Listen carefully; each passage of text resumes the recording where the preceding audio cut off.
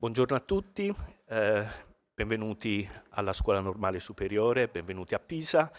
Dear friends, dear colleagues, dear speakers and students, welcome to Pisa and to the Scuola Normale Superiore. It is a great pleasure and honor to have such a prestigious and outstanding audience coming from different parts of Italy and Europe for the conference, The Shock of the Old New, Itinerant Greek Sculptures in Roman Times, co-organized by the Scuola Normale Superiore, the University of Copenhagen, and the University of Leiden. Let me express my deepest thanks to Gabriella CIRUCCI, Francesca D'Andrea, Jene FEJFER, SUZAN van de Velde, and Miguel John VERSLUYS for their support and help with the organization of the conference. This scientific colloquium is strictly related to my current project, Beyond Pliny, Reception and Traditions of Art Theories, Artists, Canons, Technical and Artistic Lexicon between the Late Classical Period and the Roman Imperial Age, a multidisciplinary approach to the Naturalis Historia, funded by the Italian Ministry of University and Research. In the past years, we had a couple of meetings and conferences here in Pisa, trying to focus and discuss about the last books, the so-called art historical books of the Naturalis Historia.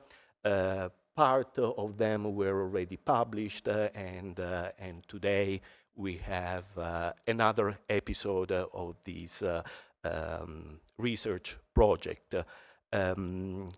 With this conference, we would like to analyze from different perspectives the presence of Greek originals in Rome, in Italy, and in Greece during the Roman times as well.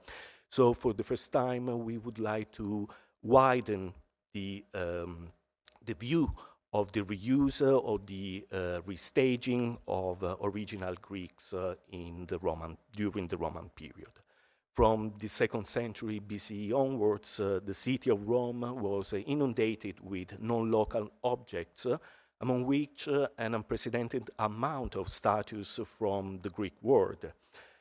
These statues were taken from their original context and transferred to Rome, where they were placed on display in public and private locations like temples and porticos, but also domus and ville, and became an integrated part of the Roman objectscape and daily life. The conference brings together international specialists on Greek sculptures, translocating to Rome and other places, as well as the wider debate on things Greek in the Roman world. The workshop will focus on the challenges risen by the current paradigm for addressing the itinerant Greek sculptures in Roman times, but also itinerant architecture. We will listen more about also this topic, and aim to propose new and innovative frameworks to analyze these impactful objects and the wider phenomenon of the reuse and restaging of Greek statues in a Mediterranean perspective. We started long ago, as Gabriella knows, with another project, a slightly different project on Nobilia Opera that was part of Gabriella's PhD thesis here at the Scuola Normale, and I'm happy to co-organize another event with Gabriella. We shared many thoughts and ideas about Nobilia Opera, but also on Greek and Roman art. So this was a project, and we hope that very soon Gabriella will deliver and provide us with a monograph book on specific subject. Non-local objects in Rome have long been studied solely as representations of Greek culture and passive careers of cultural and political meaning. But we aim to shift the focus to approaches that will go beyond representation and instead explore how these sculptures affect its new context and viewers. And this is part of the abstract and the concept of the conference we prepared with the other organizers. So just to give you a representation of the conference, it is divided into three main thematic sessions: challenging assemblages, the Amazzonomachy and other itinerant pediments. So this is the morning session. In the afternoon, we will move towards parallels and comparisons, creating context through circumstantial evidence. And so we will focus on the comparison between Rome and Greece, more or less in the same period, in the same chronological atmosphere. And session 3, that will be tomorrow morning, new approaches, assemblage thinking, processes of appropriation, in order to give a more theoretical frame to our discussion based more on archaeological evidence and literary sources. But before starting with the first speaker, I would like to introduce the other co-organizers, and I would like to invite first Gabriella and then Susan to present their parts. And also before this, I would like to dedicate this conference to Andrew Stewart, who recently left us, and I discussed also with Andy about these topics and themes, and I received a lot of insightful thoughts, and we discussed many times in a very fruitful and constructive way. So this conference is for Andy. Please, Gabriella.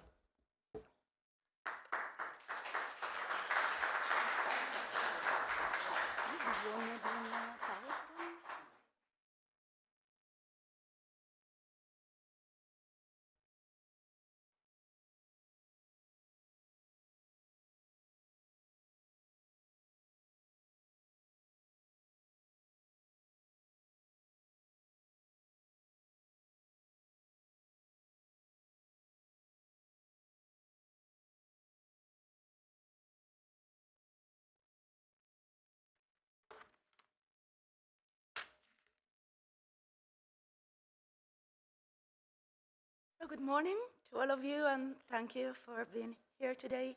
We are truly grateful to the Scuola Normale and to GIANFRANCO for supporting, sponsoring, and hosting this meeting, and to our colleagues, Francesca, Miguel, John, and Susan, for their precious collaboration in this collective effort. The co-organization of this workshop has a long history that precedes the COVID-19 pandemic and my affiliation to the University of Copenhagen.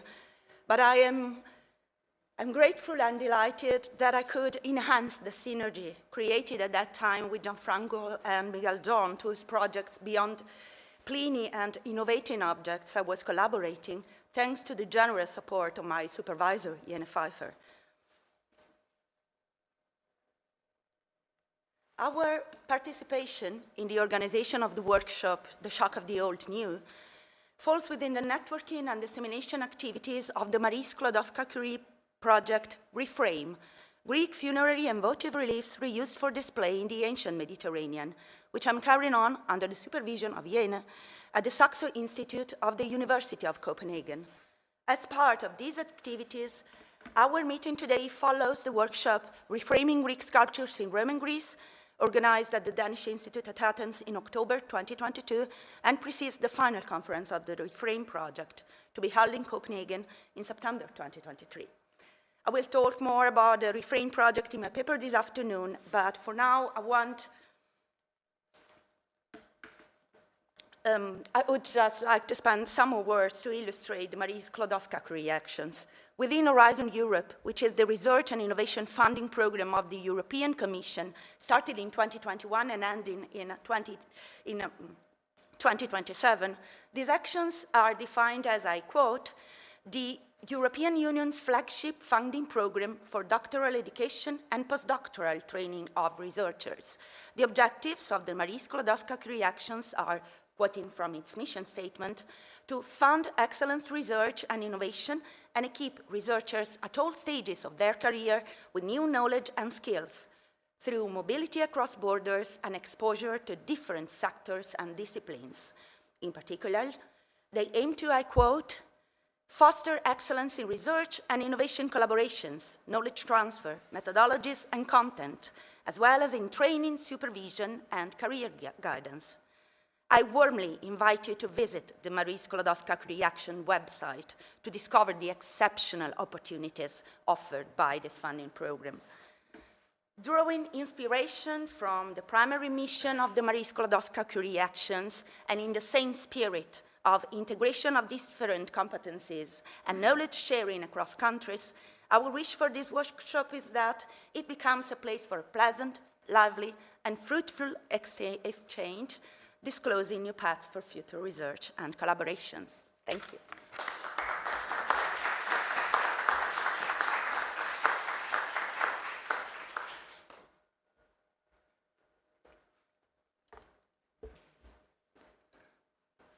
Well, thank you all so much for being here. My name is Suzan van der Velde. I'm a PhD candidate at Leiden University. And thank you for allowing me to introduce our Faculty of Archaeology at Leiden University as one of the 3 organizing institutions of this conference.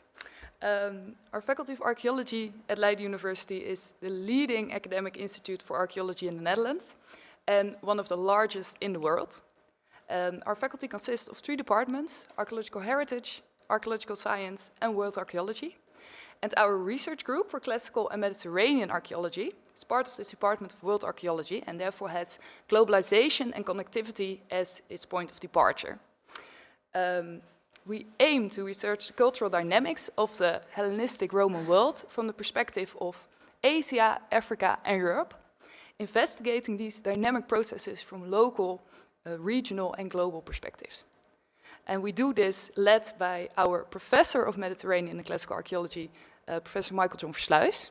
And his research has 2 distinct focus points: the interconnection of cultures and their various identities, globalization, and the interdependence of objects and people, which are material culture studies.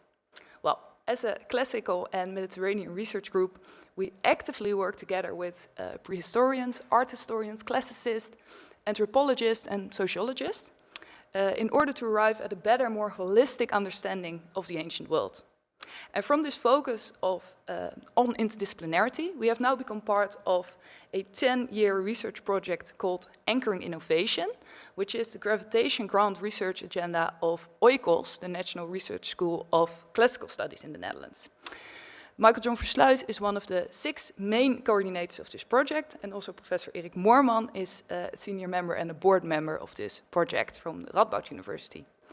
And this project of Anchoring Innovation for the first time brings together classicists, ancient historians, and archaeologists from 6 universities in the Netherlands to, with a multidisciplinary approach, investigate a new way of understanding successful innovation in antiquity.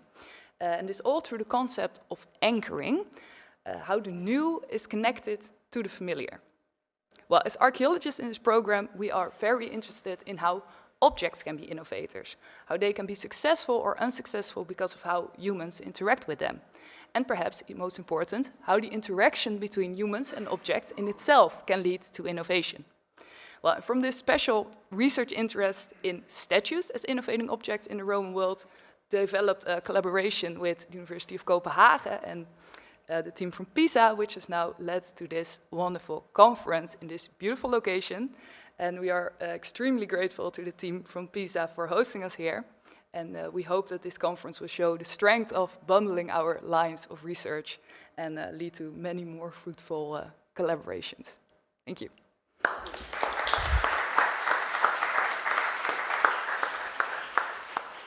Thank you, Gabriella. Thank you, Susan. I would like to invite the colleague Miguel John to chair the first session, and buon convegno a tutti. Thank you.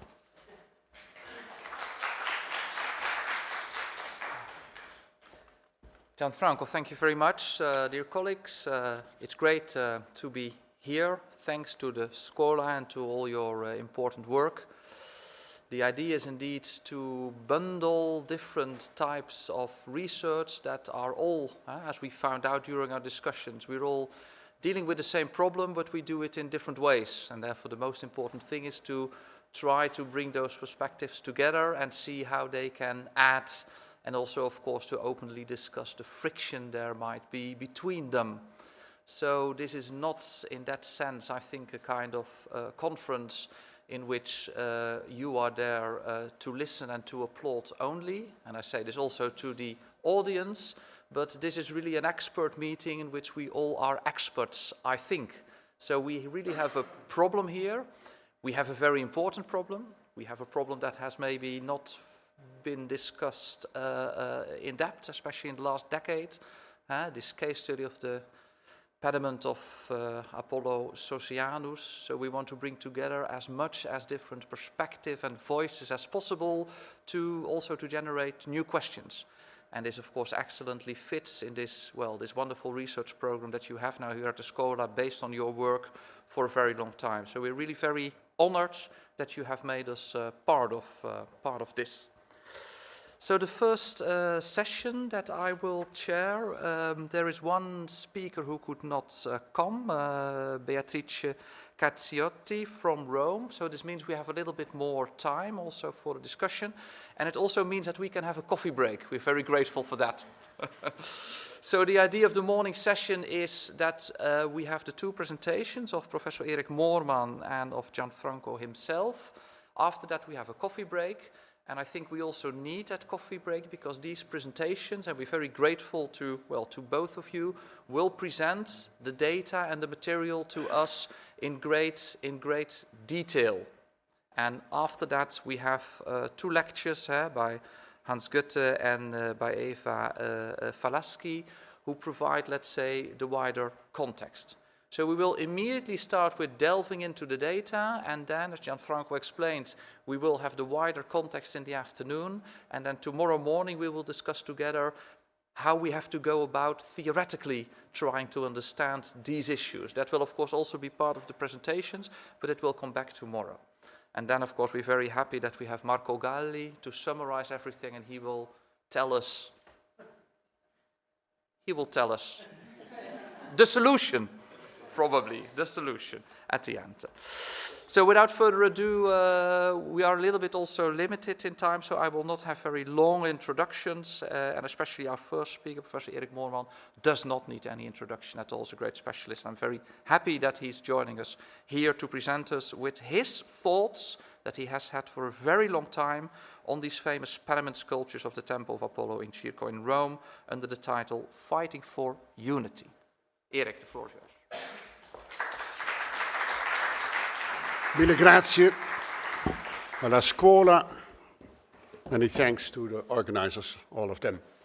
In 1985, as we all know, Genuina Rocca launched an exhibition, which I remember to have seen in Rome, in the Sala di Costantino, in the Palazzo dei Conservatori, and published a reconstruction of the pediment of the Temple of Apollo in Circo, or what we call mostly the Apollo Socianus, erected next to the Temple of Bellona and the Theatre of Marcellus in the Circus Flaminius area.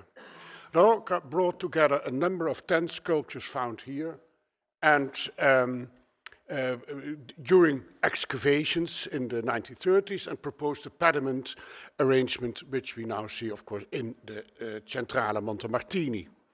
And the figures would represent an Amazona Machia with Theseus and Heracles fighting at least two Amazons on horseback in what would be the Battle of Themyscira.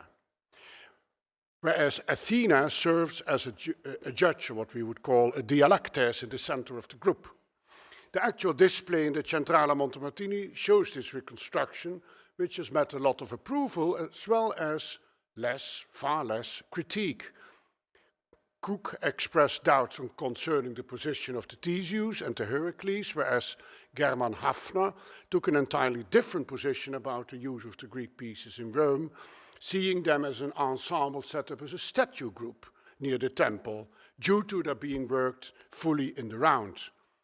And parting from a brief overview of the late archaic and classical pediments and the composition rules determining the contents, Christian Ellinghaus judges La Rocca's proposal as an offense against all rules. And more recently, Carolina Kaderka has published a fine monograph about Roman pediments, sculptures, and their specific characteristics. And she summarizes the main studies about this pediment, but does not add substantial new observations. Whereas at the same time, Carlo Gaspari has distinguished two sets of sculptures originating from the two pediments of the 5th century temple of Apollo Daphneforos in Eretria on Arboia. To these publications proposals, I'm happy to announce the forthcoming studies by Suzan van der Velde, who just introduced as all her topic and the theme of the day. La Rocca distinguishes two maestri. The first one, the Maestro dell'Atena, working in severe style retro, one might say, and so with the Athena, Nike, Hercules, and maybe the horse riders. And the second group, which he calls the Maestro dell'Amazzone, called Peplo, which would be a more innovative, vibrant manner, but operating within the same workshop with these figures, the Theseus, the standing Amazon, and the fallen warrior. Hafner has also some groups, and Ellinghaus follows Hafner in many points, and he hopes to say that we can get rid of, and that might be a theme we can discuss today, rid of the Giebelzwang, to order all these figures into a pediment. He makes some good stylistic distinctions and come to some groups like Hafner, the Theseus, the fallen and kneeling warrior. Second group, the two female horse riders. The third group, Heracles, and the fourth group, Athena. Kaderka follows La Rocca, more or less, and finally, Gaspari distinguishes, as said, the slaughter of the Niobites and an Amazona both in the same temple, but not on the basis of a stylistic consequences or stylistic criteria. So the first would be in combination with the Niobites from Copenhagen, our, so to say, lying person, and the knee of the kneeling man, the Theseus, who would be an Apollo, and the Hippolyte, who would be a Niobit. And his second group are the riding Amazons, Athena, Nike, and the kneeling man without the knee. Although I have ever since the 1980s admired both the results of La Rocca has achieved and the fine 1979 display in the Centrale Montemartini, I've always felt doubts about the ensemble, so studying with students, walking there, do they belong together? Indeed, the question raises, has the Roman composition been made on purpose for the temple? In fact, when looking at the sculpture's heart, I think that there are problems with the idea of a homogeneous group. That is, exposed in its original setting, if there is an original setting, or even, for that matter, in Rome. In contrast, the figures might belong to a new composition assembled in Rome, but did not form a group from the outset. And that's why, because I think in style they show too many discrepancies, and I will make a rather old-fashioned stylistic presentation in what follows. So I want to reflect on this assemblage, which I have articulated in this way, the 10 figures, and you see 3 groups.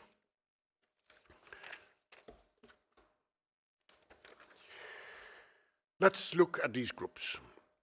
First, the Theseus, known in scholarship long before La Rocca's study, had been labeled the Apollo the Archer, would be a Magna Grecia sculpture from the late 5th century, according to scholars like Sandro Stucchi, Ernst Langlotz, Brunilde Sismondo Ridgway, and Werner Fuchs. He's much taller than all other figures, especially if you imagine him standing. So second, he seems to have been made of a different, more brilliant and shiny marble than the other figures, and has a soft, juvenile outlook. Third, his face and body are those of a young adolescent, and the face is roundish and the curly hair is that of a youngster before becoming a man. A fine detail is wearing the wreath on his backside, and to make the hair curls, there are traces of holes from metal appliques. The mouth is open and the eyes are deep-lying. The body presents soft muscles, lacks pubic hair, and he has a flocky hairstyle and a youngish, idealized face. The drapery we see falling from his left leg on the ground shows a very deep relief, with standing edges rendered like cords. And we see this manner, for example, in the sculptures from the Ares temple in Athens. On top of his thigh, these folds are shallower. That's, of course, logical in the drapery. So it is a drapery with an attention for effect and naturalism.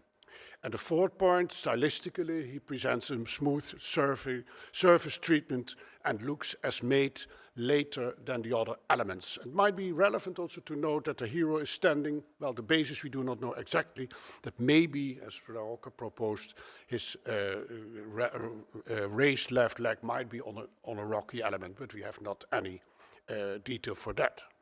The Nike, although only fragmentarily preserved, occupies a large space through her dynamic movement. Also, the back is worked out very heavily.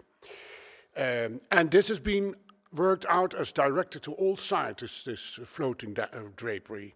And maybe she shows no connection with one of the other figures or sets of figures, but if we compare her face to that of Theseus, we observe correspondences such as his shape, with broad and roundish cheeks and deep-lying eyes. Her hair is not worked out at all, since she originally wore a helmet of metal and had some bronze element attached, just like the Theseus.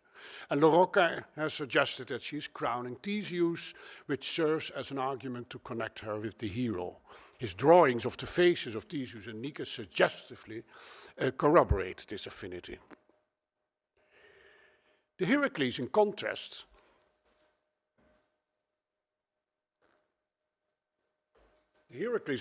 as well as the lying nude warrior and their kneeling companion, are sturdier than the Theseus. Heracles is identified by the lion's paw visible on the inside of his left leg, whereas the remainder of the skin is rendered as drapery and only covers the outer side. He has a heavily muscular body rendered with clearly worked out muscles. The companions display a similar treatment and of the bodies, for instance, showing the linea alba abdominis and similar roundish navels with sharp outlines. I do not see why Gaspari objects against the combination of the two fragments of the kneeling warrior, the left one. That means that the lower part would be from another statue. Because I think they seem to fit well and display the same stylistic characteristics.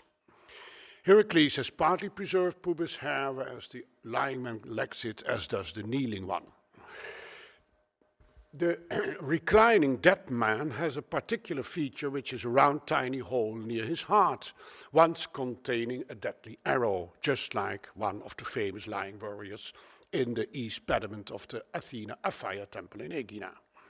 The three of them form a cluster thanks to these stylistic and sculptural correspondences and might be the work of one sculptor. Their drapery shows broad folds.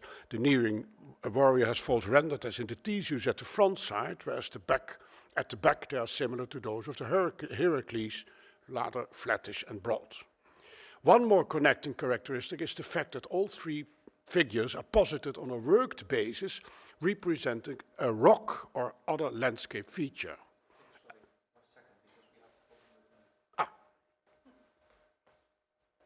Did I do something wrong?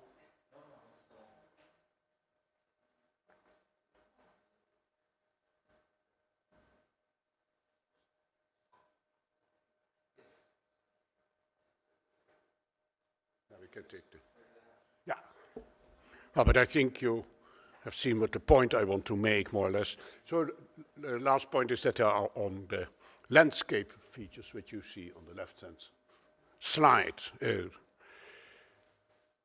The Athena corresponds stylistically to the Hercules and his companions. The drapery shows deeply rendered broad folds like the scarce garments of these men. And at the same time, her drapery above her girdle looks similar to that of the Hippolyte, the so-called Hippolyte, while both possess small holes to attach some metal appliques at the girdle of their Attic peplos. The Athena has some more holes as well around the aegis, which should have been clad with a bronze sheet.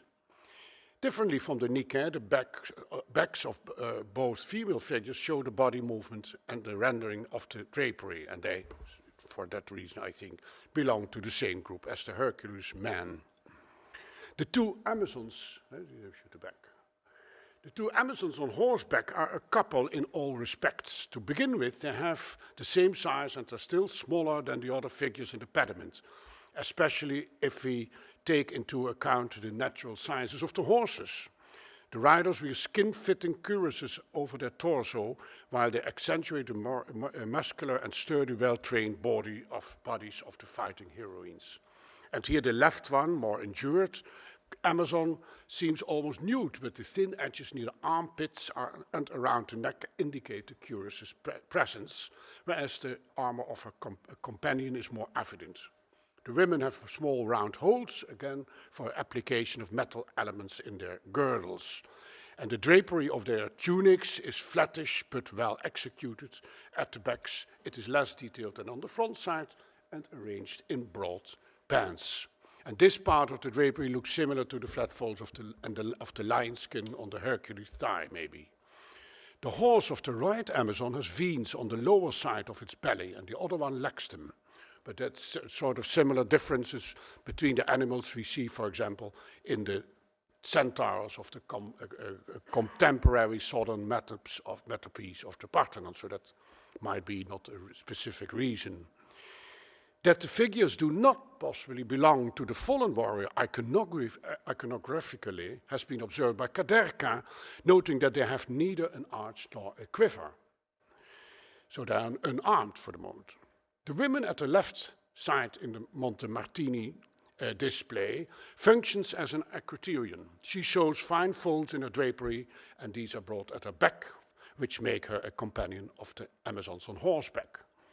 The rider's attitude and space-occupying quality seems to suggest an original function as lateral acroteria rather than parts of a pediment, such as the figures we know from the treasury of the Athenians in Delphi, or those of the Temple of Asclepius in Epidaphros.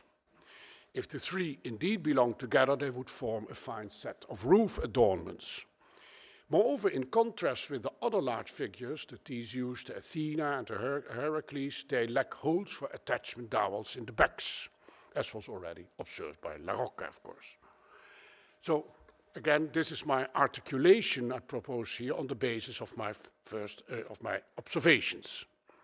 As to dating, I think where you may follow most scholars to attribute the sculptures to the mid-5th century, more or less for 54-25, just like the famous Naiobit sculptures in Rome we will hear about, Copenhagen and Florence, and the pediments of the Parthenon.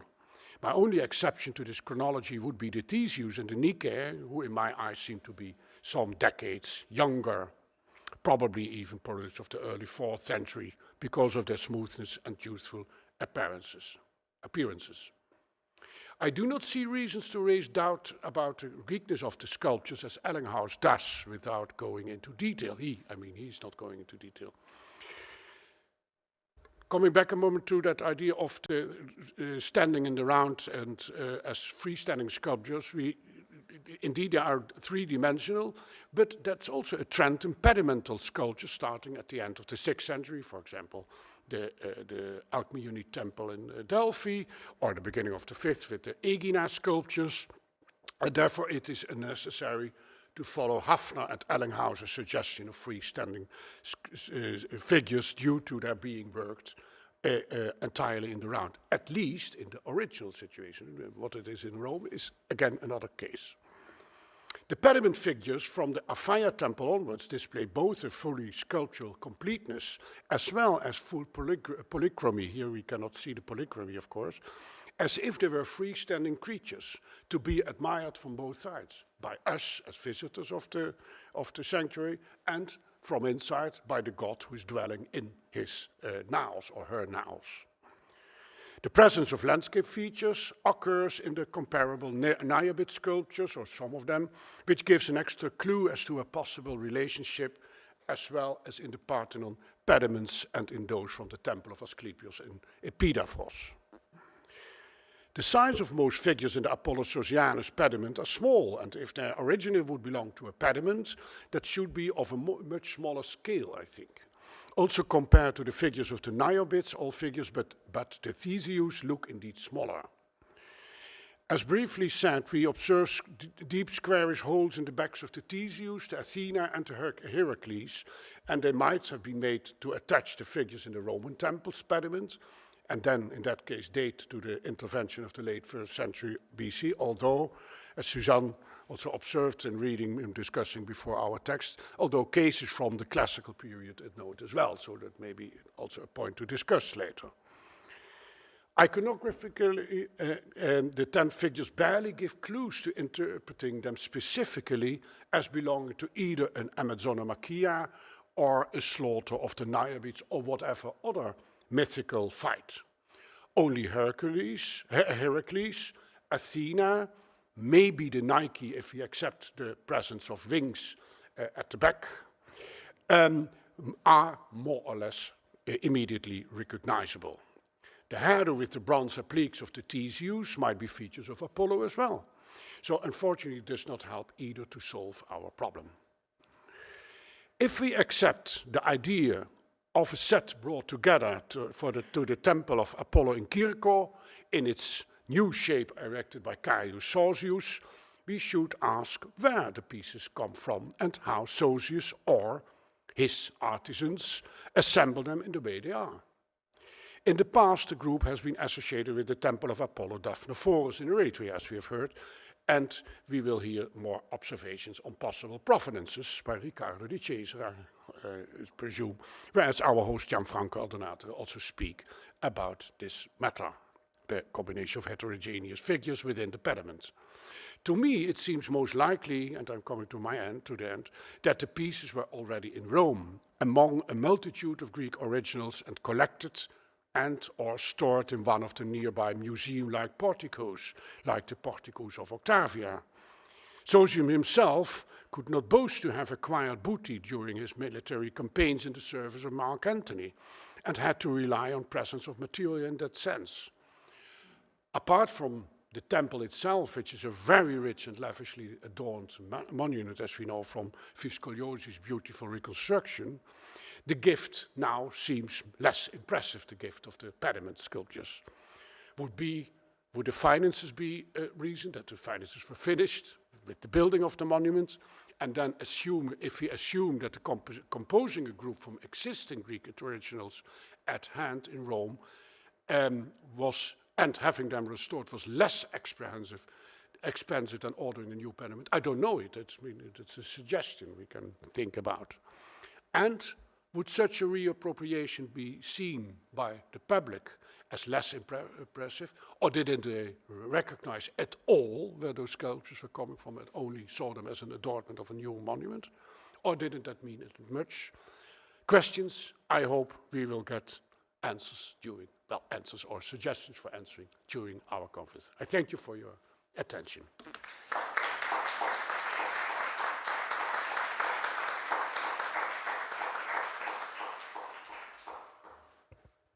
Erik, thank you very, very much. That was actually extremely useful, not only the presentation of the material, but also your suggestions towards the end. So from a classical Greek masterpiece, we are now back to something very different, present in Rome and maybe in a hurried along manner, because that's a very interesting suggestion. Is it? Closer. Any questions or remarks from the audience? It's early, we didn't have any coffee, I know, so I will start myself first. Something we discussed this extensively before, but I only really realized this now. We will talk about assemblage and collecting, fragmenting more extensively tomorrow. But what do we know about those excavations in the 20s In the 30s, and yeah. 30s. I mean, Barely anything. but have they been studied? Has there been an archaeology of that archaeology? No, Because not yet, as far as I know. I know that Collini did it, who was as such a very good archaeologist, and his notes were used by La Rocca when repiecing the pieces. But as far as I know, maybe there's some archival material, but he didn't mention either.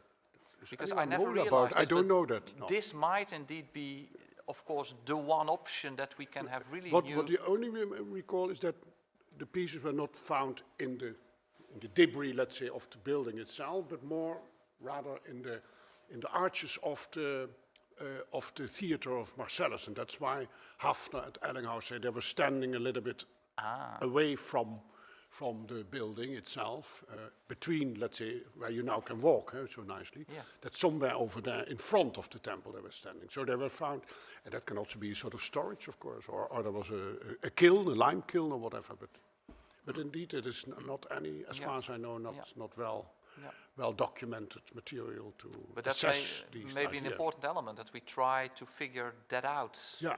Because there might be circumstantial evidence, and even we know that often there are a lot of photographs that people have overlooked, but that might give an indication of what the archaeological context was really about. So it's Collini who excavated it. Yeah, and he was an excellent excavator, but it was everywhere. You know, it is the 1920s, 1930s, the time of the fascist excavations and cleaning rather than excavating all monuments, especially also that theater of Marcellus And it's sorry, the because Via I del don't know Mare that- and all those works in one time. Did Collini present this as one No. ensemble? No, so the only statue published was that so-called Theseus, which was studied in the 1950s by Stucchi, and was the only piece exposed in the old exposition of the Capitoline museums, I think in the Palazzo dei Conservatori. It was standing there. I remember also as a young student that I've seen the single figure. And so that was, of course, an interesting point that La Rocca brought, in fact, all those pieces together from one, at least more or less one find spot. And that's I think that seems rather likely that that's a good suggestion. Jene? For your excellent paper, and I was wondering, one of the advantages of this assemblage is that it hasn't been restored in modern times, and we can go quite far with the technical observations also. Oh, yeah, I and think you that also showed that, and I think that's also a way of, going very distinct for all the technical things at the back, and so that we might be able to revisit and reinterpret. And I'm really fascinated about your idea about our criteria, and I wanted to ask you if there's anything that could technical that could support that, because Not yet, because we can go back to the figure. Yes, if we can back to the slide, because the parallel was also very.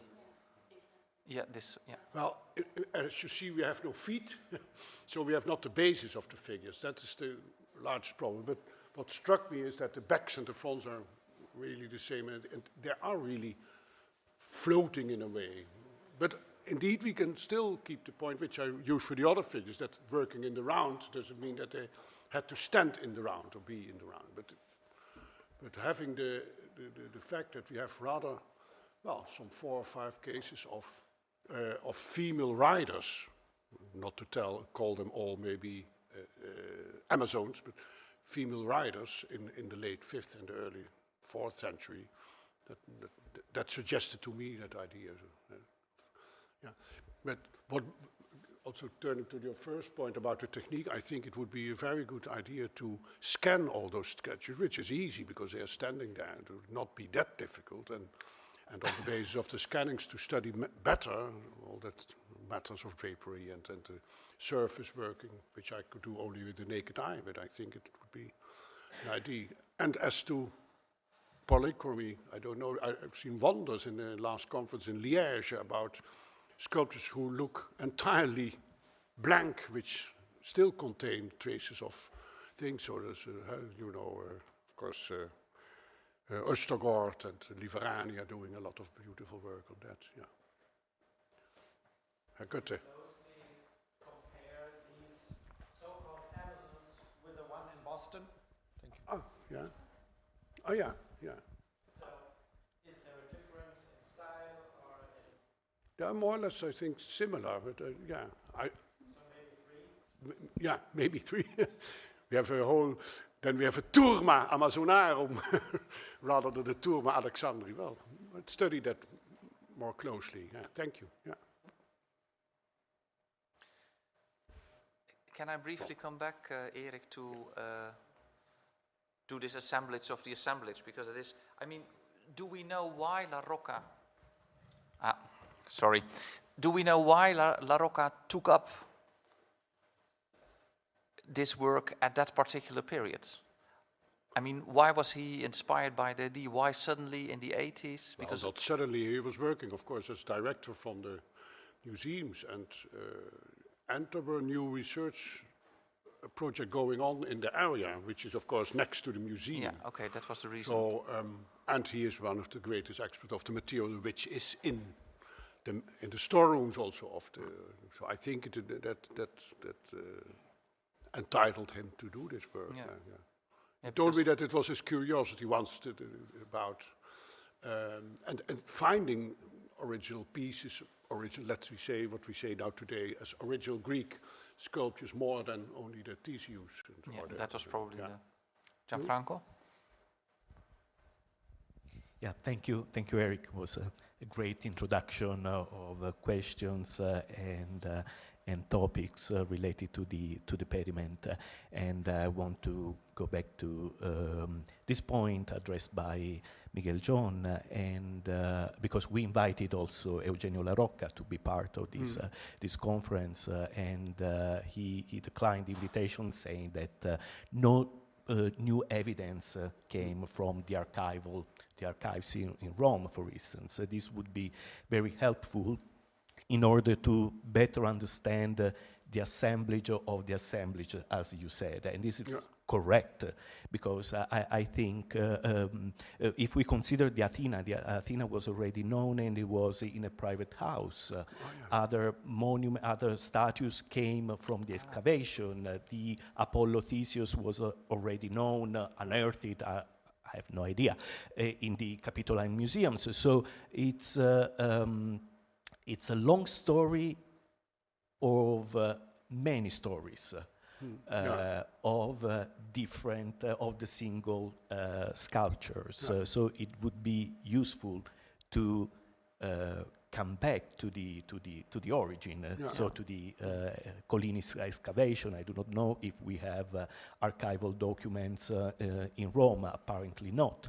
But in any case, this was a new assemblage. So I think we have to now to distinguish the ancient, the Roman assemblage, let's say, as Eric has addressed, and a more recent assemblage in order to give a sort of pedimental structure, assemblaging.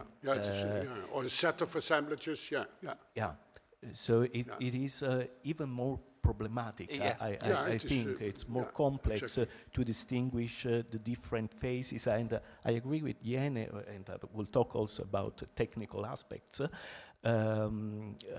Perhaps this is the only way we have, since as far as we do not have more evidence, archaeological evidence or archival documents, in order to provide a new frame for the excavation at the time, and then in the 80s the assemblage by La Rocca, because also in the case of Apollo Theseus, the tenon was not evident, so there was an intervention that was covered by gypsum or something like that in the publication, he said. So apparently there was another step before discovering that this hole in the back, this tenon, was visible. So it's still more complicated.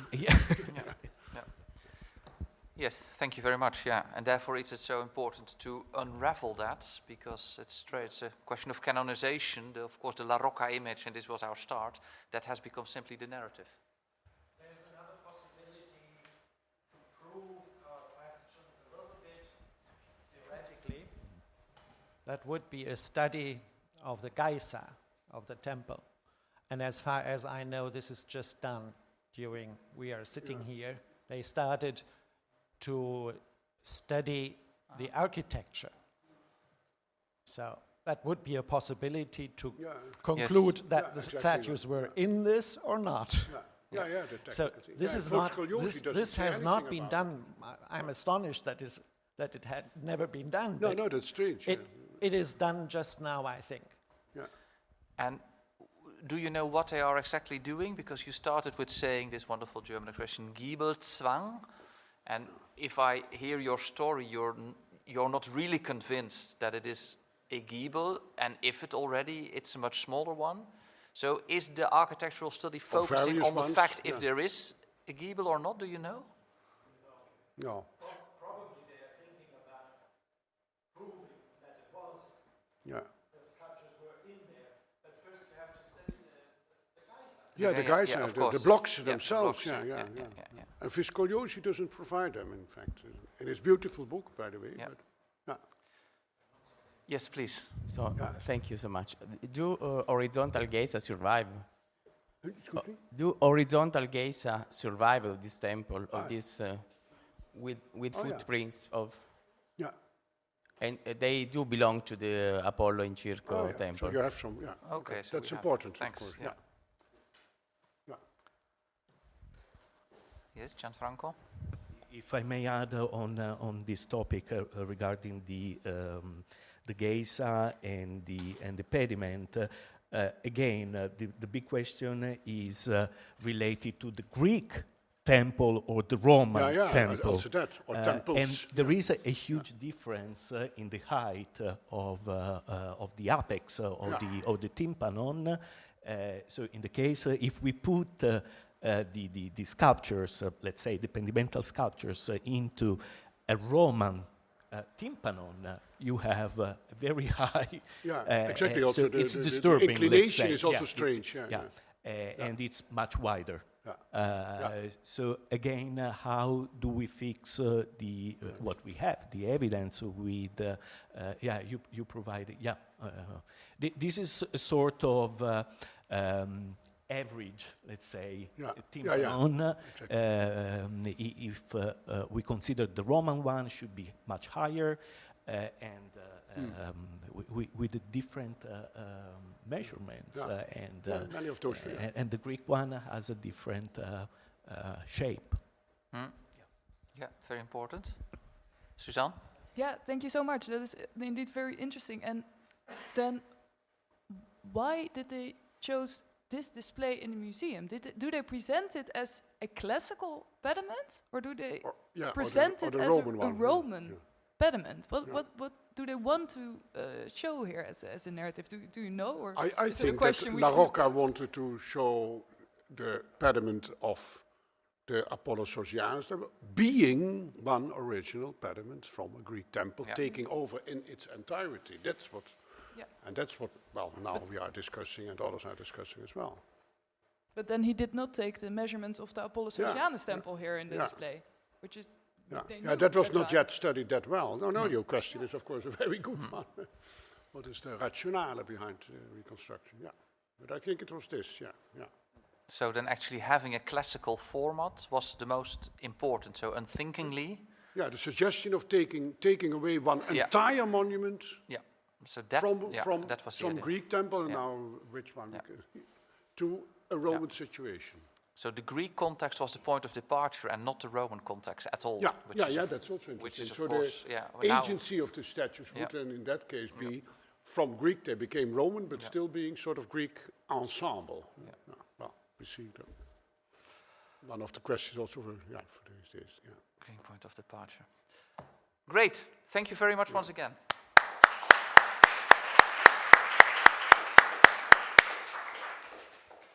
So this was extremely useful with all the important questions well, being asked and discussed right at the start, as it should be.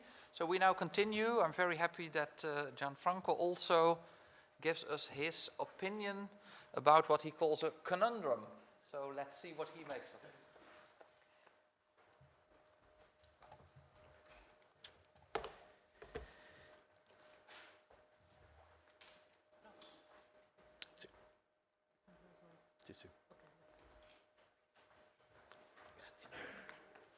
So the floor is yours. Thank you, Miguel John.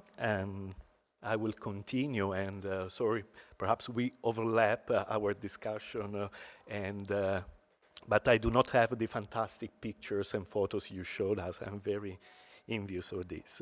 So the reconstruction of the pediment of the Apollo-Sosianos temple relies on the supposed homogeneity of style, of material, that is Parian marble, but we don't have analysis, and of technical details, according to Eugenio La Rocca's investigation, who must be praised for his painstaking activity to rediscover and identify these Greek sculptures. Indeed, by accepting his interpretation, the sculptural decoration depicting a rare episode of Amazzonomachy was originally conceived for and displayed on the temple of Apollo Daphnephorus at Eretria. Later, the pedimental sculptures were moved to Rome, reinstalled and restaged in the temple of Apollo in Circo, newly rebuilt by Gaius Sosius.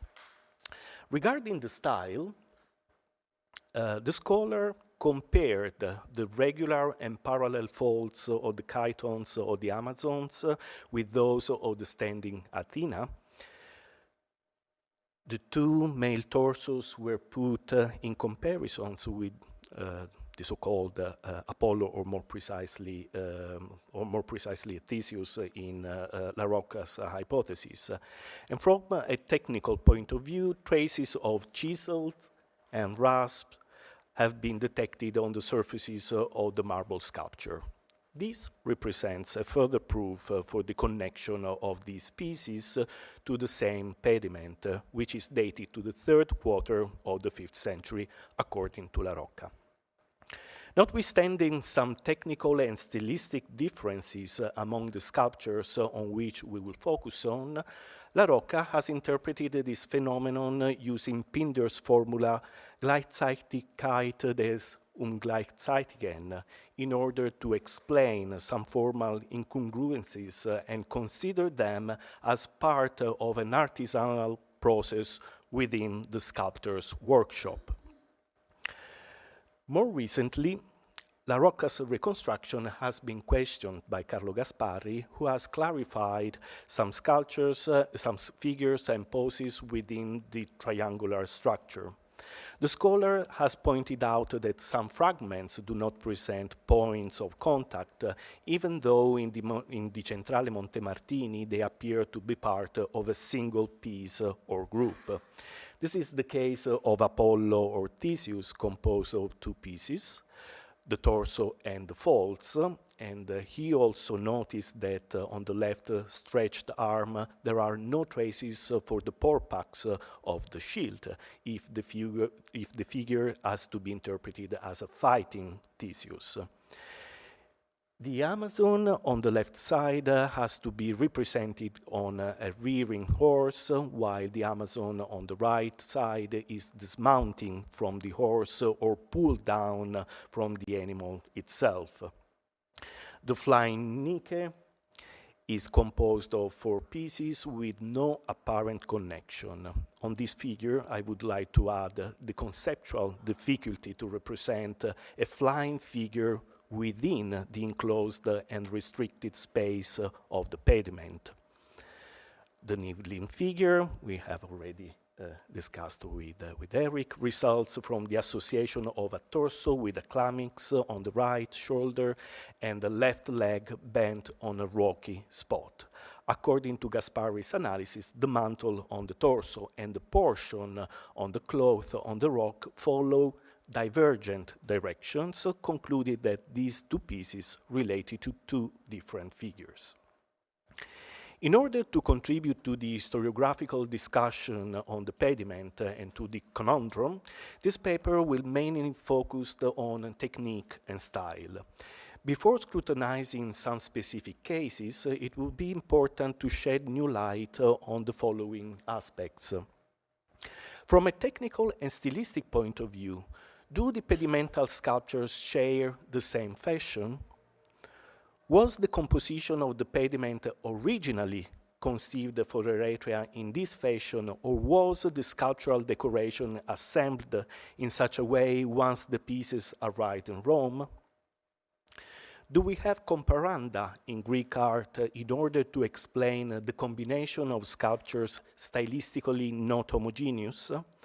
And from a methodological point of view, is it correct to apply the notion of Gleichzeitigkeit des Ungleichzeitigen to the sculptural decoration of Apollo Ossianus' temple?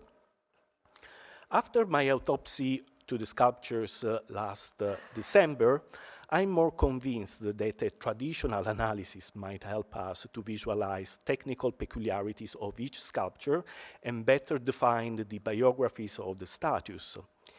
In order to familiarize with the artistic language of the pedimental decoration, we will investigate the style, looking at some bodies and at secondary patterns like the folds, and Eric already did.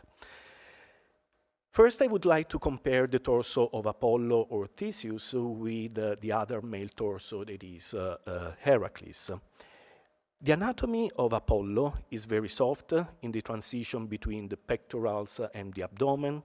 The pectorals are not in tension and the abdominal muscles are not precisely divided, and the pubic hair is absent. On the contrary, on Heracles, the pectorals are wide and in tension. We can see a four-pack abdomen. The pubic hair has a triangle shape. To our discussion, it is worth noting that the triangle-shaped pubic hair is a common feature of the early classical period, still attested in the south metopes of the Parthenon, but not on the slightly later pedimental figures. How can we explain this stylistic choice by the master or the masters who made the pediment? Should we consider it a lingering pattern on the statue of the Greek hero for which the sculptor chose an archaizing model? Or is Heracles' statue slightly more ancient than Apollo? Another significant formal aspect for defining a style, the rendering of the folds is not consistent on all the sculptures.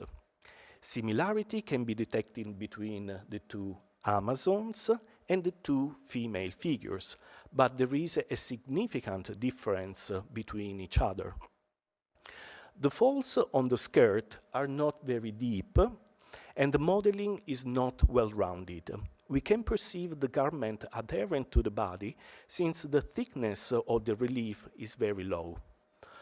On the contrary, on the two female figures, the sculptor carved the marble in a different way. The chisel separates the folds, which are rounded and thick, and the use of the drill helps to emphasize a chiaroscuro effect in the area of the apoptygma. Furthermore, between the major folds, we can detect minor and less evident folds, a very elegant solution and important technical achievement. So you can see the small folds on the flying figure, on the so-called Hippolyta, but not on the Amazons. If we add to this set of evidence the Athena's garment, the comparison with the previous figures is more striking, since the technical solution adopted for Athena's peplos is totally different. Here, the sculptor carved the marble surface in a deeper way than the other female figures. The rounded folds are very thick, and sometimes they present a curved shape in the middle. The drill was used in the area of the belt, but no secondary folds are perceivable on the surface. The point is, how can we explain at least three different formal executions of the carving of the marble surface? One might argue that the rendering of the falls is related to three different figures, that is Athena, the Amazons, and the female figures, one of which needed a specific treatment. Or one might consider that three different masters were working at the same time in various styles on the three sets of sculptures. In order to justify discrepancies and dishomogeneity in style, La Rocca has claimed the well-known phenomenon of the contemporary of the non-contemporaneous, as in the case of the Parthenon, different styles for the metopies and the pediments, for instance. From my point of view, however, this notion and assumption must be rejected, and I firmly disagree with La Rocca's statement for a very simple reason. In all the Greek pediments we know from the Archaic to the Classical period, no formal stylistic discrepancies are detectable. Generally speaking, within the same gable, all the pedimental sculptures are homogeneous in style and in form. There is no internal contradiction among the sculptures, even though we have to imagine more than one master and sculptor at work. Looking at the temple of Aphaia at Egina, just to mention one, we can detect two different stylistic solutions, one for the East pediment and one for the Western one. We do not have a combination or juxtaposition of the two styles within each pediment. In the case of the Parthenon mentioned by the scholar, we can see formal differences between the metopies and the pediments, but within the pediments, it is worth stressing a homogeneous solution in terms of style and patterns. As far as I know, no exceptions to this rule are known in the whole Greek world. With this in mind, how do we interpret this unique phenomenon on the Apollo-Sosianos temple? From this preliminary overview and on the base of what we know from other Greek temples, it seems that the statues of Athena, Heracles, the Amazons, and the two female figures and Apollo Theseus are not stylistically and formally homogeneous. The chronology of the sculptures and consequently of the original temple, 450-425 BCE, has never been questioned. In La Rocca's analysis, the central Athena, I quote, presenta alcune analogie dovute, credo, più che ad una evidente ispirazione, semmai ad un comune riferimento alla tipologia dell'Atena, codificatisi intorno alla metà del V secolo a.C. in ambiente attico. The statue is characterized by una certa rigidezza e severità nell'andamento delle pieghe, dai bordi appiattiti e disposti secondo un gusto anch'esso, come nel caso dell'Egida, decorativo. Sembrerebbero riportarne motivi di ispirazione ad una fase anteriore alla Partenos fidiaca, databile, come si sa, tra il 447 e il 438. As far as I checked, the peculiar arrangement of the aegis, the two halves attached by a gorgoneion in the middle of Athena's chest is not attested before the Athena Parthenos, as we learn from later reproductions of the cult statue. Before Phidias' creation, the aegis usually covers the chest or is worn in an oblique fashion. We have to assume that the statue of Athena, our Athena, is coeval to the Parthenos, or more likely, that the statue of Athena imitates the chryselephantine statue, since the peculiarity and invention of the aegis. For this reason, I would prefer a chronology of our Athena soon after Phidias' Athena, around 430. Otherwise, we have to admit that the anonymous sculptor of Apollo-Sosianos temple was the inventor of a new typology for Athena. So if our Athena imitates Phidias' chryselephantine statue, I wonder whether its function has something to do with a cult statue and not a pedimental one. I have to admit that this is extremely difficult to decide to refer the statue to the cella or to the pediment. The two female torsos deserve an accurate stylistic analysis as well. For the style of the clothes and the rendering of the folds, they both find comparisons with Attic statues dating to 430, 420. We can mention the marble group of Prochneitis by Alcamenis and sculptures from the architectural decoration as the acroterion, the flying figure of the Apollo, of the Temple of Ares, or Athena Pallinis, recently extremely well investigated by Andy Stewart. More problematic is the definition of the chronology of the two Amazons, as we can only rely on the rendering of the folds.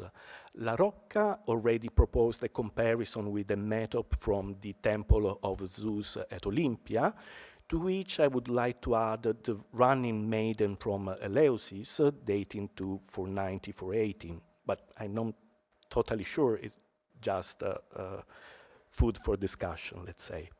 The rendering of the lines and the low relief look very similar, since the marble surface is not deeply carved. If these comparisons are correct, we should have pedimental sculptures on the Apollo Sosianos temple dating from before the middle of the 5th to the 430s. It means that the project of the original architectural decoration for the temple of Apollo Daphneforos at Eretria lasted many decades, as we compare the old-fashioned statue of Heracles with the stylistically more advanced female torso and the Apollo Theseus. This could be possible. However, we should keep in mind that the pediments of the Parthenon were made in a shorter span of time. Still on the female torsos, I would like to stress that the figures were entirely carved, and the arrangement of the clothes is particularly eloquent for the interpretation of the figures and their function. One female figure has been interpreted as Hippolyta by La Rocca and as a Niobid by Gaspari, comparing it with the Copenhagen Niobid. Both solutions appear not convincing nor satisfying from my point of view. As you can see from a lateral side, this figure is in movement. The clothes adhere to the body and present a curved shape of the folds. The position of the body and the movement of the figure diverge from what we see on the Copenhagen Niobid. Our figure, in fact, has a symmetrical construction of the body, and the legs are not separated, as in the case of the Copenhagen figure. Furthermore, the movement emphasizes the fleshiness of the body beneath the light clothes. The curved shapes of the garment are reminiscent of acroterial figures like Aurai or Nikai. From a technical point of view, it is worth noting how deep the sculptor carved the lateral sides of the chiton, which protrude beyond the hips. I think that in their original function and location, both female torso have to be considered as lateral acroterial. I do not know. The head of the supposed Nike, which is not attached to the torso, finds a close parallel from my point of view with the Niobid's head in Copenhagen. The size is similar. The sculptor used the drill for the locks around the temples and for the space between the lips. Both faces are rounded and soft. This parallel has not addressed by Gaspari in his article, and I wonder whether we should consider this female head as part of the Niobid's sculptural group.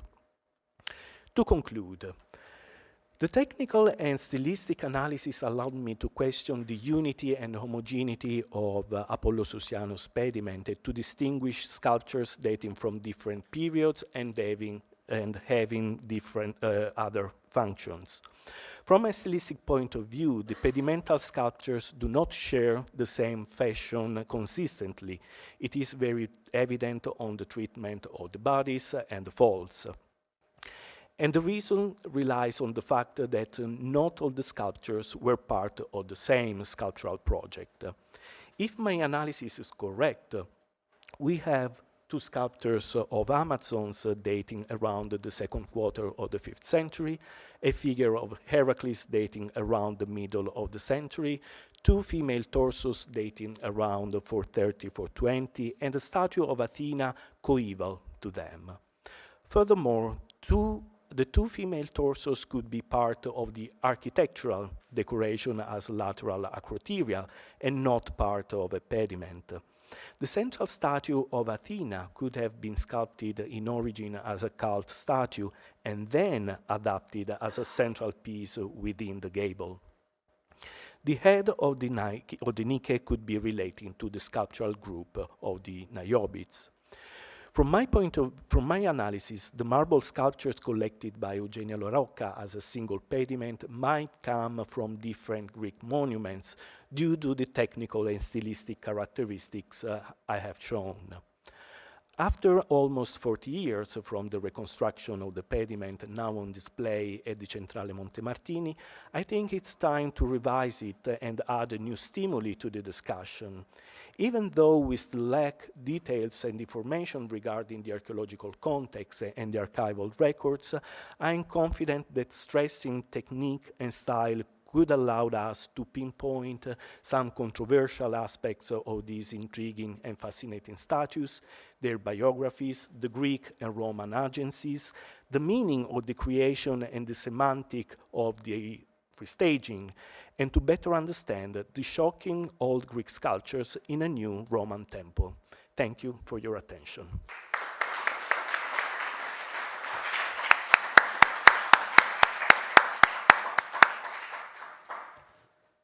Thank you very, very much for these, again, thought-provoking thoughts, adding very well, I think, to the first lecture we had, saying similar things but in a different way. So, well, let's open the debate, because there is quite some changes suggested in dating and interpretation. Any questions or remarks on the...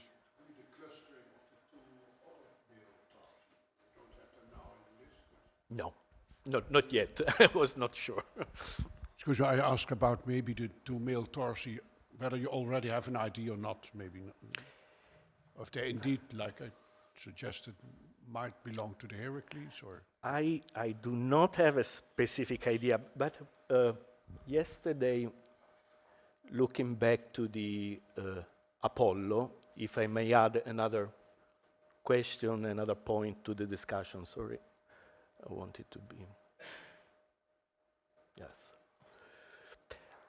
Who has an idea about this hall here in the calf? Is this a Roman hall, a Greek hall, an iconographic element? If this figure, perhaps Gabriella knows more about this detail, but Eric has shown the whole of the... taken with the arrow, yes. by Paris. Right, we have the other torso with the wounded torso of the reclined male figure. So is this something that we should put in context or not? In this case, this could be a sign of a different iconography. Neither Apollo, neither Theseus has anything to do with this hall in the calf. But this was yesterday night, looking back to my PowerPoint, so I do not have an idea, and I have to go back also to the chronology of the Apollo Theseus, because you proposed an interesting chronology, late 5th, early 4th, and could be, I I didn't want to go deeper into, but I was not able to find good comparanda. So perhaps this is something that we have to discuss again. Yeah. Yes.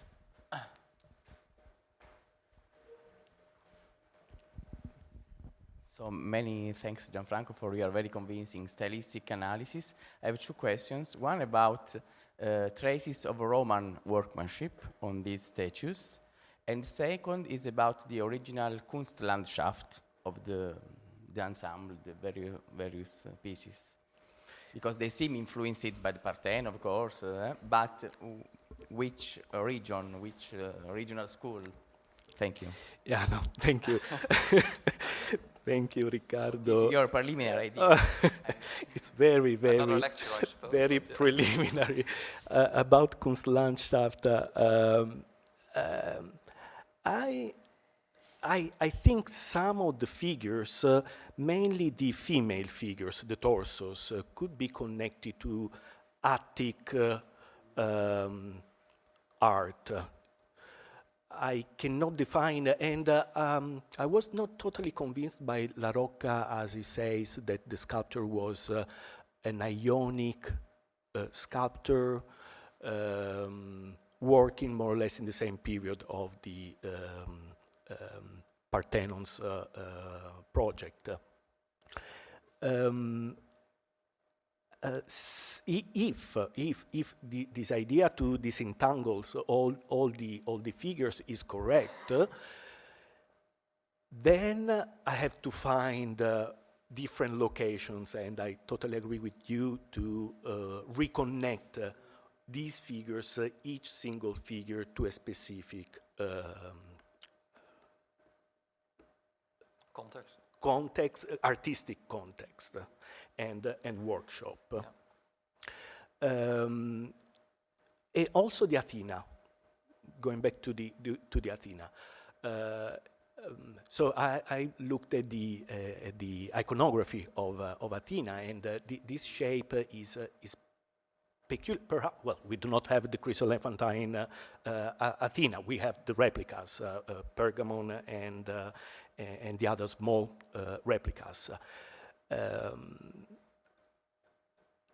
If this shape was invented in Athens, perhaps also Athena, the Athena from the Apollo-Sosianos temple, could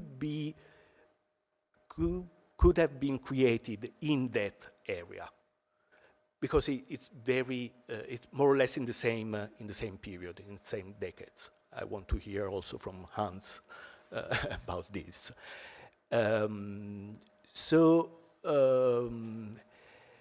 I do not have an idea about the origins of the different pieces. It's something that I have to address if this, as I said, my idea is correct or let's say convincing. The first question relate. Bravo. This is interesting because when we looked also with Gabriella in December and with the students, we see nothing, let's say, or Roman tools in the front. I do not know if the tenons, so the holes at the back of the statue, were made during the Roman period to attach the figures to the gable, to the pediment. Since the problem, well, my problem, but the problem is the display in Monte Martini.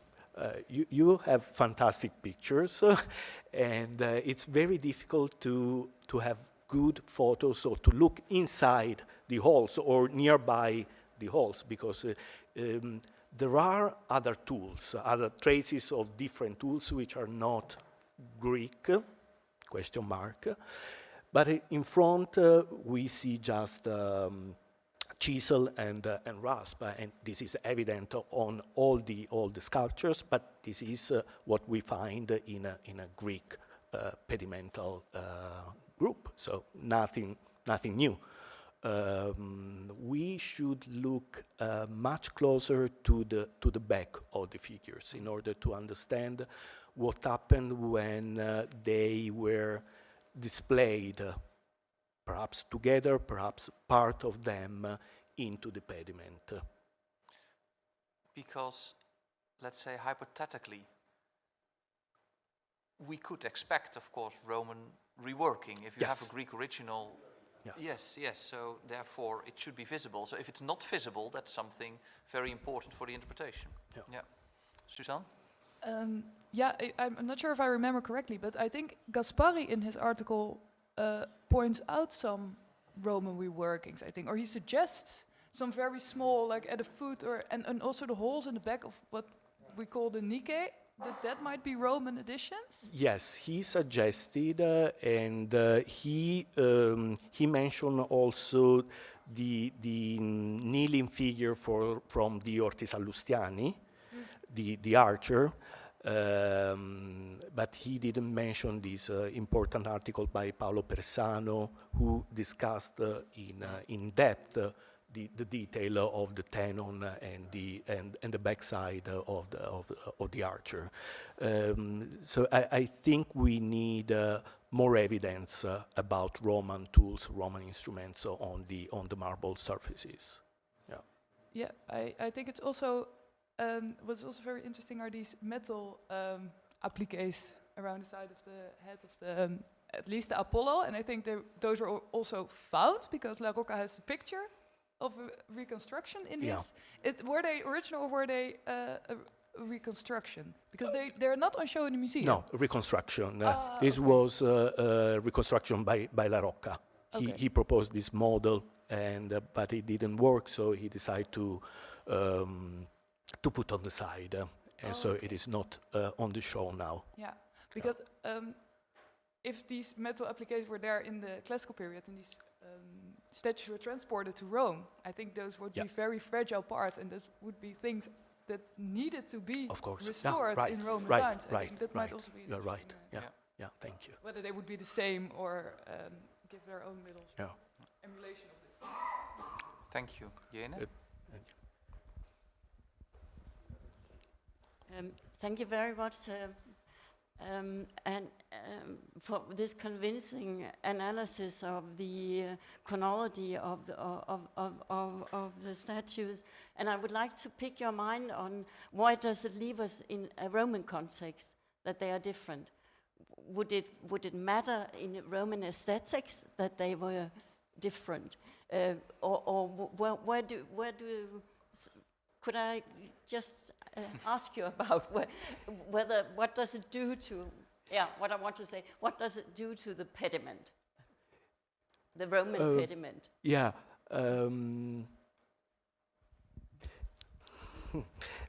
Perhaps I would reply with Pliny's words regarding the Niobites from the Temple of Apollo, and he says that there are Niobites, but we do not know if this was Scopas or Praxiteles.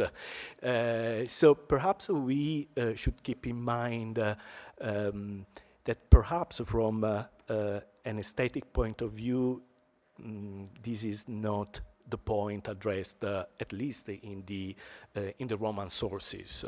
Perhaps the assemblage was more important than style, chronology, other topics on which we are more focused on. And the other point is visibility, related to if we put part of the sculptures or even the entire pediment from the ground towards the pediment, what do we see? It's very close to the theater. There is no space for aesthetic judgments, let's say. And so it's more important the representation, the iconography, the subject, in this case, than the canonization of the styles or the masters. Even this point related to memory, remember who was the sculptor or the sculptures in Pliny's, let's say, in the early imperial period. Perhaps is not the focus of the discussion. Yes, perhaps was Scopas, perhaps was Praxiteles, but the Niobites are more important than the ancient authors, to my analysis. But perhaps this is not always the same attitude towards assemblage and monuments coming from Greece to Rome.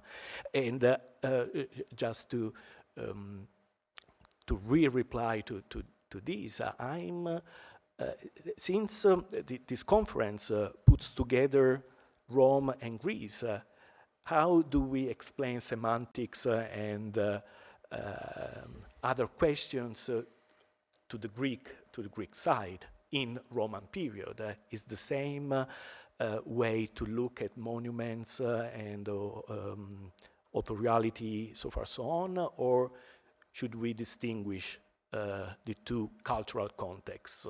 So we will see. Yeah, and there I think in that respect, of course, the context in Rome is also very important to answer that question, because we are in a kind of spolia context.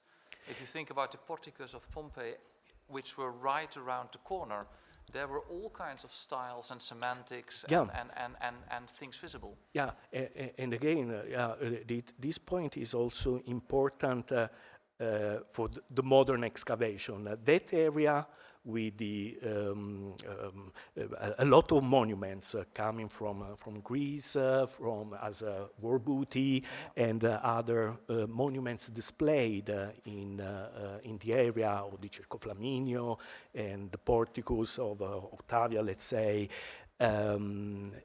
So that area is full of Greek monuments and monuments in general. So how can we distinguish if we do not have a clear evidence, archaeological evidence, this is part of this temple, this is part of the portico, this is part of the theater, let's say. It's a confusing amount of evidence from that area, and we cannot distinguish the context of display, as we do not have, unfortunately, archival evidence of photos of the period. But also for the Roman reaction, that would have mattered, of course, in that period. Yeah, thanks. Yes, Marco. Thank you. So I have another more direct question to both the previous speakers of Erika and Gianfranco. On the basis on what you stress about the stylistic and iconography and technical peculiarities, do you would put the existence of the or put in doubt the existence of a pediment in Roman time to put an extreme to push it, to push the consequences of your. I don't speak about. I don't do an evaluation of your remarks and so on, because it's also different. You put different suggestions and so on.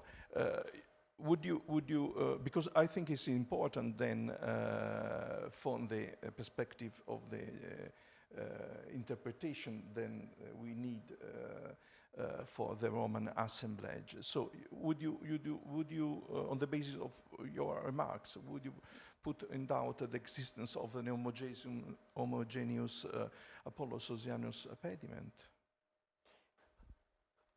Again, in Pliny's words, we should have something. Perhaps we have the Niobites there, which is very well connected to a temple of Apollo. Makes sense. And it's strictly related to that specific context. Even with the idea that the temple of Apollo Medicus was built in the 430, let's say, 420s, and to have statues or part of pediments coming from the same period, I'm speculating on this, no? Is extremely intriguing and interesting to have something chronologically homogeneous of the first monumental phase of Apollo Susianus, perhaps, no? And in this case, again, the theme of the Niobites, Apollo Medicus, could share something. So I do not deny the possibility of even a Greek pediment in the area. But to me, this assemblage is not the original one. Perhaps it was assembled during the Roman period, with later addition, let's say, modern addition, in order to complete the pediment with other sculptures. And I'm not totally convinced that the Niobites in Copenhagen have to do with a pediment. We also in that case, I think we must be more careful and go back to the evidence, technical and mainly technical. Yeah. Also because the presence or absence of the holes for the tenons, it is something to keep in mind, because this is very common during the second quarter of the 5th century. If we consider the Parthenon, the statues are not connected to the wall, so it's a new technique for the pediments. In the case of Apollo Sosiano, in this fashion at Centrale Monte Martini, has a combination of the two techniques. Is this possible or not? So we have figures attached to the wall and figures carved on its own and put in its own space. So is this possible on a Greek temple? I'm just thinking in more architectural and technical way, how to combine also the single figures and even the flying Nike. Then it was put a rock on beneath but we have Iris, of course, but he's moving fast and not flying in the enclosed space. So and Nike has to fly, not to be. But yeah. So there was no Greek pediment, because we talked about the Roman pediment. I think that you actually suggested the Greek pediment does not exist like this, but still there are of course Greek pediments where they. But I think that your position was a little bit more radical in the sense that it could also be stuff from around the Greek world that was shipped to Rome in a certain period, and that was only then assembled. Is that correct? Or? No, exactly. In the early phase, or let's say in the classical period. Yeah. And then, if it is the case in the Roman period, then it is an assemblage, a soort bricolage of statues from various periods. Well, we have some small details, maybe different, but that's not that important for the moment. But we agree, in fact, on a bricolage of several sculptures, maybe in this, in this pediment or not. That's, that is the conundrum, which is still worse now, still bigger. So and to be very explicit, they are, in your view, all what we call originals from the Greek world? I would say yes, and I think you do the same. Yes. Yeah, so there is no Roman archizing? This is not a Roman supplementing figure added in this ensemble, as far as I see, and I think we both agree about that. Because that's indeed, well, I posed that question also at the end, but that's of course a point we should take into account as well. Okay. Make it only more complicated, I think. Answer the question. No, I know. Later. Okay. We make it more complicated than it was already. So the first thing that scholars should always do is make things more complicated. And that is what we absolutely did before the break. So thank you again very much.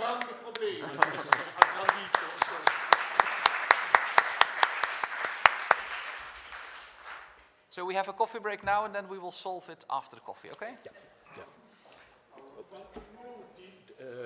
30 minutes, 20 minutes. Yes, so let's start a quarter before 12, is that okay? We have 1 more hour to,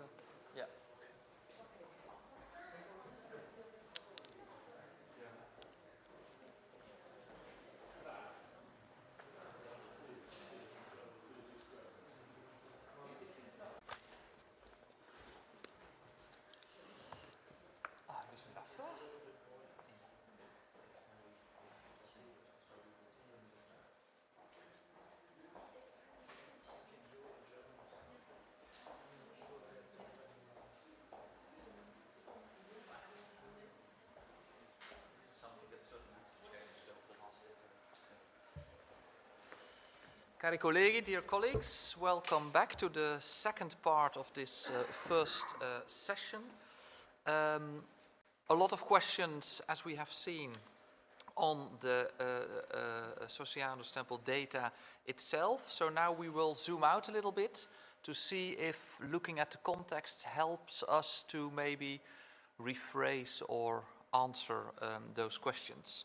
So we're very happy to have 2 people speak, and we will start with a lecture by Hans Gutte, whom we all know as our librarian, but also a wonderful scholar who will talk about the disjecta member of 2 classical pediment groups with a question mark. The floor is yours.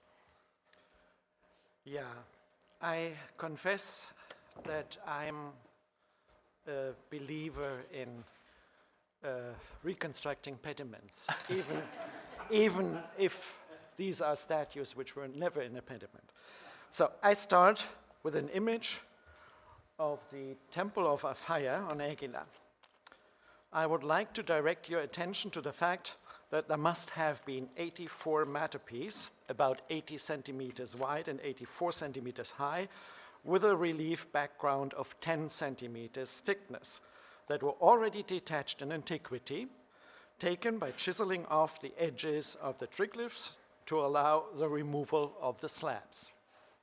The technique used here points to the former existence of 84 marble slabs that probably were decorated with reliefs, at least some of them were. Until today, not one single fragment of a masterpiece could be identified because the removal was done so carefully. And that leads us to the conclusion that the masterpieces were reused somewhere else. Unfortunately, I'm not able to show you an example of these masterpieces that can be attributed to the Aphaia temple. But every piece of such a sculpture is interesting. Another example, just in passing, is a torso astonishingly found in Madrid, which has no ancient predecessor,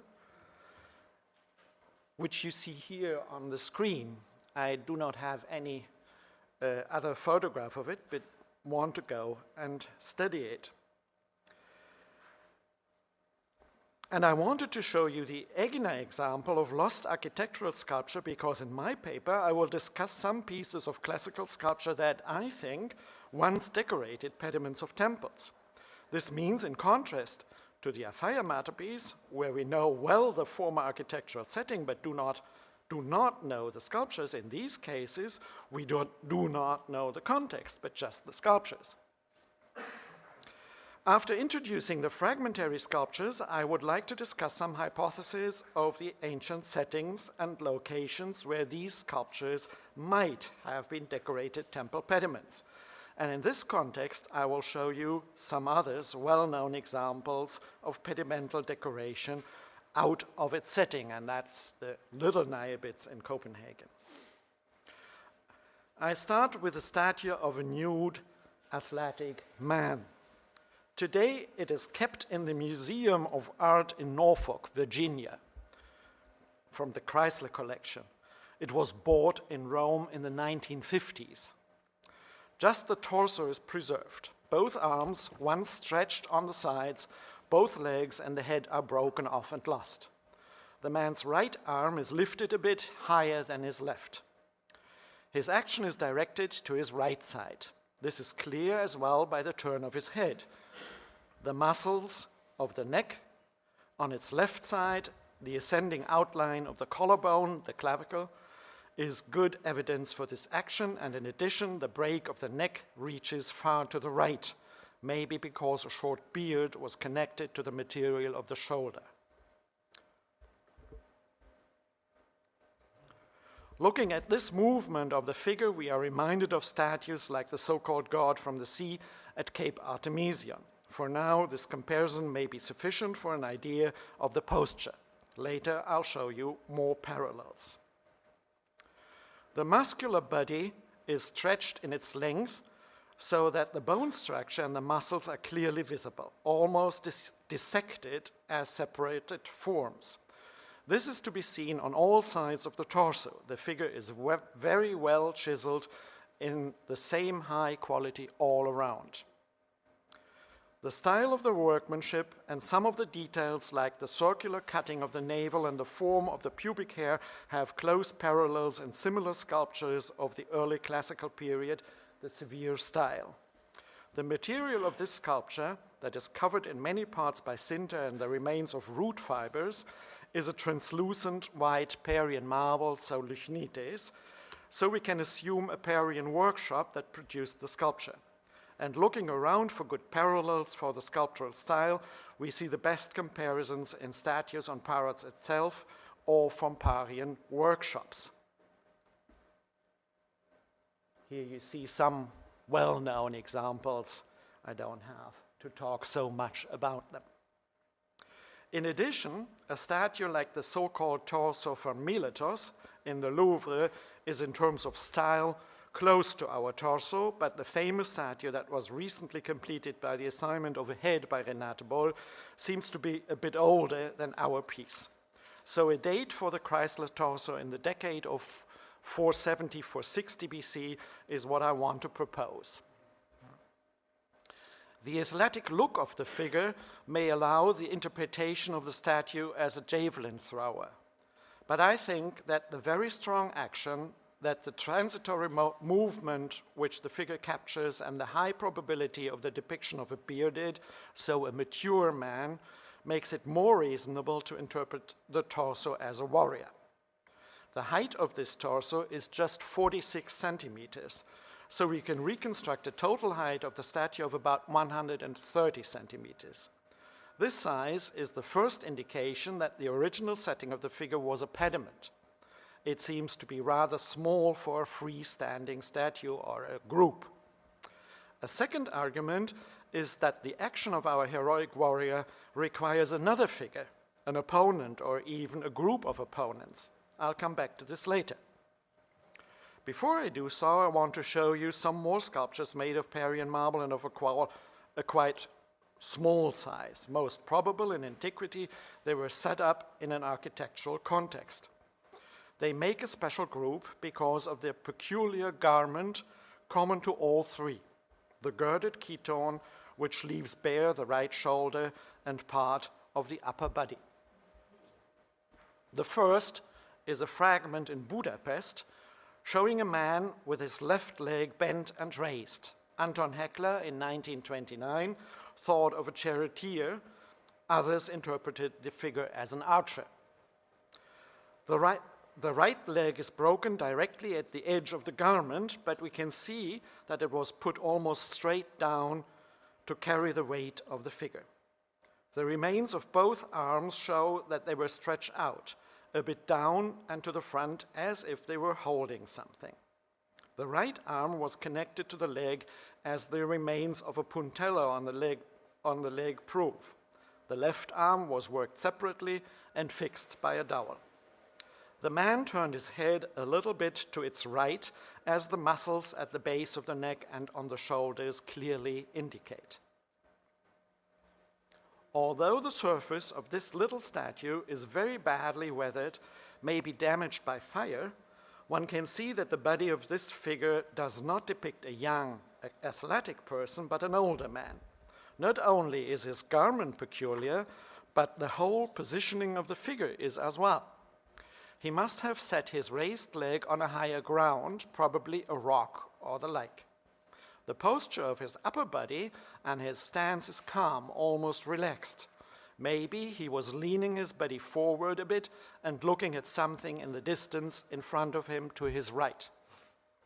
The preserved part of this little statue is just 28 centimeters high, so the whole figure might have been only about 70 centimeters. Some scholars thought that the material used for this figure is limestone. It looks a little bit like this, but scientific analysis shows that the statue is made of marble, of the coarse-grained marble of Paros II, the little, with a little less quality than the Lychnites. The second torso of a male in my group of early classical sculptures is in Bari, where it was excavated from a medieval context, namely San Nicolaus, during the first half of the 20th century, which means that we do not know the ancient setting of this piece. It might have been transported to Bari in the Middle Ages, when the town had very close relations with the Greek East. We see a man in his girded chiton leaving most of his upper body bare. Unfortunately, only the torso is preserved. The head, both arms and both legs are broken off and lost. But it is possible to understand the composition. He is running or even jumping to his left leg raised, probably bent at the knee, his right leg set back a little bit, and maybe touching the ground. This action implies a raised ground, maybe some kind of landscape. He held his arms separate from his body at about a 45-degree angle to both sides, underlining his action. The left arm seems a bit more raised than the right, and it is possible that he held some object in his right hand.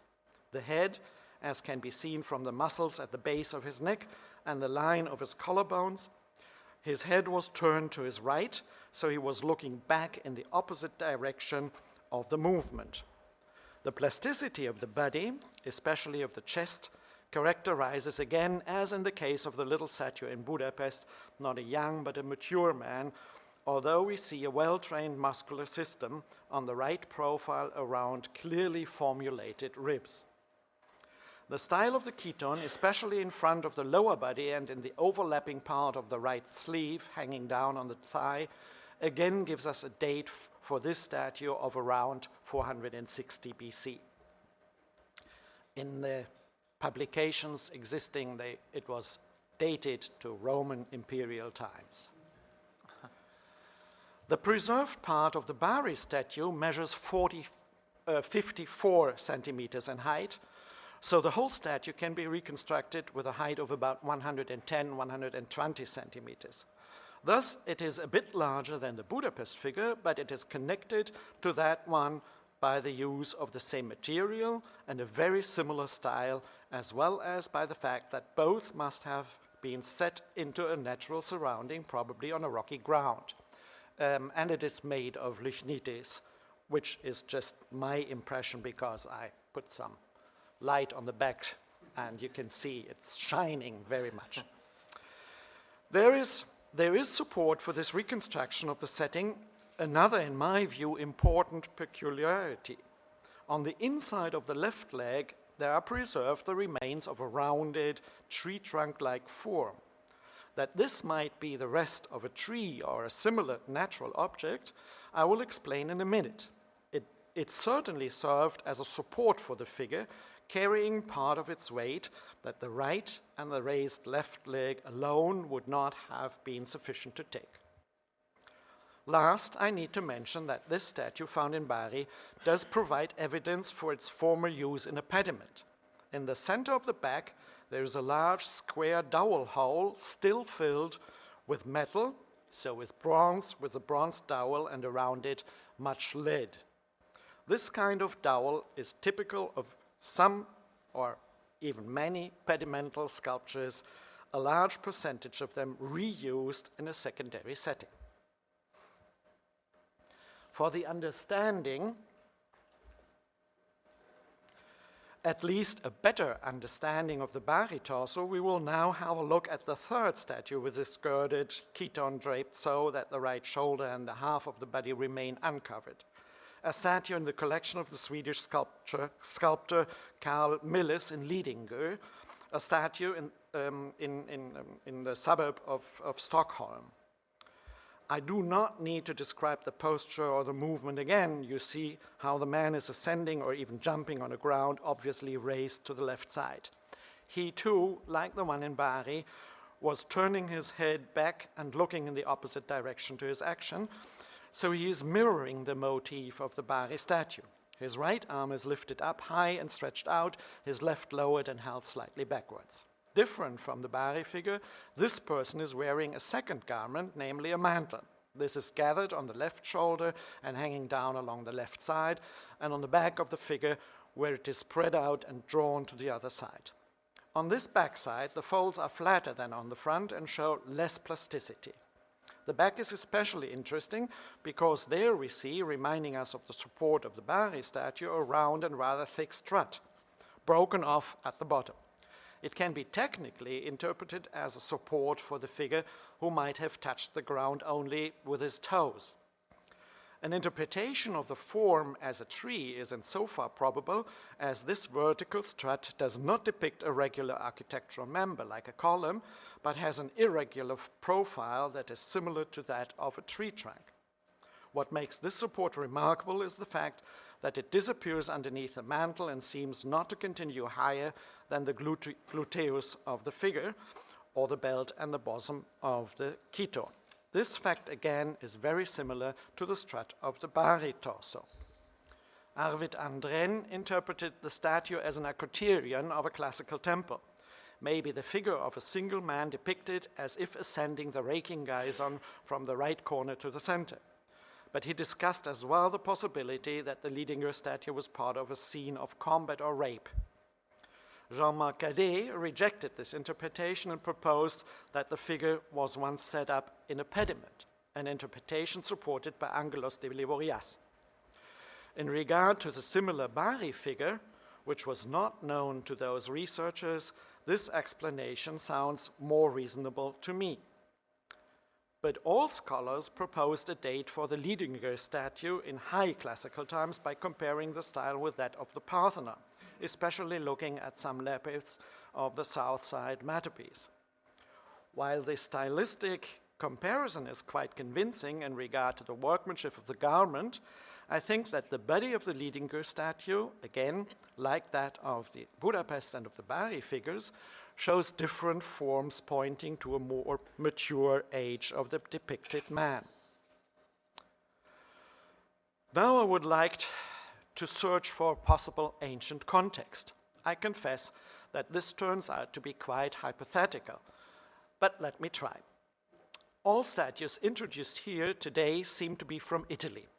The Budapest fragment was in the collection of Paul Arndt, who bought it in Rome and sold it to the Hungarian collection in 1908. No information is given about the provenance of the Milles statue. So the only piece with a clear find spot is that in Bari, but because the context is one of the 12th century, we do not know its ancient setting.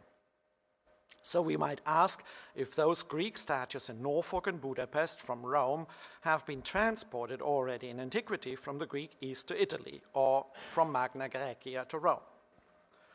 We know a few sculptures of the early classical period made of Parian marble in southern Italy, and I mention a few examples. The so-called Goddess from Taranto in Berlin, as well-known pieces of architectural sculpture, the masterpiece of the Temple E in Selinus, or the statue of a warrior in Akragas Agrigento that has been fixed by a large square dowel to the tympanum wall. These examples and some more show us the import of Parian sculptures, probably not just the finished pieces, but also the appearance of Parian sculptors who received a commission and chiseled the pieces in the Greek West. Most examples of classical pedimental sculptures we know from Rome and the area around the city, especially the sites of ancient villas in the Albano hills east of the town. As one example, I just quickly mention here the pediment, we talked about it, and that the torso of Heracles seems to be older than the so-called Theseus or Apollo. I don't have to talk about this. Again, I want to continue with a quite daring hypothesis. It brings us to the ancient city of Apollonia in modern Albania, a colony of ancient Corinth. This city had 2 acropoles, and archaeologists excavated on each hill the foundations of a temple, so 2 temples, but not much was preserved. Most of the ancient architecture, down to the rock-cut foundations and of the sculpture, I have to add, was gone. Since early medieval times, Apollonia was forgotten and without any interest. So the ancient blocks must have already been taken away in antiquity. But where?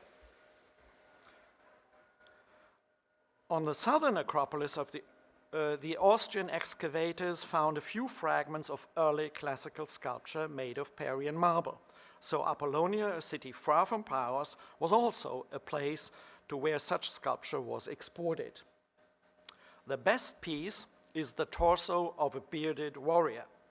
We only since a few years know more about this thanks to the Albanian-German expedition working in Apollonia and thanks to the publication by Henna von Heesberg, who provided me with some photographs that you see here. The similarities, the motif is mirrored, of this warrior to the one in Norfolk are obvious. The style, the marble, and the size are the same. So one may ask if the 2 warriors belonged to the decoration of the same temple. Just one figure was left in Apollonia, the other transported to Rome.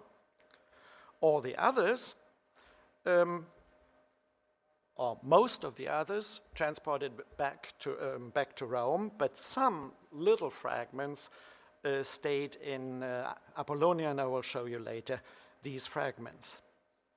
As I already said, a hypothesis, but it can be supported by an argument that originates of the temple of the second acropolis in Apollonia. There again, only a few small fragments of Parian marble sculpture of high classical date have been excavated, and the largest is the torso of a youth leaning with his left side on a support covered by his mantle. He is putting his left leg up, probably on a rock, and standing on his right leg with his right arm lowered and held backwards in a quite relaxed position. This figure reminds me very much of a small statue in Parian marble once sold by the art dealer Pollack in Rome to the Nikolsberg Glyptothek, one of the pieces of the Little Naibids. That piece shows clear evidence that it once was part of a pediment, the large square dowel in the back, and in addition that it had to be restored for this secondary use. If we accept that these 2 high classical sculptures, one in Apollonia, the other found in or around Rome, once belonged to the same pediment, then maybe we can assume that most figures of the classical Apollonia temple in antiquity were taken to Italy, where they decorated some building, the so-called Little Naibids. And if we accept this hypothesis, then we might assume that the early classical sculptures that were the subject of my paper might have decorated the temple on the southern acropolis of Apollonia. Please note that Bari is just opposite that side on the other western coast of the Adria. This would give us a strange theme in iconography. Some older men in girded chitons with their right shoulder undressed would have been opponents of heroic nude warriors of advanced age, as their beards indicate. I would be glad if you would assist me to find an interpretation of the male figures in their unusual drapery. Let me quickly give you an overview of the sculptures found in Apollonia belonging to the classical period and interesting for us here in this context. Since already more than 100 years, some lion spouts are known which belong to the high classical temple on the northern Acropolis. In addition, we know since Praschnicker's research and now through the publication by von Heesberg some sculptures made of Parian marble. To which temple they did belong is not clear. There are two other possibilities aside from the Acropolis temples. But at least some pieces, as the foot and the hand, which down there, which once held a weapon, may have been parts of the southern Acropolis naos.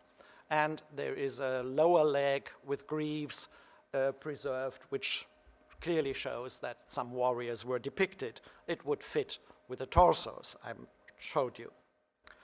At the end of my paper, I would like to very briefly point to some other examples of pedimental sculptures which may be of interest in the frame of the study and shed some more light on the problems raised. In Budapest, there is a second classical Greek original, which probably comes from an architectural context in its first use. In its second, it was brought to a villa at Castel Gandolfo, where it is said to have been found for some years by 1900 in the possession of Pollack, as were some of the Copenhagen sculptures, and then with Paul Arndt, who sold it in 1908 to the Budapest collection. We see a female figure running forward, made of Lychnites from Paros. We tested it. The fragment is in its broken state, that is, without the upper body, 92 centimeters high, so the whole figure was about life size, other than what I showed you before. From the motif of the upper body, we can reconstruct only that the woman held her garment in her lowered right and pulled it forward. But before we speculate about the reconstruction of the statue, we are lucky to look at a much better preserved Roman copy that shows us the motif of almost the whole sculpture. Only the arms and the head are missing. We now see that the female figure seems to be quite young, that half of her upper body is bare, and that she's wearing a band, a baldric, or a string for carrying a quiver. But such a band usually is above the garment. Here, only a peplos with a girt, no chiton. And looking at the back of the statue, we see that there are broad remains of an object that clearly do not allow to fix a quiver. So the reconstruction of a quiver is wrong. When only the Budapest fragment was known, Anton Heckler interpreted the Budapest fragment as a Nike, probably an criterion of a classical temple. But it is possible to think of a group of figures acting with or against each other. So a pedimental group, but in a life-size scale. After the appearance of the Basel copy, most researchers thought that a young huntress like Atalante or Callisto should be depicted. The strange fact that the erroneously reconstructed quiver was on the right instead of the left side, and that the band is mostly covered by the peplos, prompted José Dörig to think of a Danaid who wears her weapon, dagger or short sword, hidden by her garment. Again, we see problems to find a convincing interpretation of the depiction, but this time we are in a slightly better situation.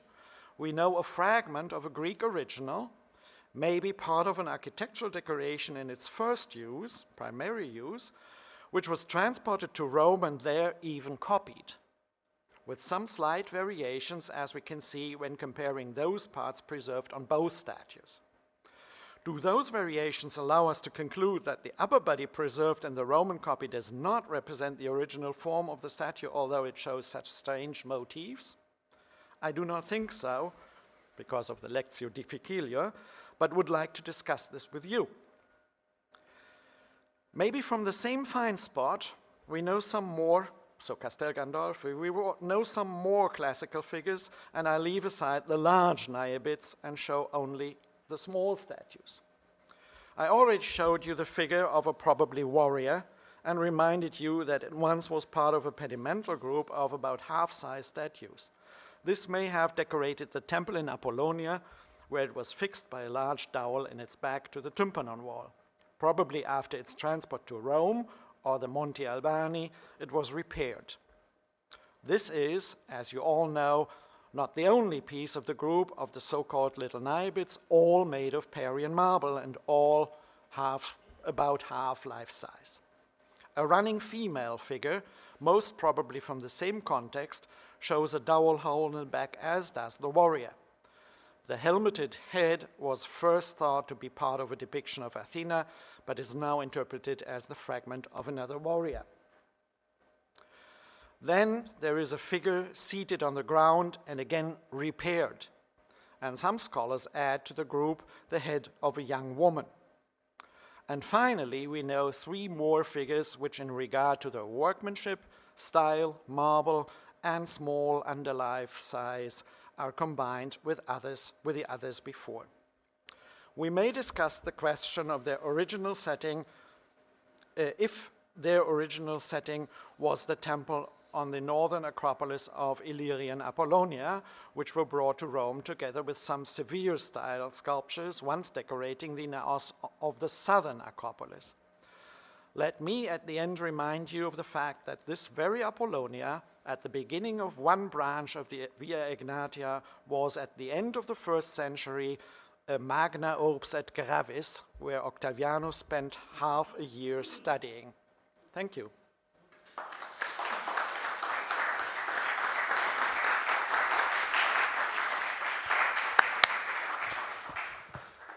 Well, thank you very, very much for providing this context and, yeah, Apollonia. Augustus has been his own student. Yeah. 42. In 42, for half a year. For half a year, Octavian was in Apollonia just before coming to Rome and grasping new power. So yeah, very interesting. do you know the god who was worshipped in those temples? No. It's not known, I think. It's not known. The finds known, von Hiesbrecht discusses this in his article in 2018. The finds do not give us any hint for a secure Artemis is possible, Zeus is possible, but we don't know. No. Thank you. Other questions or remarks on the hypothesis? Gianfranco, of course. Thank you, Hans. I'm so impressed by your knowledge and connoisseurship of those scatters material around the world. I remember that you were working on Norfolk torso, and my question relates to the Copenhagen Niobid and the hole, the dowel on the back of the figure. It seems that the back is curved. This one? The male figure. The male figure. This one? Yes, this one. So it's a little bit leaning towards... It's broken, I think. The edges of the hole are broken. Yeah, and I was wondering about how can we imagine the attachment of the dowel to the pediment, since the figure is leaning, projecting. I do not know. In order to understand, this was also the point with the archer from the Horti Sallustiani, when we have dowel and tenon and holes in the backs of these supposed pedimental sculptures. how do we fix to the wall? So we have to consider it a little bit. The photograph is taken from too low, I think. Okay. This is from Brunn-Bruckmann, a very old photograph. The problem is that it is displayed against the wall and you have a problem. I showed you one photograph which I took from the side, and you can see it's not a problem to fix a dowel. Okay. I don't think so. And regarding the piecing, is this something ancient Greek, Roman? Do you have an idea? Of course you have an idea, I know, a solution. I'm not such a specialist that I would be able to decide if it's Roman or Greek, but others who know better than me, Despines, Delivorias, were sure that it is Roman, a Roman repair. What I see is that it could be Greek as well, because we know these flat surfaces with point chisel holes to glue something against it. We know this from Greek originals as well. I'm not capable to say this, but we can discuss it and we can look carefully again and again. It's difficult. And last point regarding the short chitons on the male figures. You mean the so-called warriors? Yes. They look like low figures from a low social status, like the Chlamydes. So connected to Hephaestus or something. Bravo, exactly. I was thinking about Odysseus, Hephaestus. Nothing fits iconographically. Yeah. And I have no idea, I have to say. I'm thinking about it since 20 years. What is it? I know it's not a charioteer.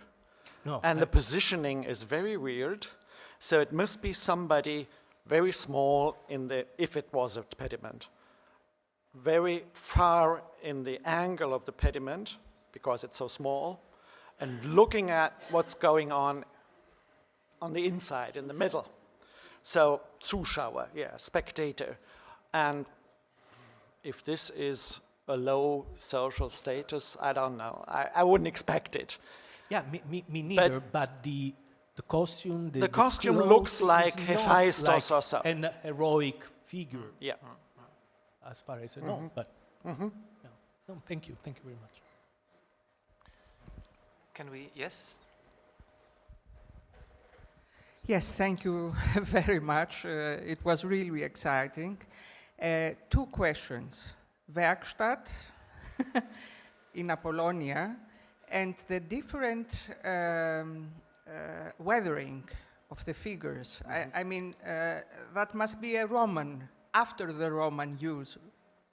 And why some of the figures are almost intact and other of the figures are so weathered. Yes, if you have an idea about this, yes. I think that the Chrysler figure, who looks so perfect in its surface, has been cleaned with acid a little bit. Fortunately, there are some remains of root marks and so on, because otherwise somebody would have said it's a fake. The warrior in Apollonia was in the earth. It was excavated in the 1920s, I think, and then stored in a storeroom. It was full of dirt and so on, so it was taken out of the storerooms by the team of von Heesberg. I think it was a really good excavation in the storerooms. And he didn't know the statue in the Norfolk collection, of course not, because it's unpublished. And I was struck when I saw his statue, which of course has a totally different surface because it was lying in the earth for 2,000 years or so. The little Niobids in Copenhagen, I think the surface is almost the same everywhere, and they have been cleaned, of course, because they were sold to Copenhagen, as everything was cleaned which was sold there. So this might be a little bit the reason for different looking of surfaces.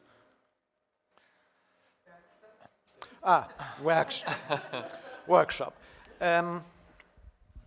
As you know, it has been discussed and discussed around and around and around, and because there were so many different views on this, I usually do not want to get into this. I have problems to do so, but in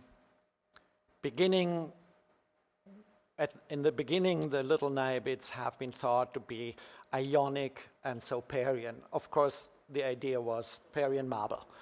And at the end, Delivorias, I think, was at the end, and Langlotz, they thought of a Western Greek origin, which, if I'm right, would have been really a good idea. I have to confess, I can't see this. I can't see this. I cannot see it on the warrior in Agrigento, for example, as well. I looked very much for pedimental sculpture in southern Italy. So, for example, Croton, which has not been published yet, I think. All these fragments, I looked at them. I can't see it. I'm sorry. Can't see if it is Parian with an Attic influence, or if it is Parian with a Corinthian influence, or if it is southern Italian influence, Parian. But one can see that it is not Attic. Yeah, it's not Attic. I think it's not Attic. These too long cooked pasta forms of fowls, so soft and thick, and this is not Attic. Yeah, I agree. If it's Corinthian, what do we know about Corinthian classical sculpture? Yeah, yeah.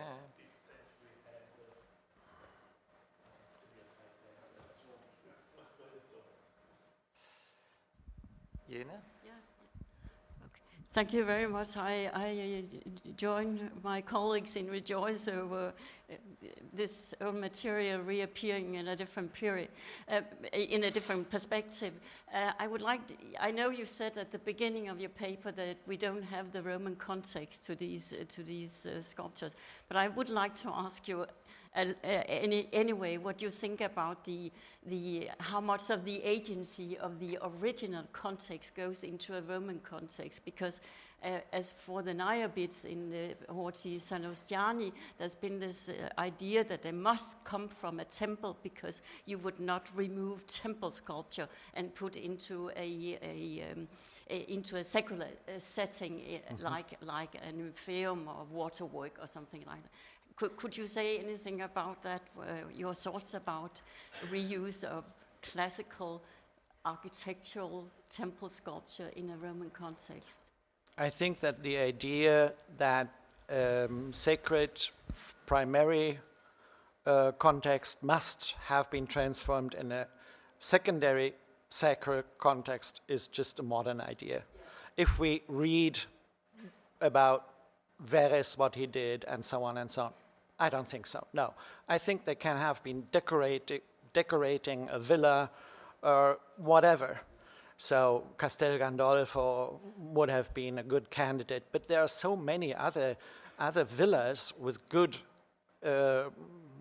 sculpture.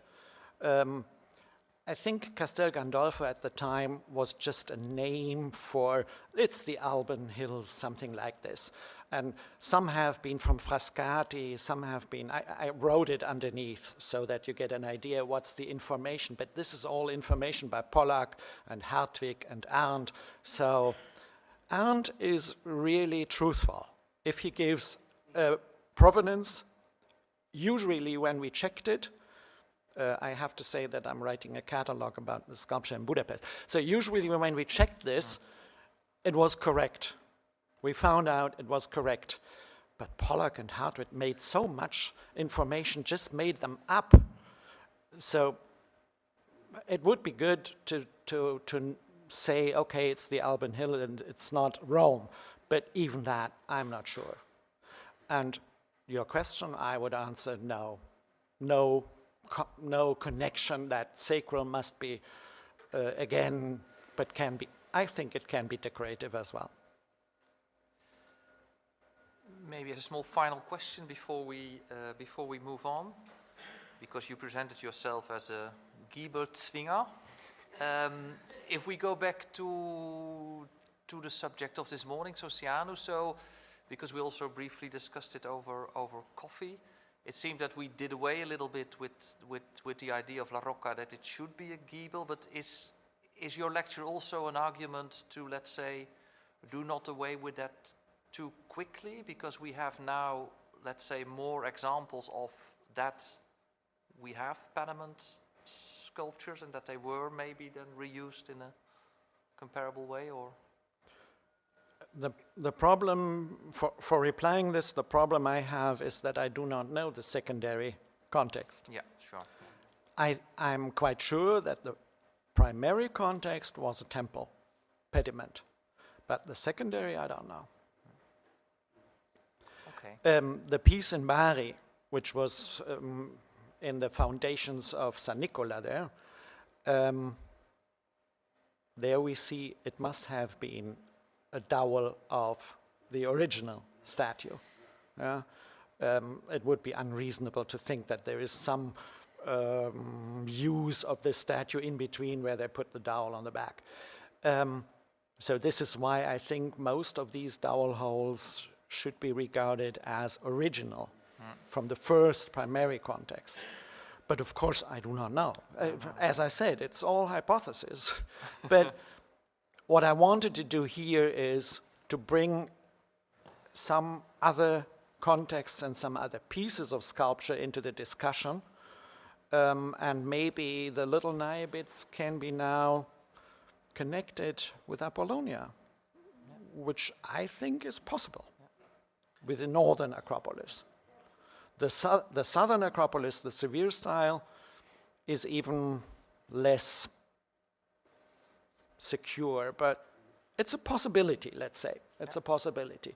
I was, when Hesbeck in a talk in Berlin first showed us this torso, I was like this, because I knew the torso in the Chrysler collection.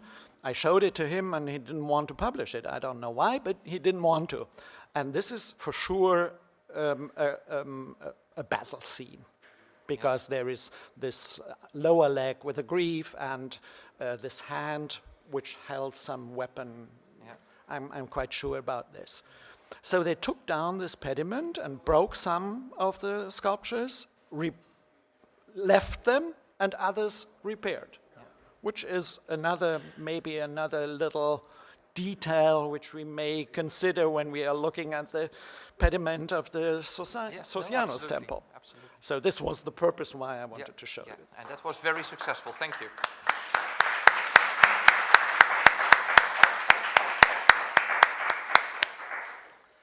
Thank you again. So we continue with the final paper before the lunch break. Somebody playing a home game. Eva Falaschi from the Scuola here, who will also, I think, very usefully contextualize the Roman context, but in a very different way by talking by Plutarch, the Urbs, and the temple of Jupiter Capitoline.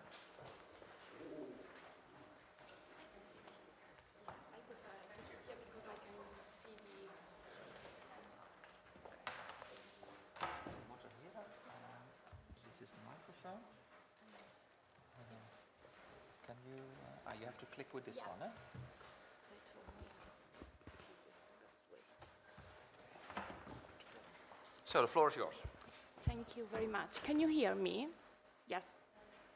Is it? Yes, it's working? No. Now it's better, maybe? Yes. Yes. Oh, thank you. So,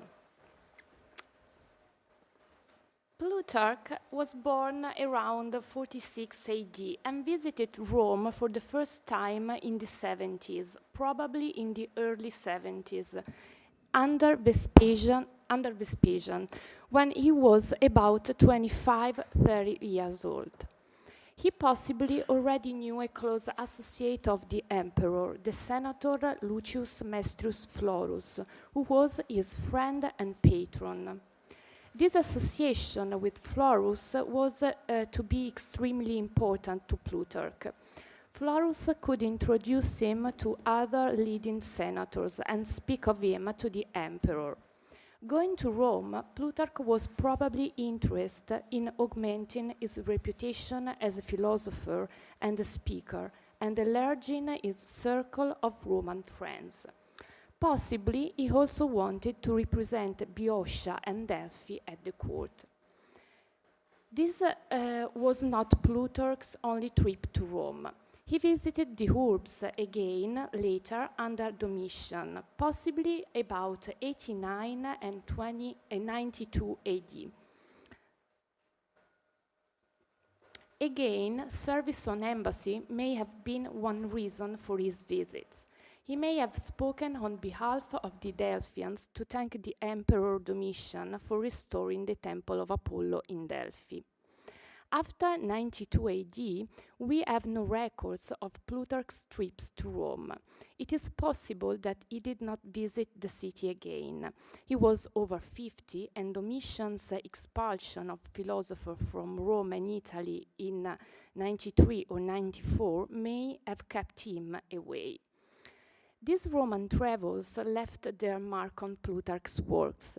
Plutarch shows a great interest in the city of Rome, its monuments, and the tradition connected to the historical and religious places of the urbs.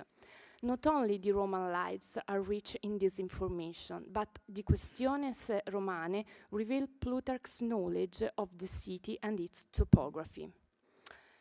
I would like to draw your attention to a passage of the De Curiositate, usually dated after 96, that is probably after all his travels to Rome. It's number 1 in your handout. In this passage, Plutarch criticizes people in Rome who disregarded the artworks of the city and the beauty of the boys and women for sale, preferring the monster market. This vivid description of Rome probably originates from Plutarch's direct experience in the city. The biographer presents the artworks as the right entertainment for well-educated men, because they are an expression of beauty. He refers in general to statues and paintings without saying whether Greek or Roman, but for sure he also refers to the nobilia opera brought from Greece to adorn Rome. Plutarch criticized the behavior of some inhabitants of Rome. Maybe it is not wrong to perceive in these words Plutarch's extraneousness to the city's life and his regret for the masterpieces of Greek art, which became the neglected and forgotten trappings of a city interested in freak phenomena. This impression becomes stronger in the light of another description of Rome. It's number 2 in your handout. In the life of Marcellus, Plutarch describes the first arrival of the Greek artworks in Rome in this way. Marcellus carried back with him the greater part and the most beautiful of the dedicatory offerings in Syracuse, that they might grace his triumph and adorn the city. For before this time, Rome neither had nor knew about such elegant and exquisite productions, nor was there any love there for such graceful and subtle art. Marcellus' action is not described as looting. He just moved a Kinesen, the most beautiful artworks, to Rome with 2 noble goals: to make his triumph spectacular and to adorn the city.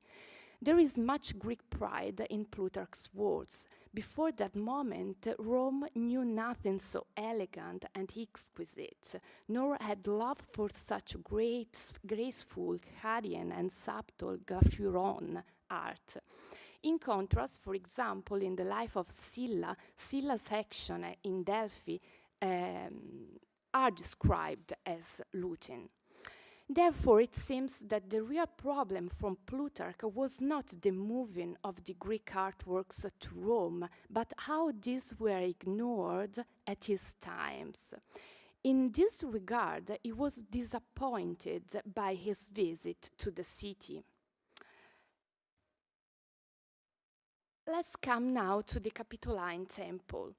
Plutarch often condemns the excessive luxury of contemporary Rome. This polemic becomes particularly sharp in the life of Publicola, where he exposes the luxury of the new Capitoline Temple built by Domitian and Domitian Palace itself.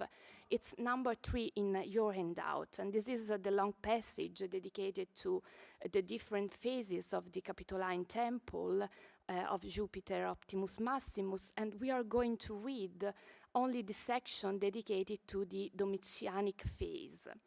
So Plutarch says, the fourth temple, which is now standing on the same site as the others, was both completed and consecrated by Domitian. It is said that Tarquin expended upon its foundation 40,000 pounds of silver, but the greatest wealth now attributed to any private citizen of Rome who did not pay the cost of the gilding alone of the present temple, which was more than 12,000 talents. Its pillars are of Pentelic marble, and their thickness was once most happily proportioned to their length. For we saw them in Athens, but when they were recut and scraped at Rome, they did not gain as much in polish as they lost in symmetry and beauty, and they now look too slender and thin. However, Plutarch continues, the costliness of the Capitol is nothing compared to Domitian's palace. This passage is part of a longer digression, as I said, dedicated to the history of the Capitoline Temple of Jupiter. Apparently, this digression is not strictly linked to Publius Valerius Publicola, to which the life is dedicated. The only clear connection with him is that he was ambitious to consecrate the first temple. However, behind this juxtaposition between Publicola and Domitian, there is a common topos in imperial literature, which compared Publicola's behavior with that of the emperors. In fact, in the political career of Publicola, the house played an important role. According to Livy, he destroyed his very wealthy house on the Velian Hill overlooking the Roman Forum when he understood that people were afraid of him wanting to become king. Plutarch reuses the comparison between emperors' houses and Publicola's and updates it to his times by adding Domitian to the list of Roman rulers who exceeded in luxus and telling his personal impression from visiting the new Capitoline Temple and Domitian's palace. Moreover, the Capitoline Temple and Domitian Palace is a reply to Flavian poets who described Domitian as Jupiter and celebrated his palace as more magnificent than the Capitoline sanctuary. Therefore, the comparison between Domitian's palace and the Capitoline Temple was part of the political propaganda of that time. Plutarch turns the comparison upside down, putting it in the bad light of luxus and suggesting Domitian's arrogance in front of the gods. Let's focus now on the Domitian Capitoline Temple of Jupiter.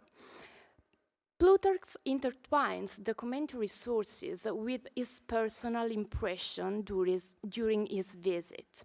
It is not clear if Plutarch ever saw the previous Vespasianic temple, the so-called Third Temple, finished. If he was in Rome too early in the 70s, it is possible that the Vespasian temple was still under construction, and that the only temple he saw finished was the Domitian temple. In fact, the Vespasianic temple was destroyed by fire in 80 AD.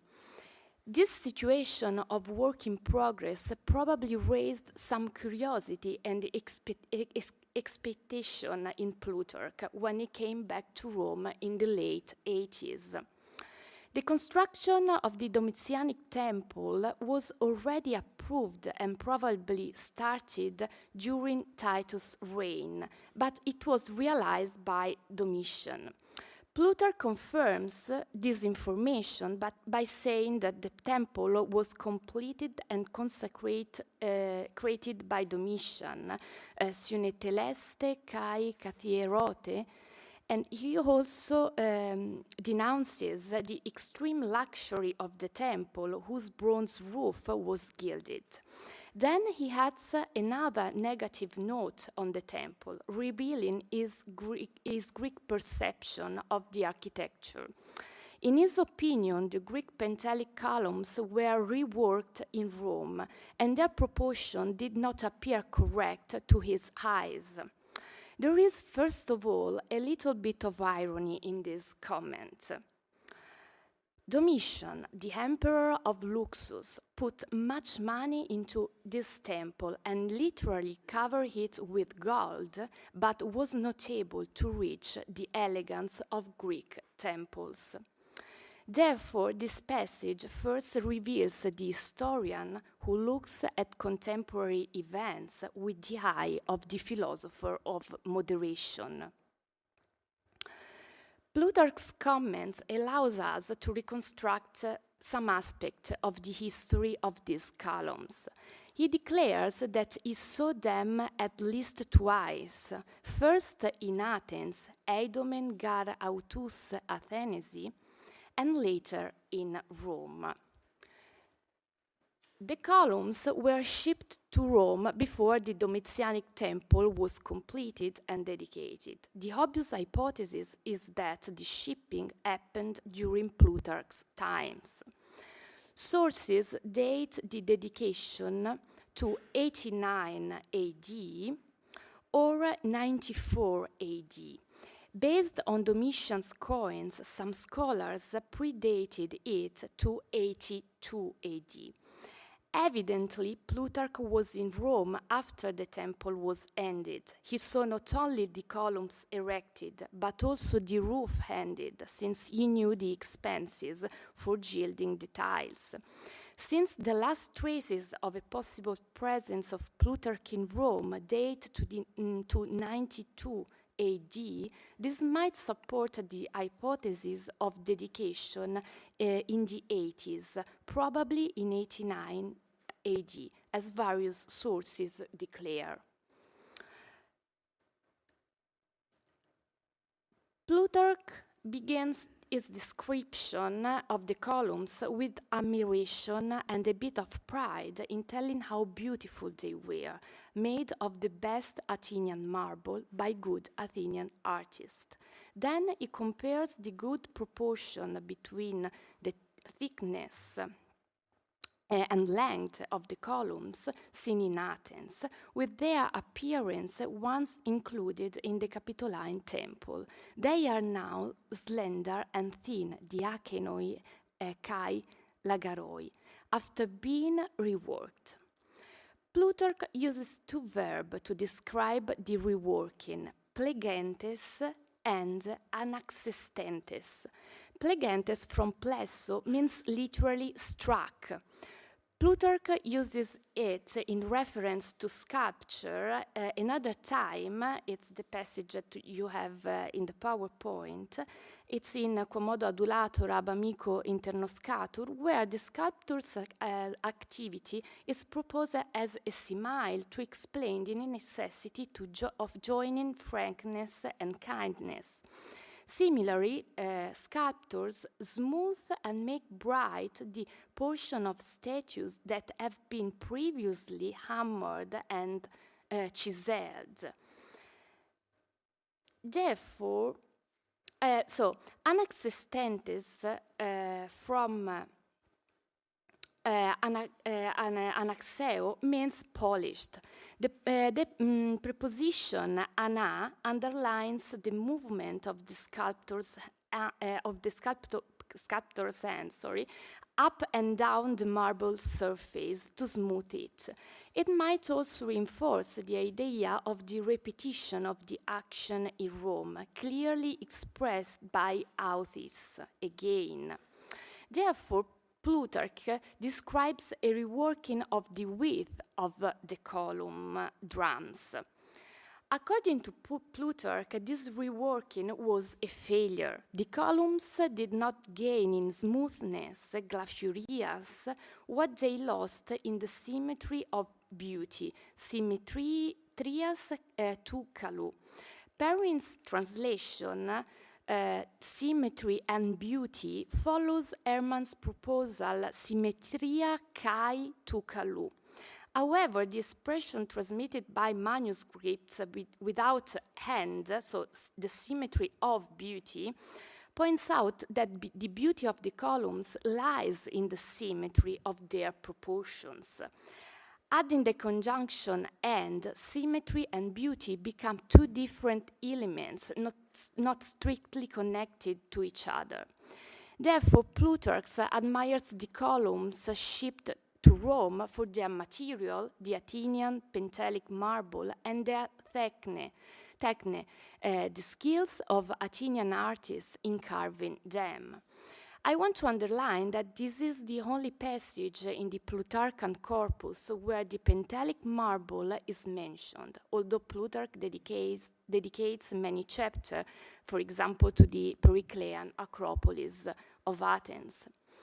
So how can Plutarch's passage contribute to reconstructing the history of these columns? And in which circumstances might he have seen the columns in Athens and appreciate their proportions? From which perspective is he looking at the Capitoline Temple? Is description reliable? I have already shown you the literary, ethical, and philosophical implication of this passage, where Plutarch reveals his almost sarcastic criticism of Domitian's luxus. However, behind this layer, there clearly are some realien, unfortunately not easy to detect. I cannot, yes, it works there, yeah. No worries. I want to begin by considering Plutarch's possibility in expressing a technical judgment like this. For an accustomed but not professionally trained eye like that of Plutarch, it was probably easy, or let's say possible, to notice this feature when a column was erected, but not when it was in a quarry or a workshop, roughly carved, lying in a horizontal position or divided in drums. However, being a relevant person, he knew a lot of powerful and high-ranking people, both Greeks and Romans, and could have the chance to talk with architects and supervisors of works in Athens, and probably also in Rome. It seems unrealistic that he was personally asked to supervise the commission and shipping of the columns to Rome, but he could know the people in charge and get information from them on how they did a great job. Now I'd like to present you the different possibilities of interpreting Plutarch's words, hoping that our discussion today can add some solution to the many questions that I have. So, hypothesis 1. Perry does not exclude that it was the enormous dimensions of the temple, of the Capitoline Temple, and the wide spacing between the columns that made the columns look so thin in situ. This is, in fact, a possible, maybe probable impression that the architecture of the Capitoline Temple could give to a Greek eye. This hypothesis implies that although Plutarch had very good documentary information on the dedication and expenses of the temple, he transmitted false news on the reworking of the columns in Rome. This reworking never happened. It was just Plutarch's wrong deduction when he saw the temple. if it is, the passage remains an important piece of evidence of the perception of a Roman temple by a Greek. This hypothesis prompts us to evaluate Plutarch's source of information on the reworking. It could be his deduction at the site of the temple, or he might have had information from his Roman friends, or it happened that it was in Rome while the columns were reworked. It is also possible that a mix of these possibilities is true. Therefore, the news on the reworking is not necessarily false. So, hypothesis 2. According to Lanciani, the columns were shipped not finished and later fluted in Rome.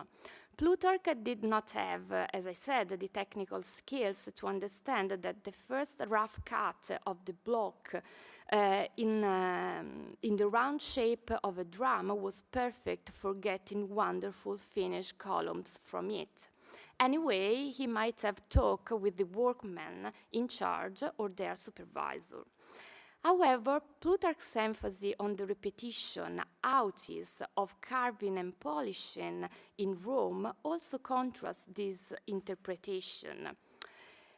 He also speaks of the beauty in proportion, and it seems rather odd to refer it to unfinished columns. This brings us to hypothesis 3, that is, the columns were shipped finished and a reworking was made in Rome. In the hypotheses 1 and 3, the first question is where Plutarch saw the columns in Athens. Perry proposed that he saw them in the quarries or at the harbor.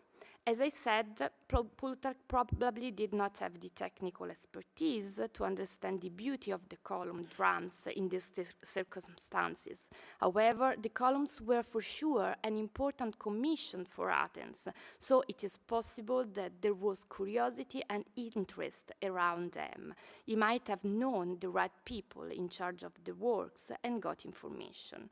In this regard, we have to notice that he does not simply say that the columns were made of Pentelic marble, but that they were cut at Metesan from the marble of Mount Pentelicus, ectu Pentelesi litu, giving relevance to the provenance from the Attic quarry.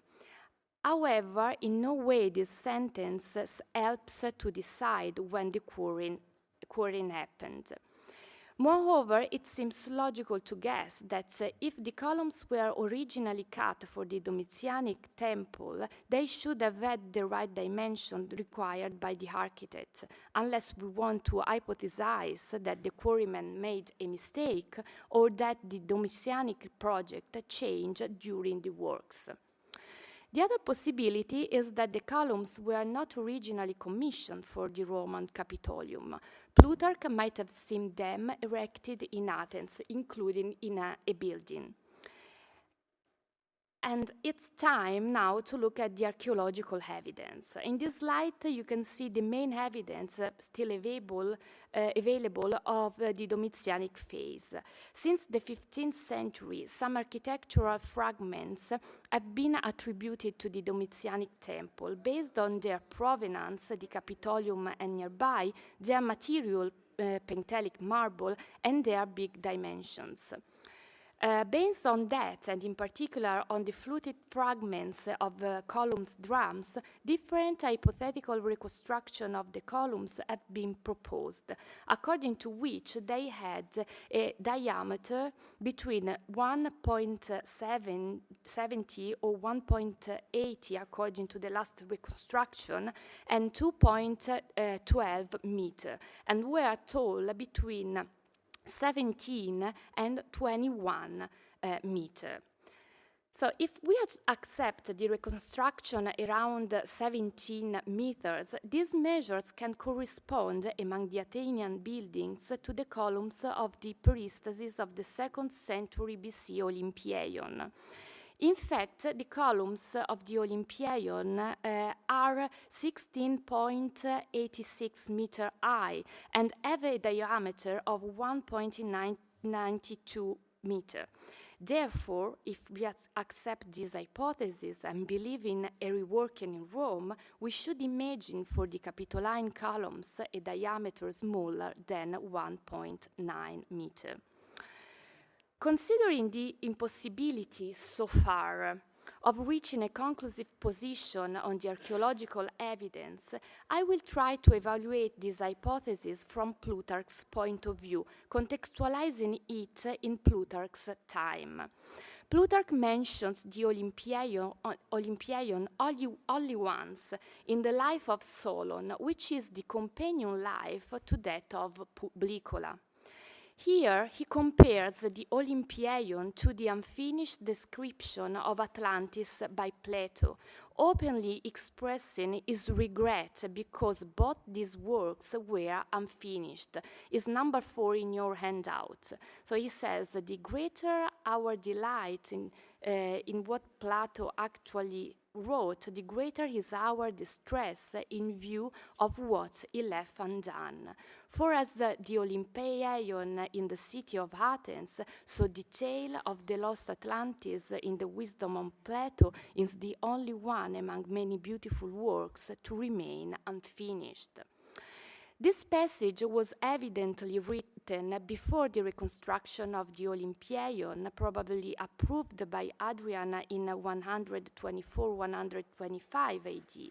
The temple was then dedicated in 131-132.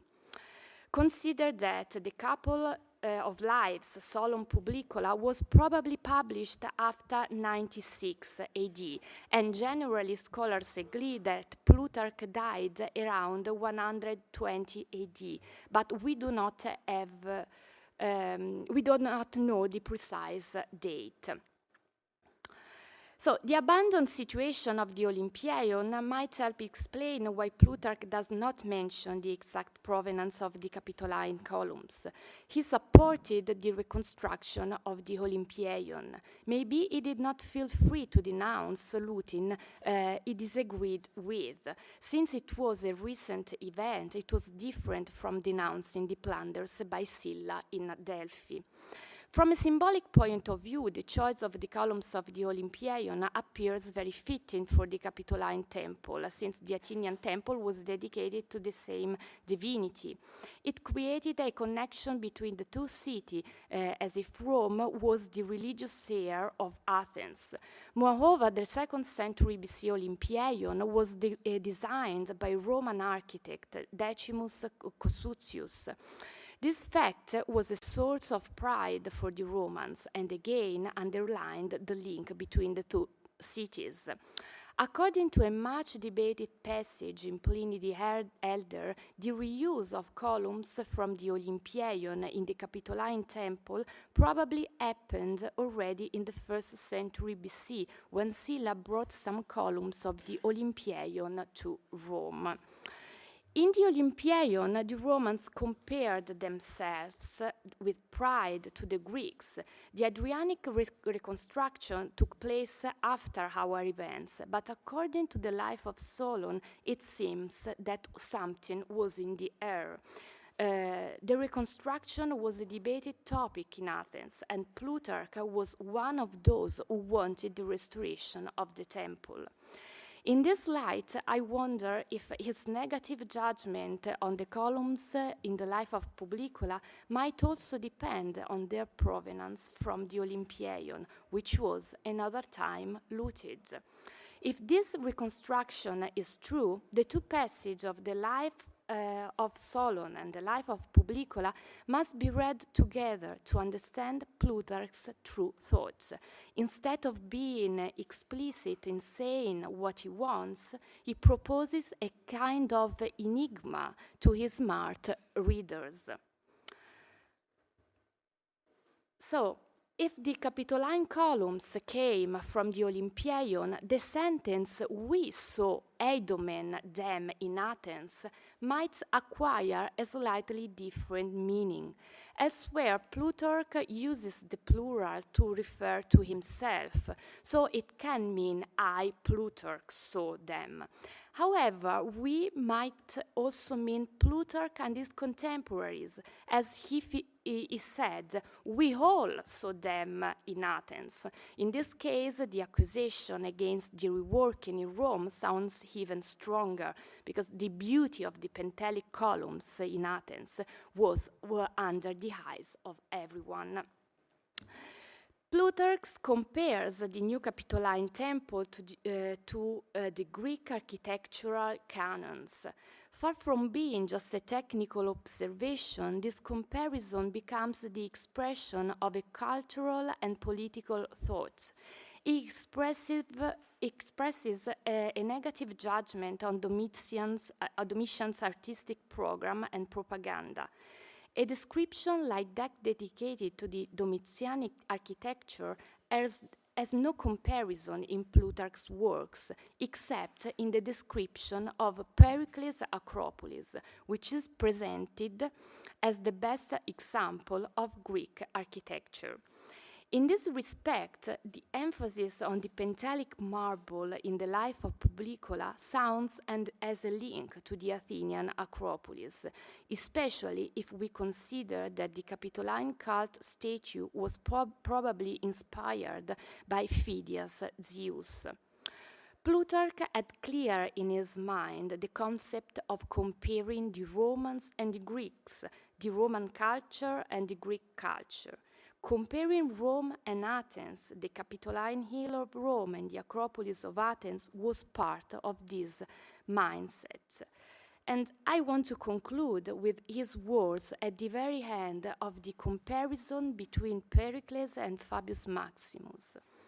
By the side of the great public works, the temples and the stately edifices with which Pericles adorned Athens, all Rome's attempt at splendor down to the times of the Caesar taken together are not worthy to be considered. Nay, the one had a towering preeminence above the other, both in grandeur of design and grandeur of execution, which precludes comparison. So, thank you for your attention.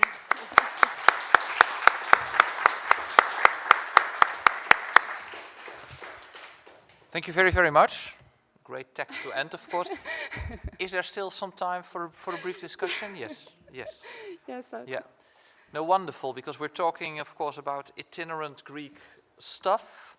And in the previous lecture, we saw that there really was, but it is so difficult, in view of the absence, of course, of context, to reconstruct how it really works.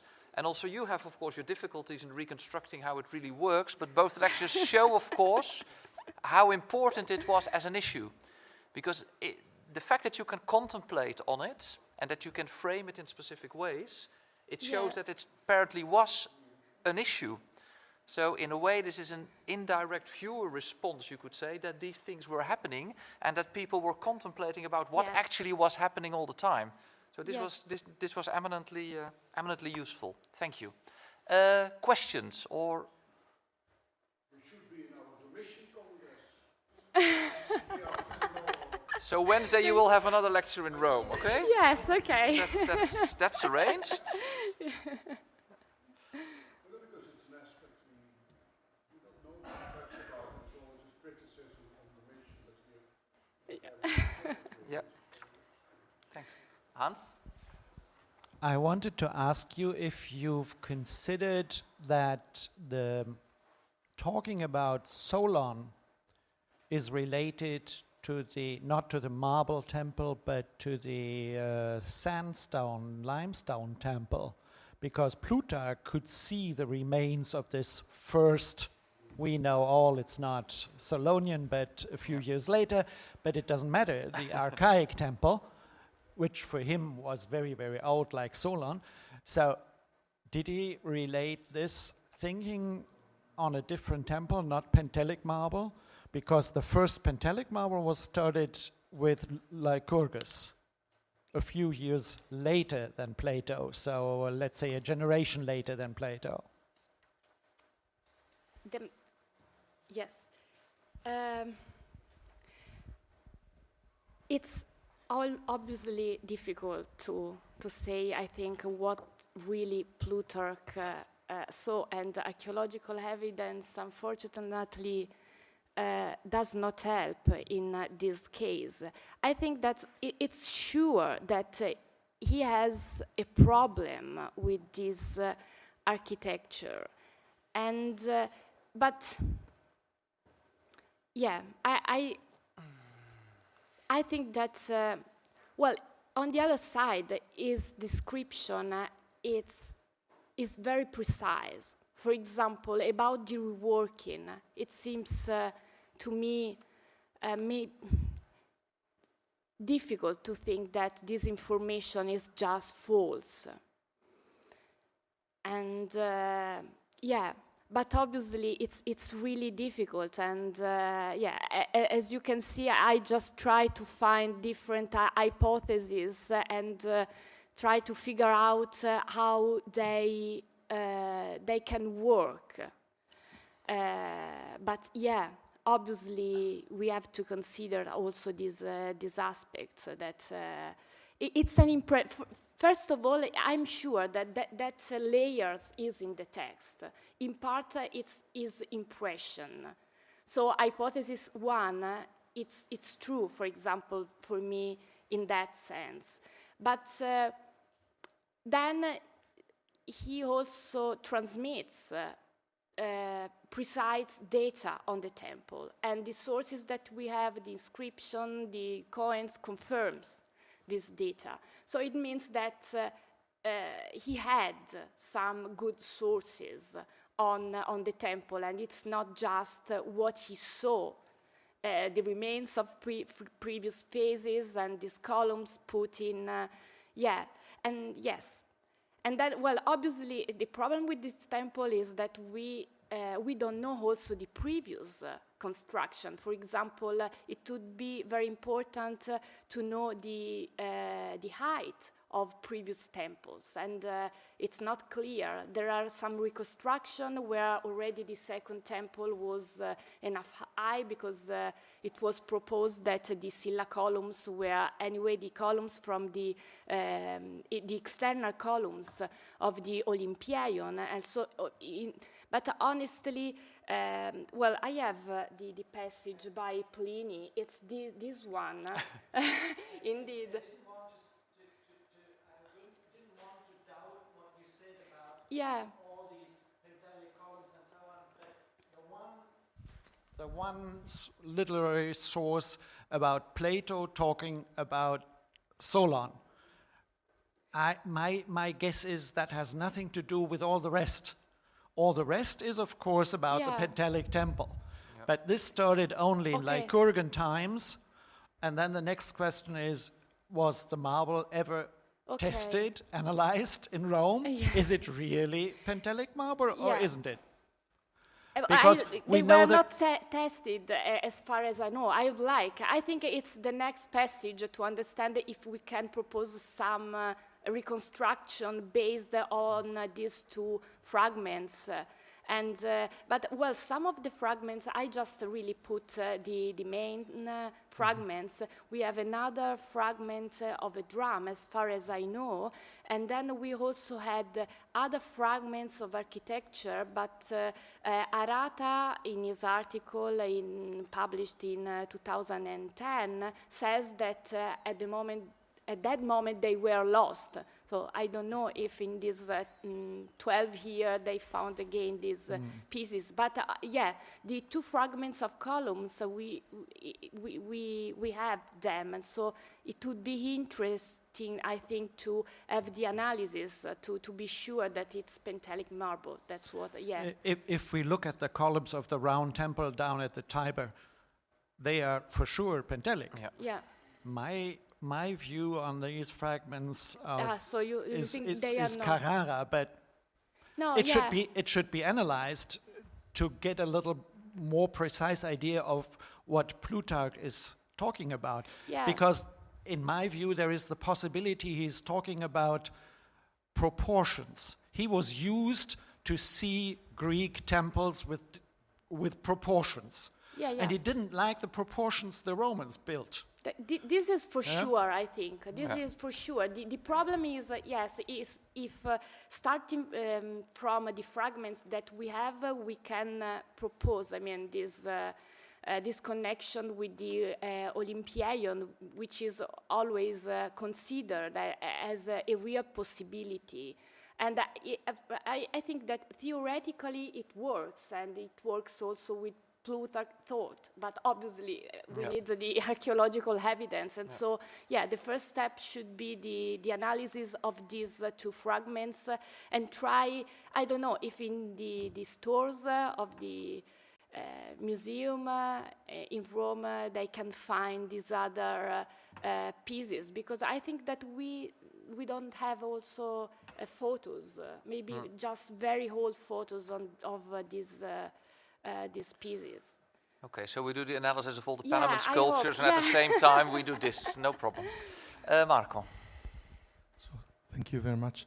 If I can give you one suggestion, maybe to clear the relationship that you stress between Plutarch and Domitian, you have to recall the fact that Plutarch was for many decades active as a priest in Delphi. This was his most important position, and we have to remind that one of the few imperial dedication activity in Delphi is by Domitian. And maybe in this role as important priest, he was in the same years in Rome with an embassy to visit there. That's why he knows very well this connection with Domitian. And maybe on the basis of this, his knowledge about the sacred things, the architecture, the ancient temples, he could appreciate the materials and so on and use. I don't think that he's giving a false information at all. Maybe he knew very exactly about this connection, because then, after the mission, I think the last evidence about Plutarch's life is this inscription in Delphi, dated in the first year of the reign of Hadrian. And again, Hadrian had a very close connection with Delphi and so on and so on. Maybe on the basis of this, his position in this sanctuary and the link with Domitian, he was in Rome and in Greece and knew a lot about this imperial, how do you say, enterprises or interventions. Yeah, for sure. Yeah. And I don't know if we have. Yeah, maybe a brief answer, because we have to move towards the pranzo. Yes, so we take this up during the lunch, but I thank you very much, and I think will you're on the same line here. At the end. Yeah, to continue on the same theme.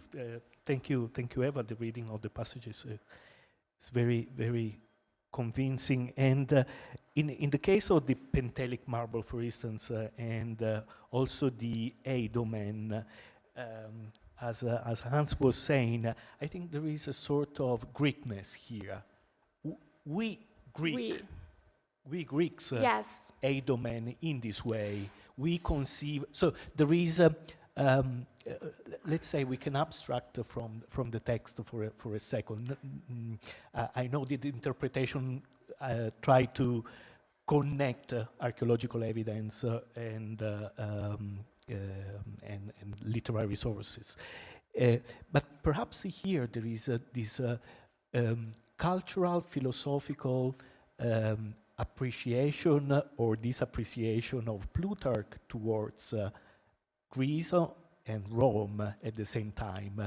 I was struck by this consideration of the thickness, how the Romans transformed, altered, modified the Greek originals, as in the case of Apollos Ossianus and the other fragments we saw with Hans. So perhaps instead of try to connect the archaeological evidence. Perhaps there is a connection. There is a more philosophical attitude and judgment saying we Greeks did this and that, and the proportion, and I agree with you also on the symmetry of beauty. This is beautiful also. Yes, this is very beautiful. So the symmetry, because he looks with Greek eyes, not through the Roman eyes. And as Iene was saying today, how the Romans considered. So perhaps you can speculate also on these.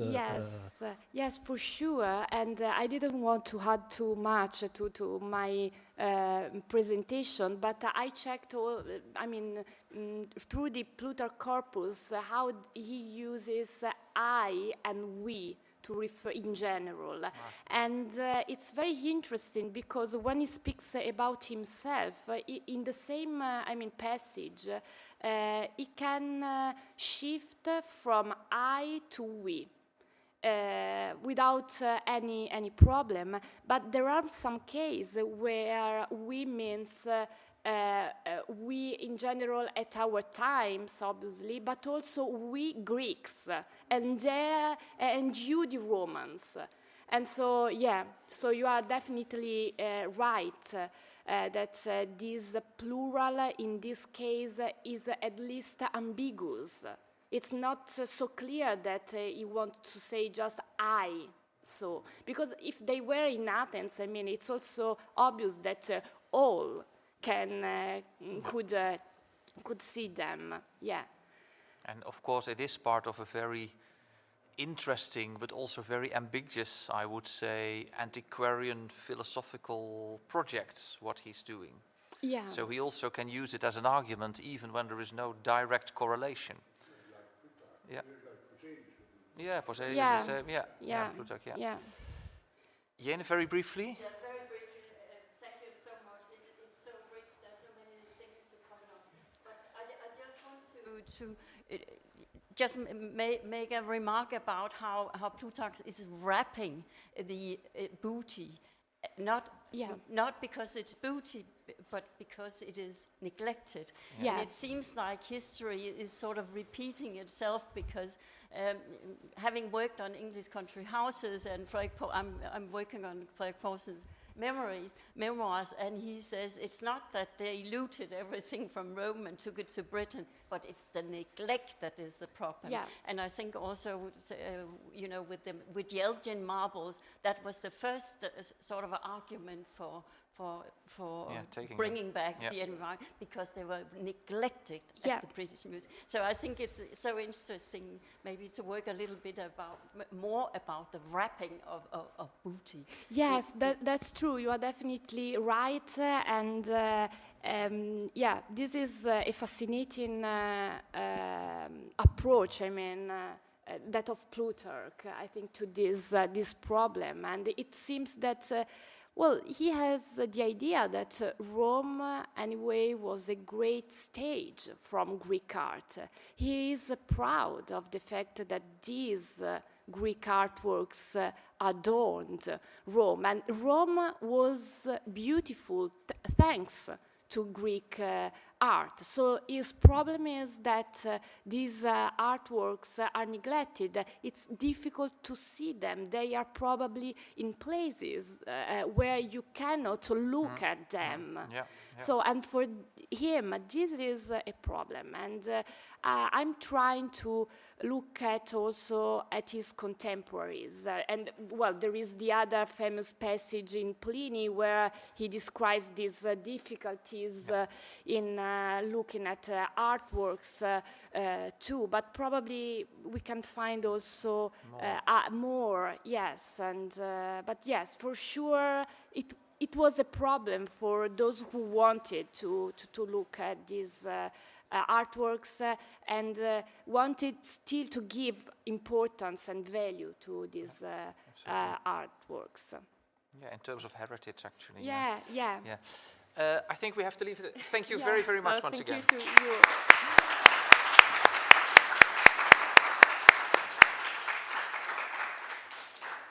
So great, it was a wonderful first session. We now have, I give the word back to Gianfranco. So the speakers are invited to the canteen, so the students know the path, so follow them, and we have also the codes for the speakers, and so let's move as fast as we can. Oh, we need coats, yes, and perhaps umbrellas, but it's close. It's very close. So, and we will come back. We will start again at 3 p.m. sharp.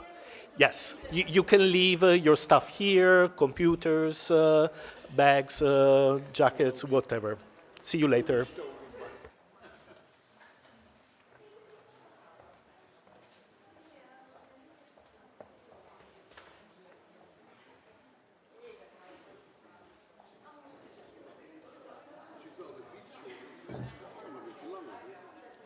Ja, ik had even heel interessant oogcontact.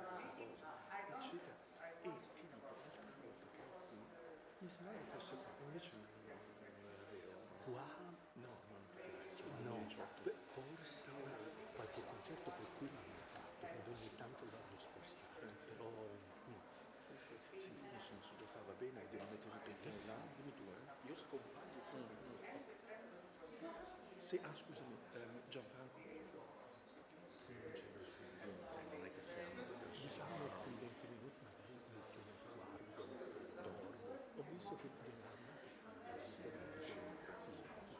dopo 25 bisogna fare due domande. Te fammi un segno, sì, va bene.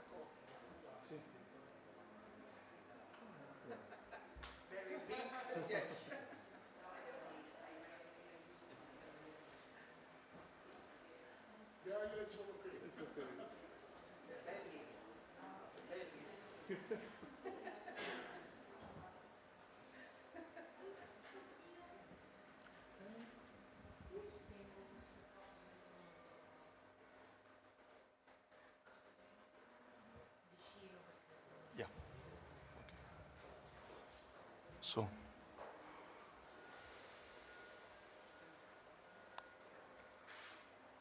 Dear colleagues, ladies and gentlemen, good afternoon. First of all, I would like to thank all the organizers for the invitation and the privilege to chair the second section of this conference. And we move from Rome, from the Ornamenta Urbis and other challenging sculptures in Greece and from Plutarch to the second part about creating context. We approach other important, very challenging case studies. We will hear 5 contributions. And we can start with the first. I invite the first speaker, Riccardo Di Cesare, with the paper Maintenance and Repairs of Old Buildings with Architectural Sculpture in Early Roman Greece. Some case studies, please. Thank you, Marco. Good evening, everybody.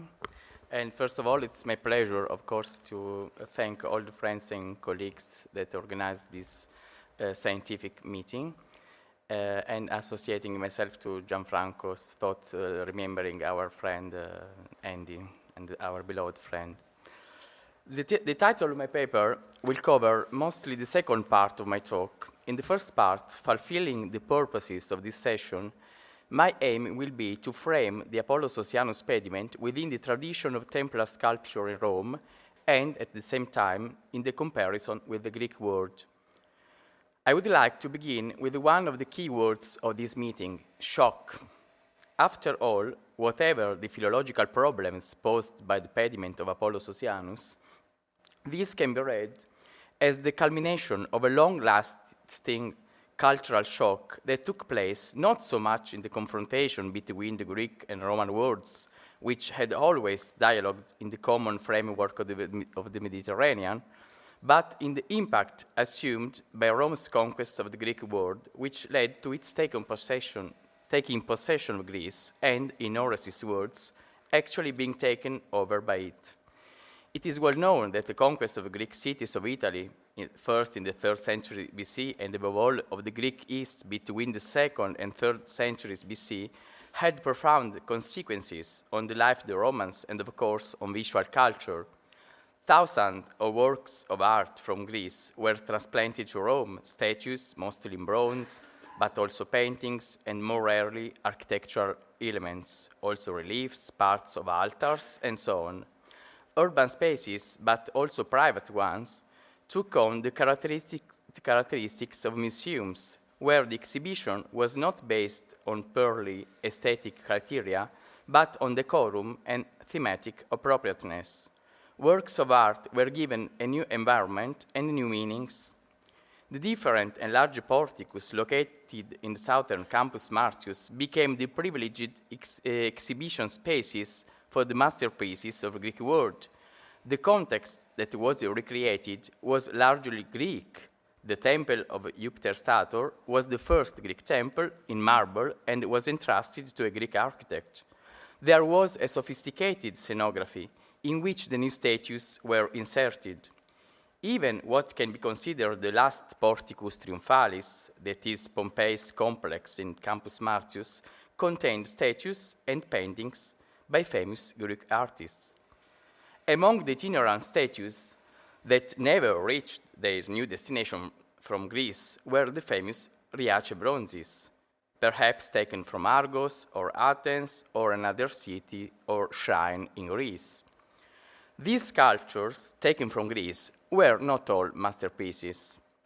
Literary tradition counts them in numbers of hundreds or thousands, 2,050 chariots full of statues and paintings from Pydna.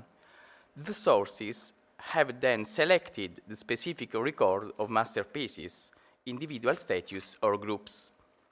Moreover, when Pausanias in 2nd century AD visits Greece, he does remember some plundering, but he nonetheless finds and describes Greece full of statues.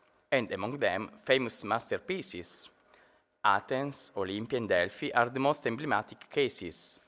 Apparently, there were forests of statues in Greece, as the epigraphic documentation also teaches us, sometimes reused, sometimes reinscribed, sometimes just bases without statues, but while Rome was full of Greek works, so still was Greece. In Athens, as Klaus Fichten showed, sculptors launched that classicist and intellectualist production we call Neo-Attic. This involved a reappropriation of ancient styles that is an intimacy with the classical works due both to the availability of the originals and to the new familiarity that Roman patrons had established with Greek art. One of the outcomes of the great movement of statues from Greece to Rome was that the new leading center of the Mediterranean was filled with naked images. Bronze and terracotta statues were nothing new. In Republican Italy, the very recent discovery of San Casciano bronzes only confirms this. But naked statues were.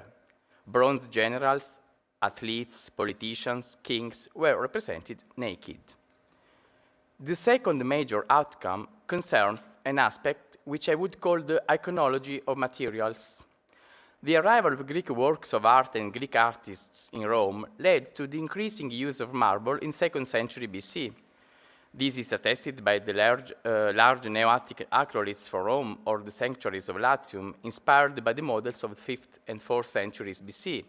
The old terracotta statues still remained venerable, but almost as antiquated, or rather more in keeping with the Mos Maiorum. There was a contrast in aesthetics and values between marble and terracotta.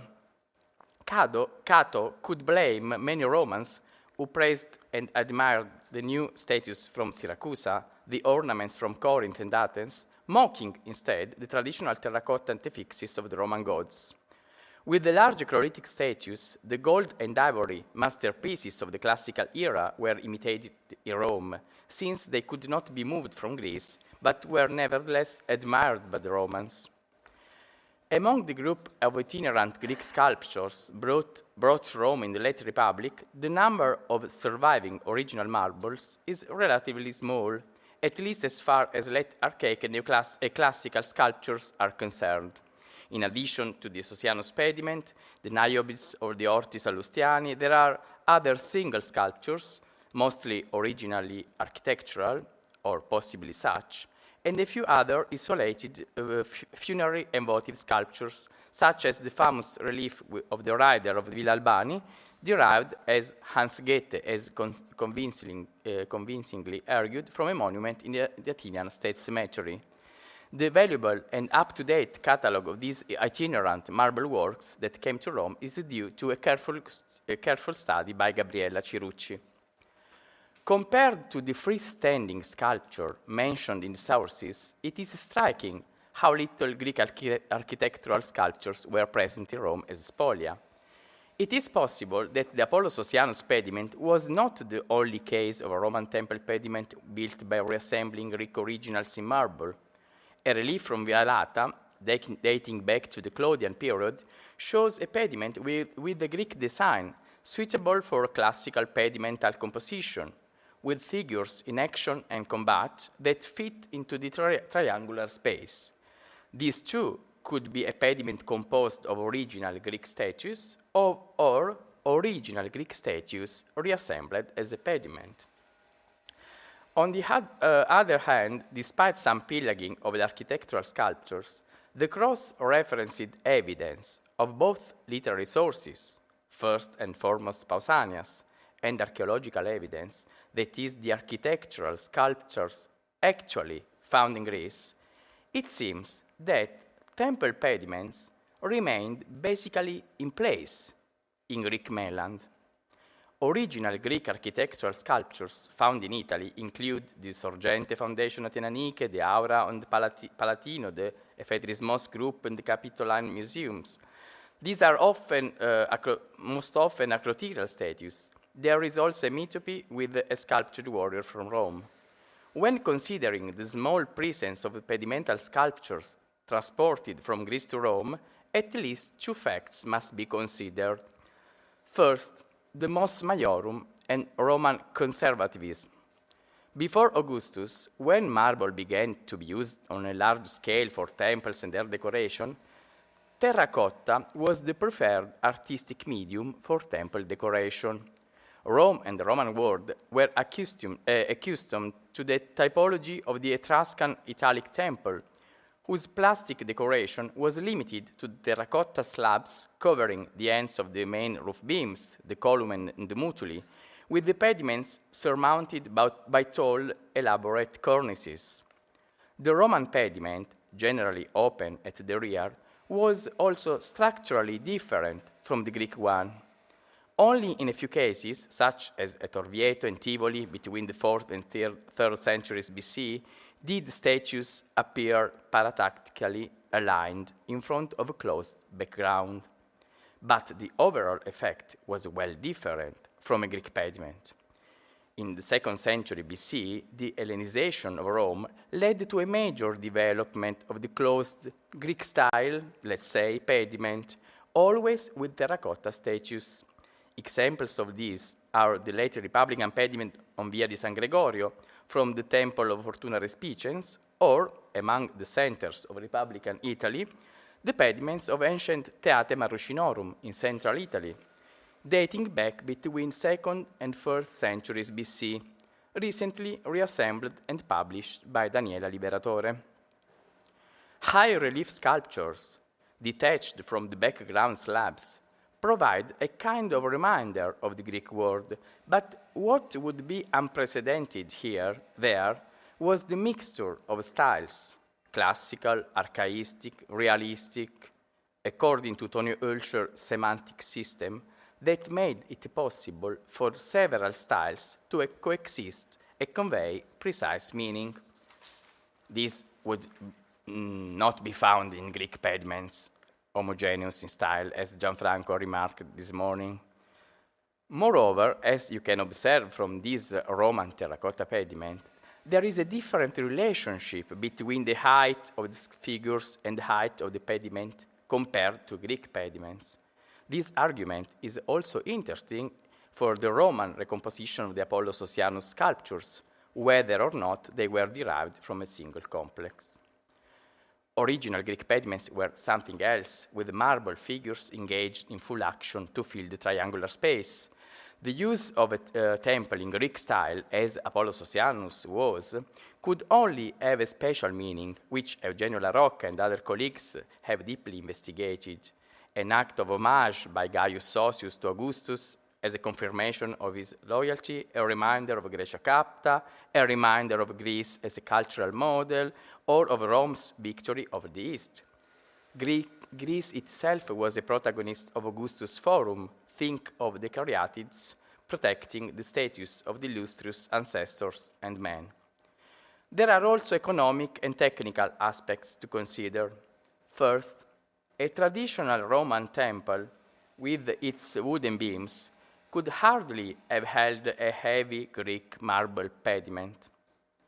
Second, dismantling, transporting, and reassembling the statues of a pediment is a complex and costly operation that can only be carried out in a systematic and organized manner. The case of the Temple of Ares in Athens, which I can avoid discussing in detail because my colleague Pavlina Karanastasi will focus on it, is emblematic in comparison. Dismantling and reassembling a pediment with architectural sculptures from a temple would need scaffolding, in some cases removing block by block the ranking cornices and roof, detaching the pedimental figures from the horizontal gaze and the tympanum, transporting each of them carefully to the ground. You would need a lot of technical skills to do all this and to ensure safe sculptures to be for future reassembly. And of course, you would leave a visibly pillaged building. While freestanding statues could be more easily individually pillaged and transported, it seems that architectural sculpture was an integral part of a whole sacred building. Architectural sculptures were one thing with the building, and pedimental statues even big and freestanding, were not viewed in the same way as a single dedications of a sanctuary or the statues in a gymnasium. In a recent review of the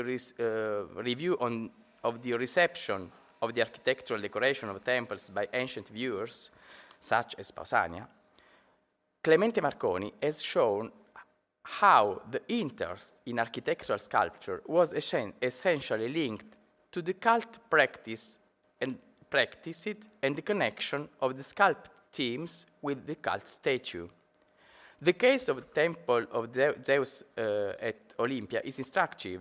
In describing its pediments, Pausanias uses the term agalma for the statue of Zeus in the eastern pediment because he interprets it as a cult statue, but otherwise the sculptures belonged to the temple and were meaningful in the overall decorative and cultic system of the building. This helps explain the case of the Temple of Ares in the Agora of Athens because the most striking, perhaps the most striking of itinerant temples with its complete set of sculptured adornment. The building was dismantled and reassembled stone by stone in its entirety with careful numbering. Its architectural decoration, which has been so masterfully reconstructed by Andy Stewart, shared the same fate as the building of which it was part. With a little reworking and repair, the architectural decoration was reassembled together with the building of which was inseparable part. The temple had an effective meaning precisely because it was also complete with its sculptural cosmos. It would serve now the needs of imperial propaganda in its new location in the Agora of Athens. Not coincidentally, it was placed in topographical pandan with another classical temple, that of Festus, similar in size and style and roughly contemporary with the Temple of Ares, which also featured an architectural decoration. The new cult statues, as Stewart demonstrated, were all taken from the classical period. In the transformation of the Athenian Agora into museum and the place of dynastic celebration, the same archaistic principles were used for other temples, even lacking architectural decoration. The imposing 5th century BC Stoa of Zeus was left intact in its classical facade, but was cut at the backside in order to accommodate twin rooms for the imperial cult. 2 new temples, erected in the same time to the southeast and southwest of the Agora, were given a classical appearance thanks to the recovery of architectural material from certain localities of Attica. This was the equivalent of reviving ancient classical statues. In Southwest Temple, marble architectural elements were used from a high classical Doric temple from Torikos, a building that had not been finished, and its columns were fluted on the occasion. In Southeast Temple, where Ionic columns from the 5th century BC Temple of Athena at Sunion were used, a colossal Pentelic marble statue from the end of 5th century BC was recovered as a cult statue. 2 large fragments of it, and possibly the plinth, remain. This itinerant sculpture, which was also replicated in Roman times, must have originally been a cult statue in itself. It was considered very appropriate of having a classical statue in a temple in which it was intended to recreate a classical style, with all the associated meanings. The same happened with the new cult statues of the Ares temple. They were old, and exactly for this reason, they could be new. This philological and almost historicist attention to materials responds to the archaistic trend of the Augustan age. In Athens, it is particularly evident due to the pivotal cultural and ideological aura of the city. Even the new buildings, such Agrippa's Odeon, actually recover the history of the place with archaistic taste. For instance, in the fact that the Odeon stands on the site of ancient orchestra of the Athena Agora. On the Acropolis, at the Erechtheum, repairs were carried out at this time, according to Manolis Corres and other scholars. They were conducted with the care of modern restoration, on a monument of high artistic value, and were accompanied by emulation, both in the architectural field, think of the Menopterus of Augustus and Rome, which imitated the Erechtheum, and in sculpture, the caryatids as a stylistic and semantic model. Some of the restorations to the Parthenon sculptures also date back to the Imperial Age. Part of the coiled snake between the figures of Cecrops and Pandrosos and the horse head from Western pediment have been judged by some scholars to be restorations from the Roman period for technical reasons. Not everyone agrees, however. In the East pediment, restorations involved sculptures on the north side may be struck by lightning, according to Williams' recent re-examination. A Gayson block was entirely replaced after being carefully replicated, some figures in the northern corner repaired, and perhaps one entirely replaced. These restorations presuppose specialized workers and the use of resources, probably derived from evergetism. They have been dated to the time of Augustus, or more recently to Nero, and thus connected with inscriptions in bronze letters in honor of this emperor placed on the eastern architrave of the Parthenon. What most concerns us is that both the repairs and inscription confirm the perception of the building as a unity of architectural and sculptural decoration that could convey both old and new meanings.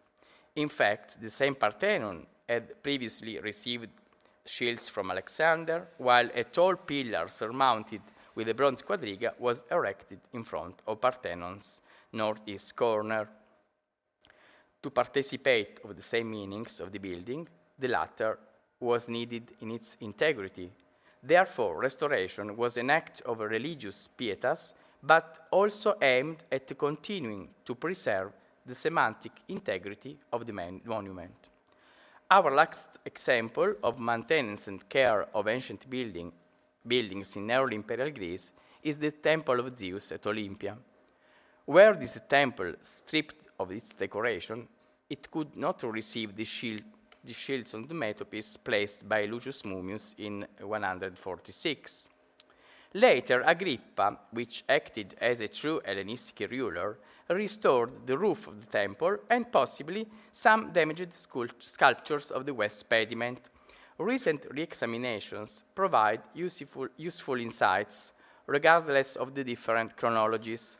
Three corner figures of the western pediment, A, B, and U, are made of pentelic rather than Parian marble and can be linked to replacement or damaged figures, while one figure, V, is imperial marble, but with the restoration element in pentelic.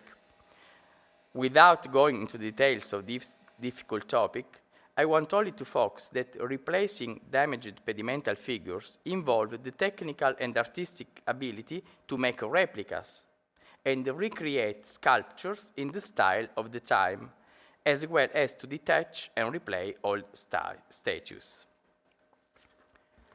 The cases of Athens and Olympia attest both a respect and philological knowledge of classical architecture and sculpture, but above all, the intrinsic consideration of buildings in their integrity. Conversely, the partial reuse of architectural or sculptural elements could refer to cases either of sanctuaries that had already been partially destroyed or abandoned, or to the removal of individual architectural elements such as acroteria, whose state of preservation at the time of the removal is unknown to us. This is not to say that the initial attitude of the Età della Conquista, Age of Conquest, as is the title of the beautiful exhibition in the Musei Capitolini some years ago, had given way to a constant respect. Think, for instance, at Augustus' removal of the cult statue of Athena from Tegea to bring it to Rome.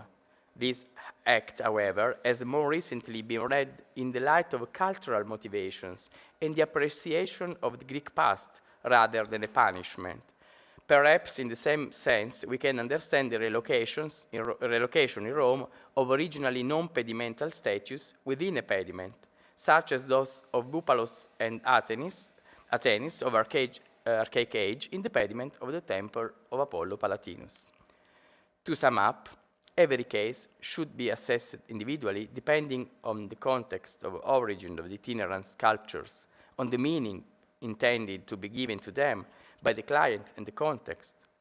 Compared to a funerary relief or freestanding sculpture, architectural decoration had a special position, belonging to the integrity of a sacred building, and it continued to retain such religious and thematic functions from classical to Roman Greece by attaching new and modern meanings to the ancient buildings.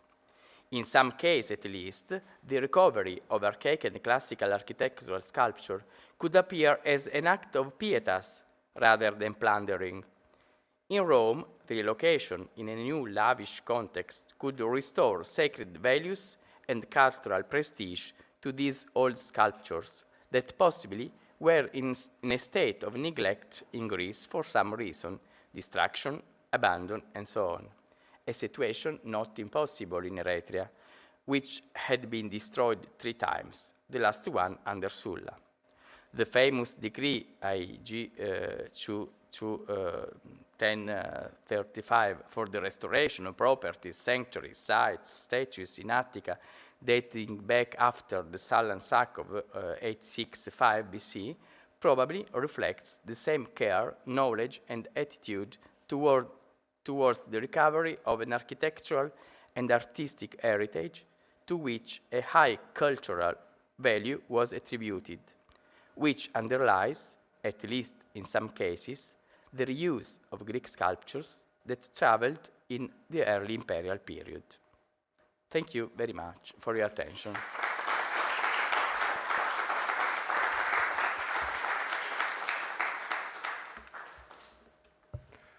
So thank you very much, Riccardo, for this very rich contribution, and you put light on other new aspects and that in some way we can integrate with the previous themes we discussed in the first section of this conference. Only there are many points very interesting. I can only summarize some. I can stress some that I found very interesting. You put an accent about the relationship between the ornamenta and the politics. Of course, this is very important, and also this your consideration of the different symbolic meaning of the use of marble and terracotta on the background of the controversy and debate at the time. And very important is also the point of the cult practice that we have to consider all these dynamics, transfer dynamics of object, of reuse on the background of the ritual practice and what is forbidden and what is allowed and so on. And of course, the many cases you mentioned and you presented, and we see also that in Greece there are the same phenomenon of the reuse, also in different times, not only in early imperial, but if I remember exactly, the southwest and the southeast are of the 2nd century, maybe or we don't know. Okay, date. But not only in the Augustan time, and so I don't want to now to go further, and I ask if there are some questions. Of course, there are. Hans Goethe. It's interesting. It's interesting to discuss that the Amazon seems to be the only or one of the very few archaic statues transferred to Rome, while most of the sculpture we know is classical. For example, we know that at Palene, the Athena Palenis, there was an archaic temple next to it. We know this from literary sources, and we know it because there is a late archaic corner triglyph preserved in the church nearby. But the sculpture which was transported and the temple architecture which was transported was the classical one. So why is one statue taken from Eretria to Rome and all the others not? They're still there in the museum. I find it interesting about, let's say, the taste of the Romans, what they were interested in, because in terms of sacrality, the archaic ones would be even more valuable. But they were not so much interested in archaic sculpture and so on. Right? Many thanks, Hans. This is you pointed out something very important, because probably in Athens, maybe there is a more classicistic taste, because think of the Roman Agora with the propylon which imitates the propylea. So probably it could depend also on the patron, on the city, on the spot, on many factors, not least the cultic ones. So in the history of Roman and Greek art, we always are used to think only on aesthetic values, on the history of art, but there are so many factors that contribute together. But yes, you're right, because in Athens, with Temple Ares, and Pavlina will tell more than me and better than me, but what Andy has showed with the reconstruction of the new statues, they are all of 5th century. Yes, there is nothing archaic, even though the cult in the original place was... in Rome, there is, maybe because they were more... this last example which I cited, the Augustus and the archaic statues in the temple of the Fastigium of Apollo Palatinus, is something very Roman, which in Greece we don't, at least from what I know, we don't see. Thank you. John, one question? Yes, thank you very, very much for a very, very rich and important lecture. I liked a lot that when you described, let's say, the potential impact of the statues, that you did not mention Greekness at all. So they were naked, or they were marble, and of course these had affordances that might have impacted, of course, the Roman context without having anything to do with Greekness. I found that very convincing. And I was wondering, because you were suggesting that, let's say, Panamint sculptures in the Italic, let's call it the Italic tradition, that they were very stylistically heterogeneous, and that over there you could have the Gleichzeitigkeit des Ungleichzeitigen. So if, let's say, the sculptures that we are discussing were a pediment after all, could that then be not a reflection of course, the Greek tradition, but the Italic tradition? The Roman adaptation. Which we would call then anchoring innovation. So it is an innovation, but you do it in a way that is already part of your own cultural tradition. Thank you. This is a very deep observation. Exactly. Might be. They modeled the new pediment in the old local, let's say, Republican way. Yes. Using marble instead of terracotta. Yes. But acting with yeah. Using all the styles. Well, then that would be, but it happened like Suzanne introduced this morning. So within this anchoring innovation project, you actually always see that innovations only become successful if there is a link between the new and the old. Because otherwise societies do not accept it. So maybe this, have a pediment like this in marble would already have quite an innovation. So if you anchor it in an older tradition, I don't know, of course, but that might be, yeah. Thank you. I have a second question. That is, I don't know. You mentioned several times semantic integrity. Mm-hmm. Yes, but at the same time, if we look at the context,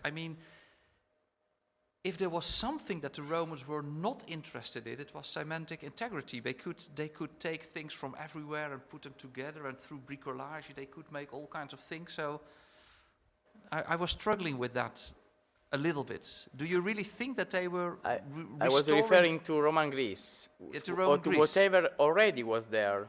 Then it was transformed. But if you peel like a building from its sculpture, for instance, Yeah.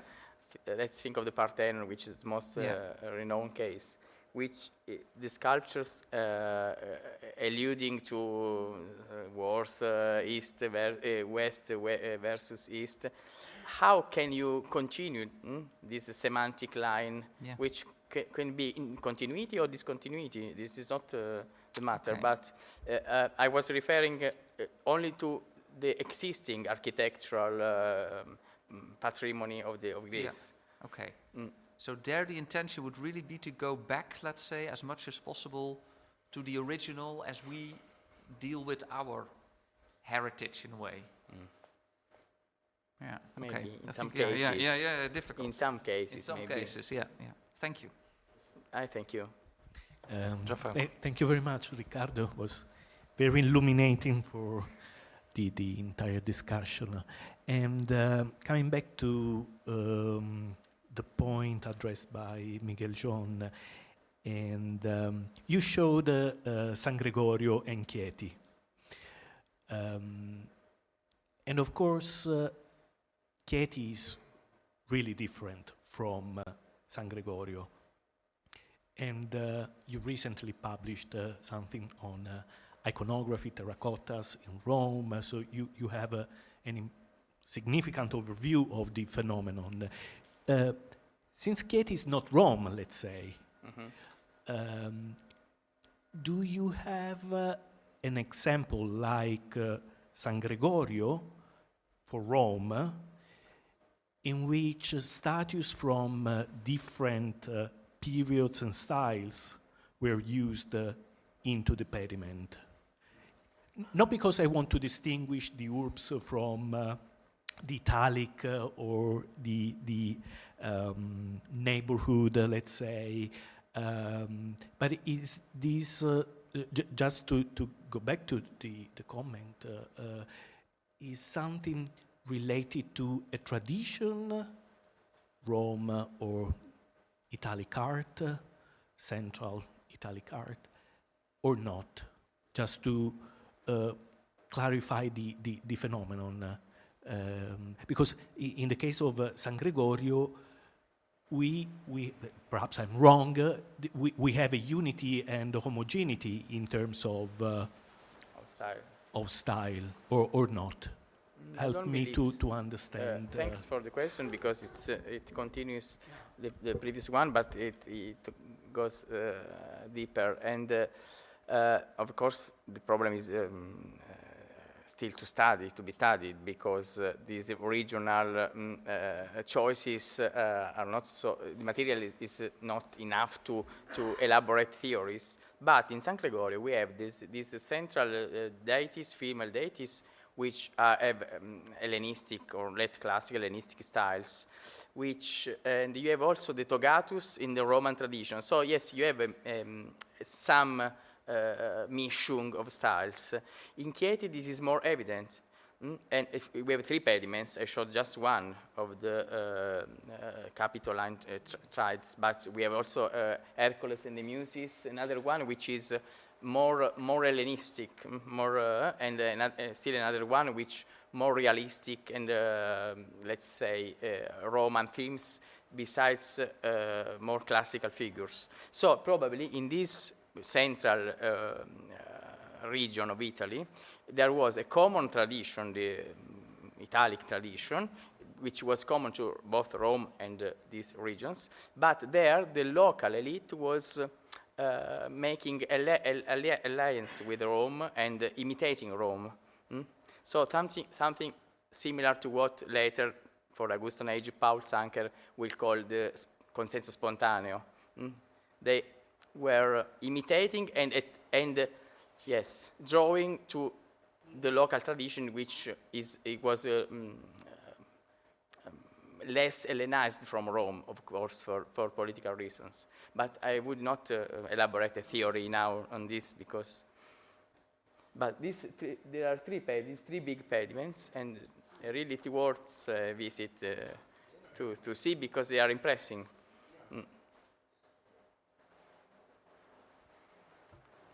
So, I would have another question, but it takes too far. We will discuss tomorrow about the restoration. It's also, you introduce a new category. You can discuss tomorrow. So we go, thank you very much, Riccardo, again. And our next speaker is Pavlina Karanastasi. From Pietas to Enforcement, Augustus' Interventions in the Religious and Artistic Life of Athens and of other regions in Greece. Thank you, Pavlina. Okay, it's not a problem. We have a lot of time. So, good afternoon to everybody. First of all, I want to thank the organizers for inviting me to this very, very interesting conference. And secondly, I want to dedicate my speech to Andrew Stewart, who passed away 4 days ago, because you will hear his name a lot of times during my speech. In the last years of the Roman civil wars, Mark Antony had managed with his policies to win over the citizens of the Greek-speaking eastern part of the already huge Roman Empire. With the accession of Octavian, later Augustus, one of the main tasks facing him was to gain the affection of the subjects in this part of the empire. Augustus' strained relations with Athens and her significant cultural past have been the subject of many studies. The statue of Athena in her sanctuary on the Acropolis, apparently the ancient wooden statue of the goddess, that turned to the west and spat blood when Augustus approached during his visit in 21 BC, is an indicative story.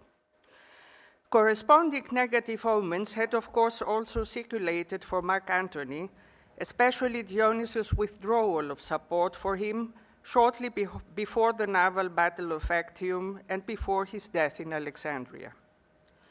It is within this framework that one must largely place the testimonies that seem to document the attempt of Augustus to revive old cults and to rebuild cult buildings in Athens and Attica, as attested from the restoration inscription the colleague showed this before from Athens, but also in other regions of Greece. This also includes the transfer of entire early buildings, mainly temples, the sculptural decoration included, and the re-erection from the ground up in a new location, the phenomenon of the so-called itinerant temples, a term coined by Homer Thompson. Most examples of this last phenomenon concern the Agora of Athens, where the Temple of Ares, the southwest and southeast temples, as we heard, the altar of Zeus Agorois, and later the temple of Aphrodite Urania, not on the plan, were also treated. Of this, in this talk, I will deal only with the temple of Ares. I will then examine some other cases indicative of a policy of reuse as applied in the broader Greek world, which often oscillate between pietas and enforcement. Most important of all and best known is certainly the case of the Temple of Ares. Excavated in 1937 and identified based on the description of Pausanias, this structure has proved of particular interest to researchers who often come to different conclusions. The main observation to be made is the fact that the foundations date from early Roman times. All the other architectural structural elements come mainly from a classical period building, but bear the carefully engraved mason's letters from the age of Augustus. At the same time, parts of the Sima apparently come from the temple of Poseidon in Sunion, while there are also some architectural members that date from the time of the temple's reconstruction, of Augustus' time. The altar was also moved. The altar, you see it on the right, yes. The altar was also moved, but belongs to the 4th century. The temple was restored as a Doric hexastyle amphiprostyle in Antis, measuring some 16 to 35 meters with a height of 10 meters. In terms of its design and dating, it is very close to the temples of Hephaestus, of Poseidon and Sunion, and that of Nemesis at Rhamnus. It has been dated to between 440 and 425 BC, in the structures linked to the Periclean building program outside the Acropolis. Previously, it had been assumed that the temple had been moved from Acharnai, the only deme with an attested worship of Ares. Thanks to the discovery of the foundations of a temple at Stavros, ancient Palene, at the north end of Mount Hymettus, and the research works of Manolis Korres and Hans Ruprecht Goethe, today we know that it was once the temple dedicated to Athena Palenis in the deme of Palene. The temple seems to have had rich sculptural decoration, which was moved with the building. The most recent study of the building sculptures was, not is, as I had written, by Andrew Stewart, in 4 consecutive articles starting from 2016, the last one in Hesperia 2022, very recent. Although not all his arguments are convincing, most valuable is his effort to recover the Periclean program of the temple as a whole: acroteria, pedimental sculptures, metopes, and relief frieze, from which he believed that Apollo was originally worshipped there too, not only Athena, but Apollo. He also investigated the changes brought about by the Augustan phase of its existence. I will limit myself to a very short presentation here of his findings. On the eastern pediment of the temple, Athena with Theseus in combat against the Palantides. There were the 50 sons of Pallas, younger brother of Aegois, king of Athens. On the western pediment, Athena is again present at some event, with spectators reclining in the corners, among them Heracles. Of the metopes of the facades of the building, on the facades of the building, the eastern side shows the conclusive defeat of the Palantides by Theseus, and on the western side, the Athenian Amazonomachy. On the porches, outside the cellar walls, are friezes with figures in particularly high relief. In the eastern one is shown, after Stewart now, is shown the introduction of the worship of Apollo to the sanctuary, and in the western, a double sacrifice to Apollo Pean and to Athena Palenis.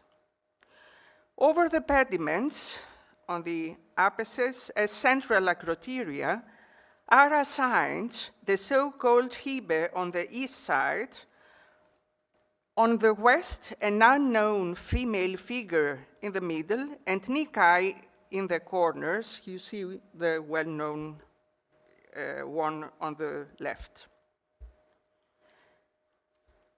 The changes assigned to the time of Augustus and associated with the transfer of the temple comprise the addition to the eastern side of the 2 corner acroteria depicting Nereids of the turn from the 5th to the 4th century. The pendant of the figure from the Agora on your left is an upper torso in the Naples Museum of unknown provenance on the right. The second change was the placement inside of the temple of the statues mentioned by Pausanias, namely the Athena of Locros, the Ares of Alcamenes, and 2 statues of Aphrodite. You see on the slide a reconstruction using a statue of Athena on the left, based on the torso of the Agora, this is on the left, And a free copy of the statue, which was found in the Temple of Alat in Palmyra, but is now destroyed by the people of ISIS, yes. A copy of the Ares Borghese, not the original statue, because it was no more in Athens or something like this, attributed to Alcamenes, which was found in several pieces at different places around the Temple of Ares, and two more statues that apparently depict the goddess Aphrodite and have long been associated with the Temple of Ares by Evelyn Harrison. It is obvious that this reconstruction of the temple's sculptural decoration raises a great many questions. It would take a whole conference by itself to discuss them. Without a doubt, however, the dismantling, transport, and re-erection of a building slightly larger than the Hephaestion was an unprecedented, difficult, time-consuming, and particularly demanding task in terms of money and qualified staff. Regarding the mastermind behind it, the sources remain in silence. It is certainly no coincidence that the temple was dedicated to Ares, a deity who in the Augustan area held great importance as Mars Ultor.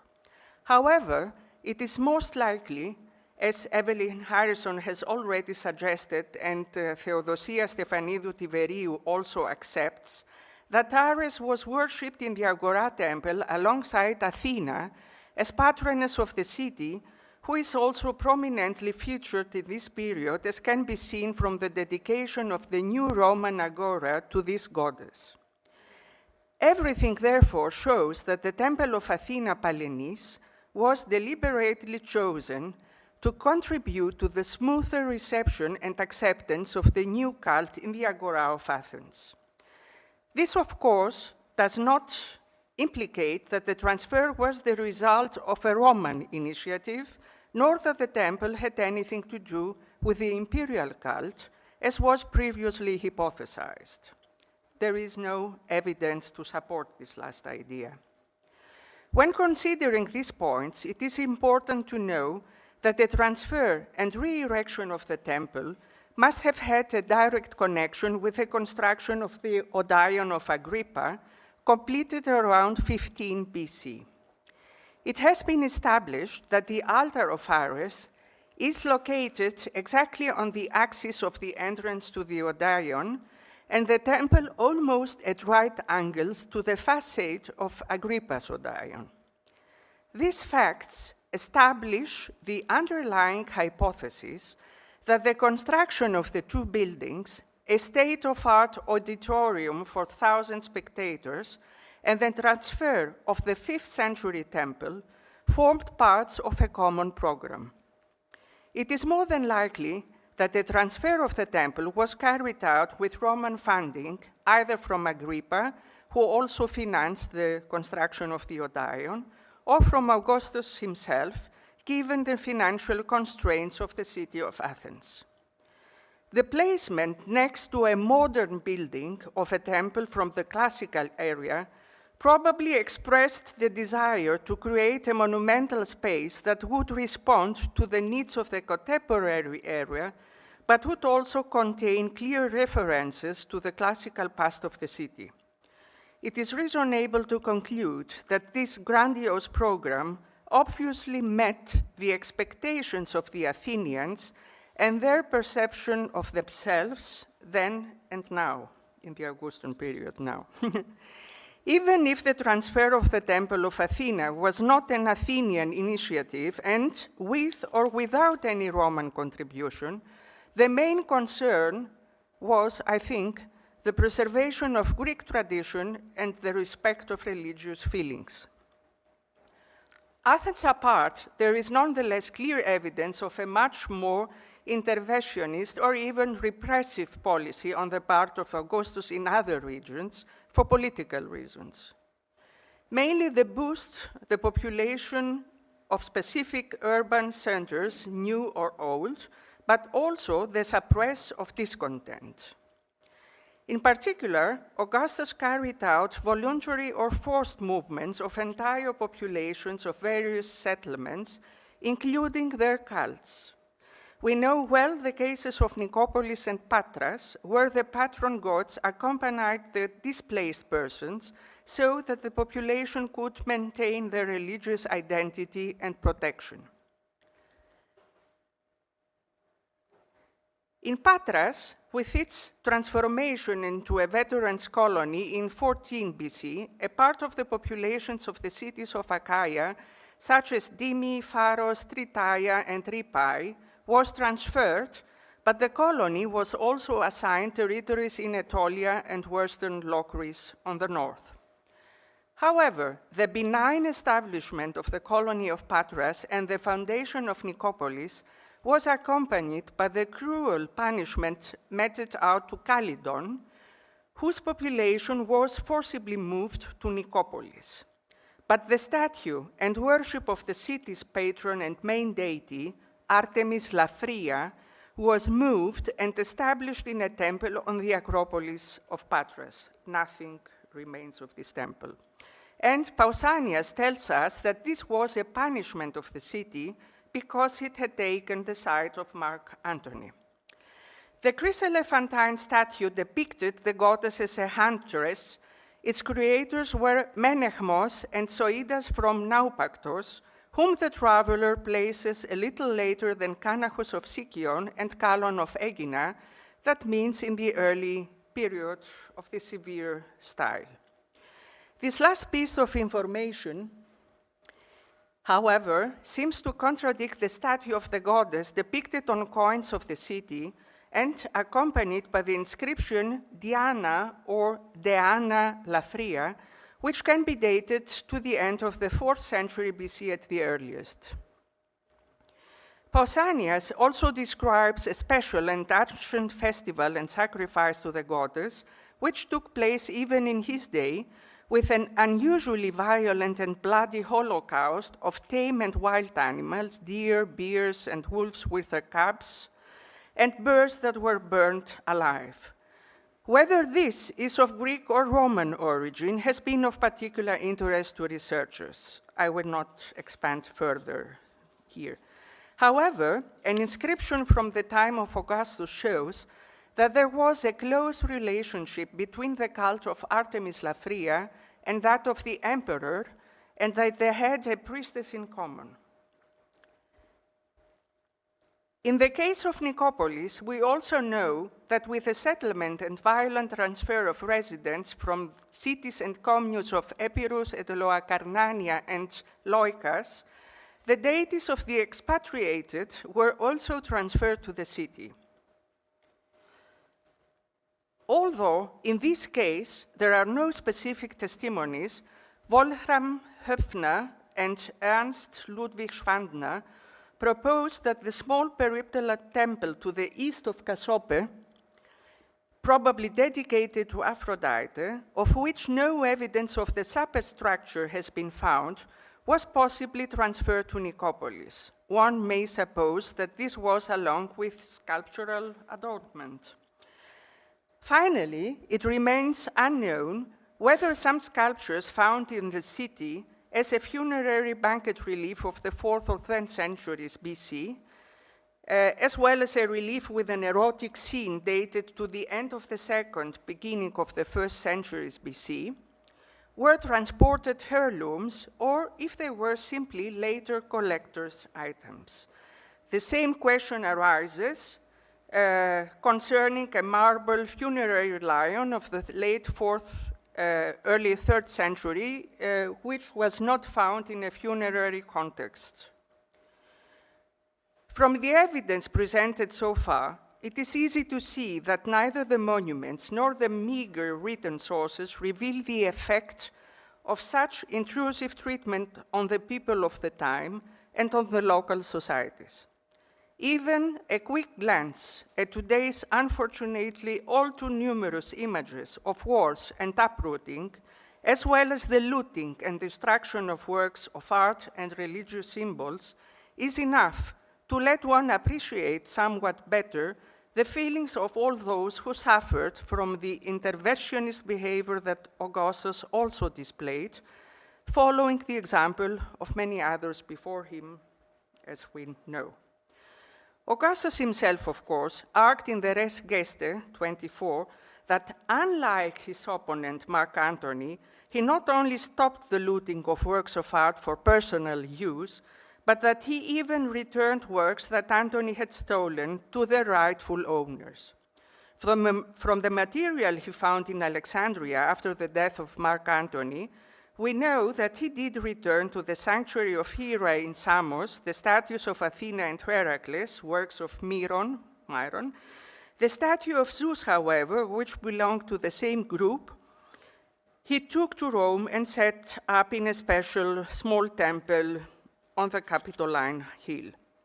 To Ephesus, he gave back an Apollo, also the work of Myron, and a Troition in the Troad, the statue of Ajax that Antony had snatched from his tomb and carried off to Alexandria.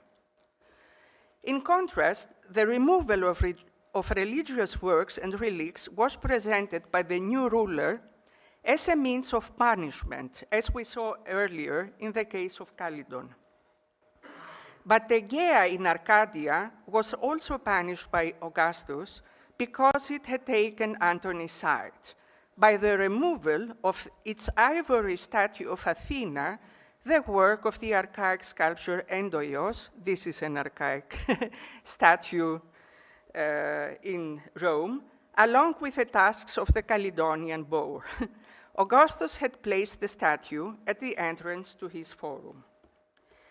Taking all these events into consideration, I will conclude my talk with the account of a statue from Iria in Naxos. This possibly shows us an initiative on the part of the local society to express its opinion on the current political situation. It concerns a curious torso found inside an old archaic temple, probably dedicated to Dionysus. The breastplate has as its main decorative theme the punishment of Dirke, a myth often depicted on Augustan seal stones as a symbol of the punishment of hubris, as we can assume. Below is the struggle of Heracles with the lion of Nemea, and on the broad pteryx beneath the breastplate is in Dionysus with a thyrsus and a panther. Before I continue, let me briefly remind you of the story. Dirke, wife of Lycos, king of Thebes, was punished by the sons of her niece Antiope, that is Amphion and Zethos, because of the mistreatment their mother suffered from her and her husband. Instead of tying Antiope to a wild bull intended for sacrifice to Dionysus, as Dirke had commanded them, they instead tied her to the bull, which dragged and trampled her to the death on its maddened course down the Kytheron. The main scene on the breastplate is based on a famous Rhodian work of the Hellenistic times by the artists Apollonios and Auriskos from Tralles, which was located after 39 BC in the Atrium Libertatis of Mark Antony's personal friend Asinius Pollio in Rome. We see the Severan copy on the right. The Farnese bull, yes. This group, of which Pliny speaks with admiration, seems to have been seized after the destruction and plundering of Rhodes by Cassius in the year 42 BC. After the defeat of the assassins of Caesar at Philippi in the same year, Mark Antony, now having sovereign rights over the possessions of the vanquished, gifted the statuary group of Dirke's punishment to his friend Asinius Pollio. At the same time, wanting to compensate Rhodes for the destruction it had suffered at the hands of Cassius, he granted it, as the sources tell us, the islands of Paros, Naxos, and Tinos, and also the coastal city of Mygdos in Caria. Augustus, however, soon after gaining the upper hand, removed them from the dominion of Rhodes, claiming that Rhodes exercised too harsh a rule. The main excavator of the temple and this statue, Vasilis Lambrinoudakis, based on the iconography and on Mark Antony's close relationship with both Heracles and Dionysos, attributed the statue to him. And when, almost a year later, he found, alongside the left hand of the statue and the female statuette it held, an inscription that explicitly referred to Augustus, Tote oi Caesari, he argued that the original statue of Antony was transformed after the latter's damnatio memoriae into one of Augustus. I believe, however, apart the fact that there are no signs of reworking, that the statue was from the start that of Augustus, a view also supported by Ingrid Laube in her thesis on early Roman cuirassed statues. In particular, one may well consider that the subjects depicted on the cuirass are equally suitable for Augustus, who, as another Heracles, defeated the lion Antony and was compared to Dionysos and honored with him as his synaos, following the tradition of Hellenistic rulers, while the punishment of Dirce refers to the infamy of Mark Antony and to his just punishment. The last argument, however, does not answer satisfactorily the question of why the Naxians, a small insular community, chose such a complicated sculptural theme in order to depict the punishment of hybris. In the light of the historical evidence I mentioned above, and if it is true that the statue from the start represented Augustus, then one has to assume that the subject of the punishment of Dirce was a theme consciously chosen by the community of Naxos in order to honor the victor of Actium and the new Roman ruler, primarily as a benefactor and liberator of their island from the Rhodian yoke, and to condemn the abusive and cruel behavior of Rhodes alongside that of Mark Antony. Finally, taking into account the multiple layers of reading this quite pointed piece of sculpture, it is worth asking whether the decoration of the cuirass might not also have been an allusion to Augustus' propaganda of his views against looting sanctuaries and against the theft of works of art. Thank you very much.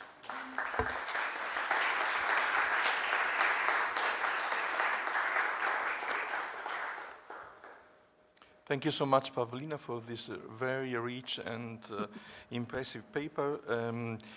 You put, again, light on all the context and all the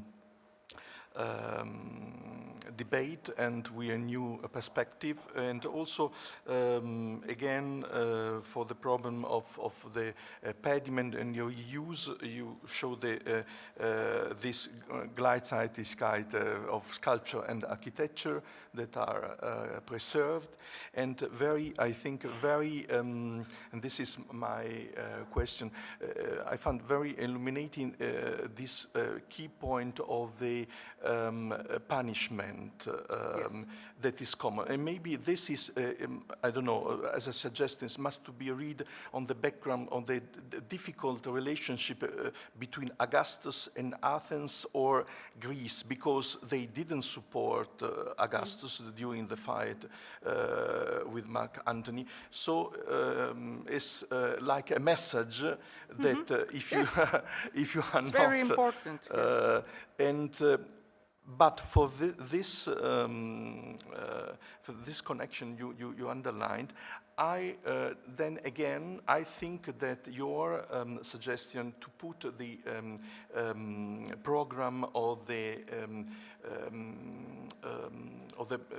temple, Ares Temple project to dismantle and to rebuild, to put this in connection with Agrippa stay in Athens and Agrippa program of the Odeon, maybe... This is, I'm sorry, this is not my proposition. Oh, this you yes, mentioned.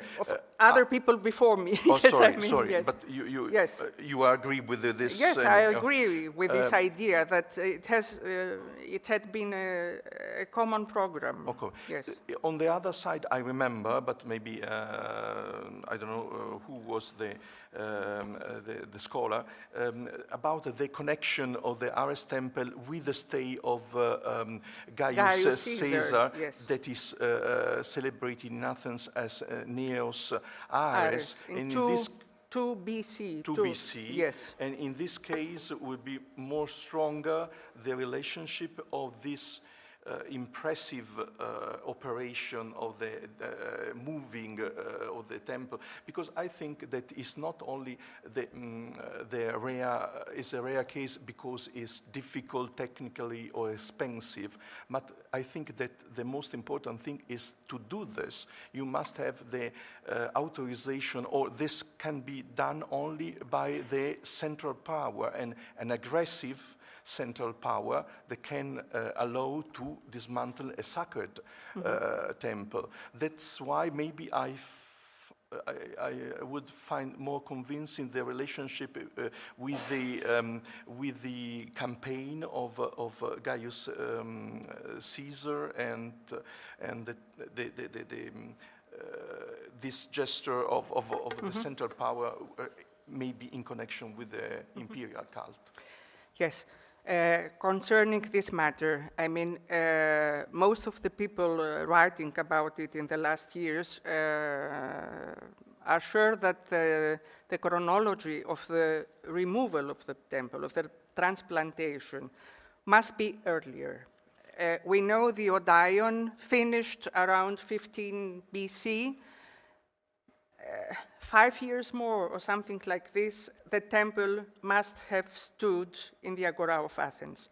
The visit of Gaius is in 2 BC, it's later, and they suppose that there was no time to make such a big program knowing about the visit of Gaius. There is no time. And I find it very convincing that it must have been a common program.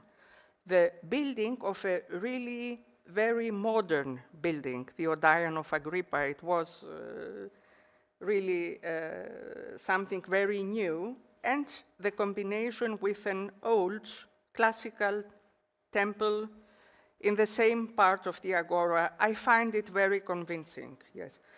And we have all these alignments. The facets of the Ares temple correspond very well with the angles of the Odeon, and the porch of the Odeon is looking directly to the altar of, yes.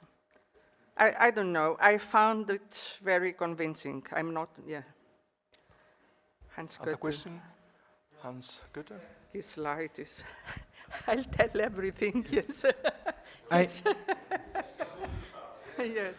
I agree very much with your idea and chronology. I think that's clear. It's an Augustan chronology, an early Augustan chronology. I would like to add that such transport of temples could have different various reasons. For example, the one from Torikos first was a double stoa. Of course, a stoa can be a temple, can be sacred, but usually we don't think so. And it turned out to be a temple. The other one was a very special kind of architecture in Sunion, but on the Agora, it was a prostyle temple. So it could change the form as well. Yes. So the Ares temple is special, as it is one-to-one a transport, including the sculpture, including the acroteria, everything on top of a new foundation. Because the foundation stayed in Palene. Fortunately, it did. Otherwise, we wouldn't know. and very carefully done, because in Palene they didn't find one piece of the marble, I think, superstructure, right? of the superstructure, So yes. it can be done very carefully, other than in Apollonia. If I may add something, for example, of the temple of Artemis Laphria in Calydon, the temple is excavated, but we have only the substructures of the temple, no piece of the superstructure, and possibly from Calydon came the sculptures you showed, or I don't know, yes. And in Casope, the small temple, we have the fundaments of the temple and nothing more. That's very interesting. I mean... This one question from John. Yes, thank you very, very much for a very rich lecture. I was not so much aware that there was this whole discourse between, let's say, Augustus and Mark Antony about giving back statues. And I want to underline this because this shows again how normal it was for statues and for all kinds of things to be itinerant. So that you can use it as a frame to show that you do things different. This is fascinating. Yeah, that's why I wanted to point to this matter, because it was, Augustus claimed it was a kind of punishment when he took things away. What was very normal for the people before him, and especially for Mark Antony. Yeah, great. And in Res Geste, he tells explicitly, not the one against whom I fought before, not by name, not even the name of Mark Antony is mentioned, yes, but the one I fought before, yes. Yes. Yeah. And just a very small, because I didn't understand, you said in front of his house, Augustus had placed a statue? Not in of his forum. Of his forum. In the entrance of his forum, the statue of the Athena of Endoios, who he had taken from Tegea, from the temple of Tegea. Okay, thanks. Together with the tusks of the Caledonian boar. Yeah, it was the forum, yes, sorry. So one question from Jene Pfeiffer. Just a small question on the Panzer statue. Could you elaborate a little bit more about the iconography, because it is a Panzer statue. Yes, it was very short. Right. It is a Panzer statue, and Augustus more or less avoided Panzer statues because well, at least we don't have many preserved of Augustus in Panzer. So how does the sort of overall iconography of the statue tap into the image of the Panzer? Yes. Let's start from the beginning. The statue was found in a temple, together with another cuirassed torso, but the other is simple without decoration, yes. And that means it was a very important person. I mean, that's why Lambrinidakis thought on Mark Antony. And he saw the iconography. We have the punishment of Dirke as main subject. Why in Naxos? Why in a temple? And this is a question which Lambrinidakis couldn't answer so good, I think, because he thought it was a mention of Mark Antony and Rhodes. But why? It would have been a very cruel, yes, a very cruel policy of Mark Antony to show in Naxos himself, or as the one who gave the statue of Rhodes to Asinius Pollio, his friend, and why in Naxos, yes. And I think the Naxians have chosen this subject because they wanted to show that Augustus has freed them from the yoke of Rhodes. Yes, and then the two other subjects, Heracles and the Lion of Nemea, Lambrinidakis told, we know that Mark Antony showed himself as another Heracles, but the same we have in the period of Augustus, and Mark Antony was a lion. And it could be a mention of the battle between Heracles against the lion Mark Antony. Yes, that's the argument of Ingrid Laube, and I agree with this, yes. And on the on the bottom, we have Dionysos on one pteryx of the Curas. I mean, why Dionysos? Yes, Mark Antony had to do with Dionysos, but I mentioned at the beginning the withdrawal of support to Mark Antony of Dionysus in the last months before his death in Alexandria.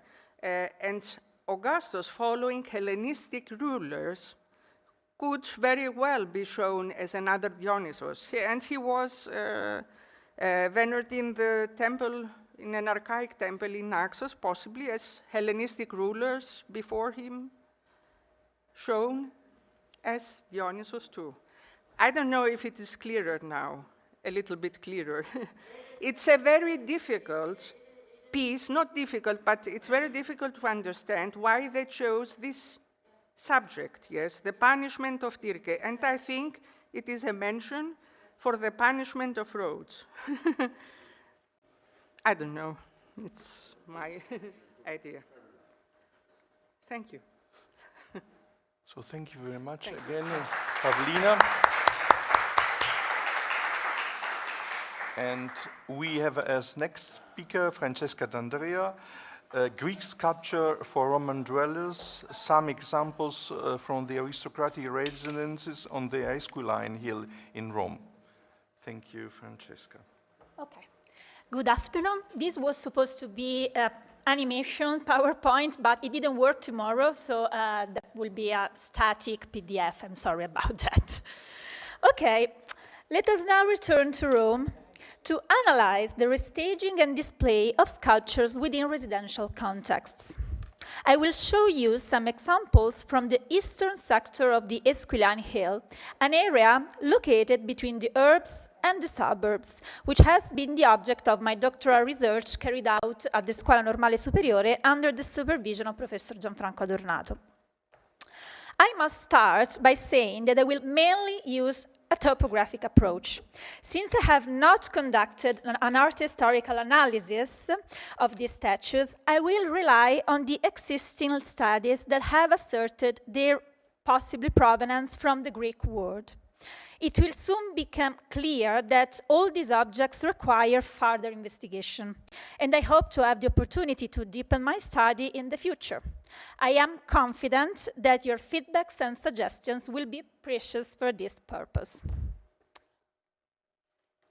Okay. My goal today is to bring these objects back to their original contexts in order to speculate about the appearance, the function, and the meaning of this display setting. We will start with a brief topographic overview to introduce you the study area. Attention will then be turned to the private residences located here, focusing mostly but not exclusively on the discovery of Greek statues. Lastly, I will discuss the sculptural programs in order to explore the ways in which products of art brought to or produced in Rome fit together these exhibition spaces.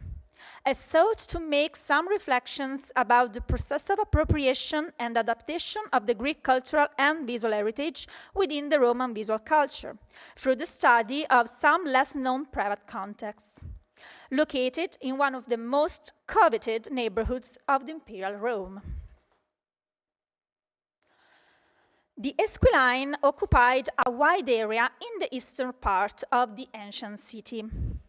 Throughout the Archaic and the Republican period, the eastern sector of the hill, outside the so-called Servian walls, looked like a countryside occupied by tombs, sanctuaries, and aqueducts. The first substantial changes came with the closest supporters of Octavian, Maecenas and Agrippa. The former reclaimed land from the graveyard to build his own new residential complex, the famous Horti Maecenatis. Agrippa built the Aqua Iulia and renovated the existing aqueducts, and so did Augustus 2 decades later. Following this, a new multifunctional landscape developed far beyond the old Republican walls, within the new Reggio Quinta Esquilie, housing commercial and storage areas, aqueducts and tomb, lavish gardens, and residences. This neighborhood maintained its vibrant nature until the late antiquity.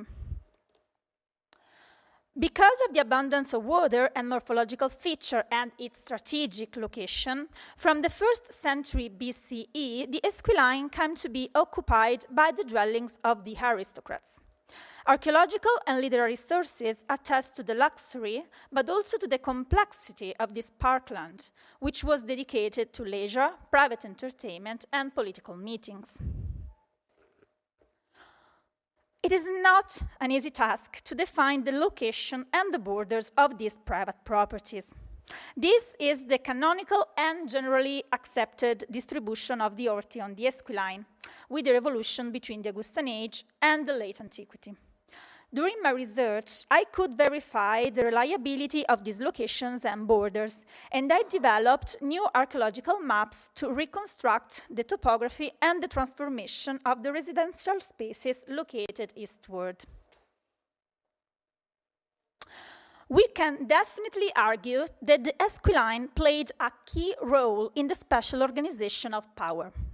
At the beginning of the 1st century CE, the eastern sector of Rome was massively in the hands of Augustus's most trusted men. We can put on the map the properties owned by Maecenas, Lamia, Lollius, Statilius Taurus, perhaps Aruncius. Literary and epigraphic sources give us information about these owners, but we can easily assume that the number of these private properties should have been definitely higher. The princeps and his successors were conscious of the economic and political potential of the Esquiline, thus explaining the interests of the emperors in controlling and acquiring this area through voluntary donations or forced expropriations and murders. If, with Augustus, the beneficiaries of land allocations were his political supporters, during the Julio-Claudian age, the emperor's most trusted man became the imperial freedmen. This was the case of Pallas and Epaphroditus, who benefited from their proximity to the emperors to acquire honors, power, and wealth, including the privilege of possessing residences on the Esquiline. By the end of the 1st century CE, all these properties were gradually included within the emperor's patrimony, which covered most of the hilltop during the 2nd century CE. New changes occurred with the Severan Age, when the land seems to have been split among new and mostly anonymous individuals. What can be said about the appearance of these dwellings? Archaeological excavations uncovered the remains of extremely luxurious buildings, and we can still admire the outstanding sculptures originally exhibited in these spaces. I would like to show you now some less considered case studies from the eastern sector of the Esquiline. In 1882, a beautiful nymphaeum adorned with sculptures was found during the demolition of a section of the Aurelian walls near Porta Tiburtina. The nymphaeum consisted of a wall 28 meters long and 2 meters high. It was connected directly to the aqueduct and filled with niches decorated with shells, tesserae, and glasses. Inside this colored and shiny scenography, dated between the late Republican period and the beginning of the Empire, ancient viewers could admire statuettes displayed inside the niches. It is quite interesting to mention Rodolfo Lanciani's account. The nymphaeum was incorporated within the fortifications, and the sculptures inside the niches were protected with soft sand. Apparently, Aurelian's architects worked hard to preserve the statues, which were clearly still on stage at the end of the 3rd century CE, 3 centuries later, the construction of the Nymphaeum.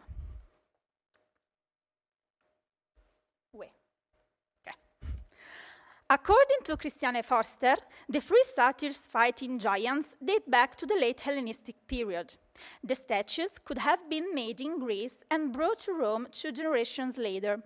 Their first location and function are impossible to know, but we cannot exclude that this group was made and acquired from the very beginning for the decoration of a private garden. Once exhibited within this Nymphaeum at the very edges of the city, these statues took part in a new heterogeneous group of marbles from different subjects and styles. The dancing muse and the statue of an athlete were also displayed here, together with 2 other sculptures mentioned in the excavation diaries, but lost soon after their discovery. The former is a statue of a seated woman, recognizable quite precisely with the Hellenistic type of the seated Aphrodite Anadyomene. The latter was the figure of a childlike Hermes, which, according to the description, was a replica of the Herbach type. Additionally, a sculptural group depicting a panther fighting a boar was discovered nearby. It represents a typical example of a garden sculpture, possibly belonging to the same display setting. The second context that I want to discuss is located behind the Church of St. Eusebius. In 1875, near the site where the Kippus and the Fistula mentioned in Statilius Tarrus's properties were found, archaeologists discovered some opus reticulatum walls with niches and a squared fontaine, presumably the remains of a courtyard dating to the early empire. This building appears to have been renovated and extended in the following centuries.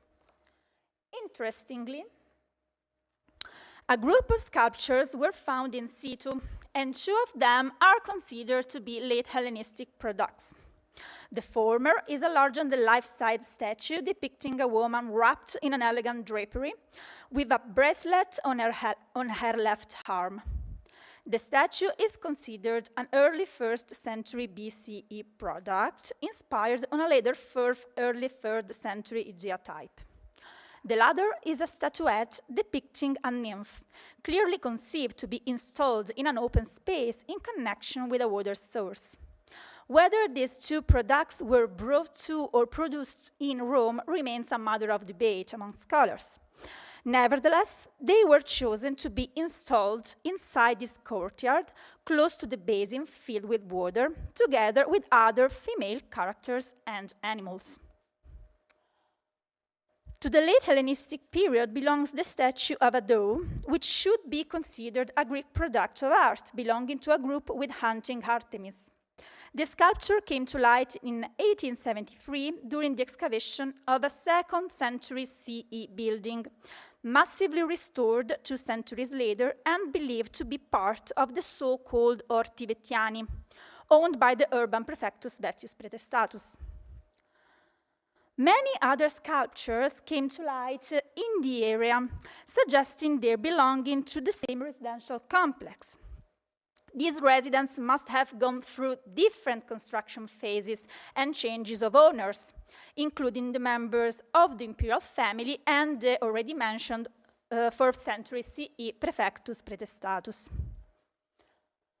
Definitely harder is to define the context of another statuette, labeled as a 2nd century BCE Greek product. The statue was discovered in 1875, a few meters away from, once again, the Church of St. Eusebius. The female figure is depicted with her left leg brought forward in the act of walking. It wears a peplus down to its feet, bound below the breasts by a belt. The object certainly deserves further study. To date, it has been suggested the identification with an Acroterian statue placed at the top of a temple pediment in the 2nd century BCE, and subsequently brought to Rome to be restaged on the Esquiline. Excavations carried out in the area, extending between the already mentioned contexts, uncovered hundreds of sculptural fragments.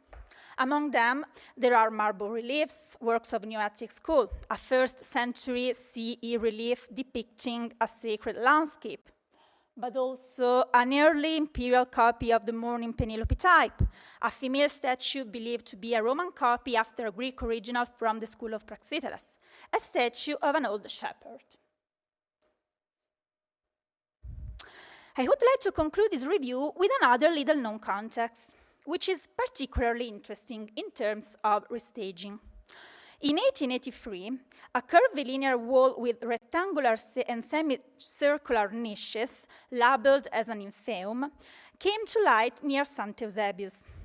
This structure belonged to a sanctuary datable to the Severian period, mostly but not exclusively devoted to the cult of Dolicanus. Archaeologists found in situ, inside the niches, 2 statues depicting Serapis and Isis, both dating between the end of the 2nd and the beginning of the 3rd century CE. Additionally, a 3rd sculpture was displayed within the nymphaeum. This female statue clearly differs in size, style, quality, and chronology from the others, thus suggesting its previous provenance from another display context, perhaps a private setting from the area.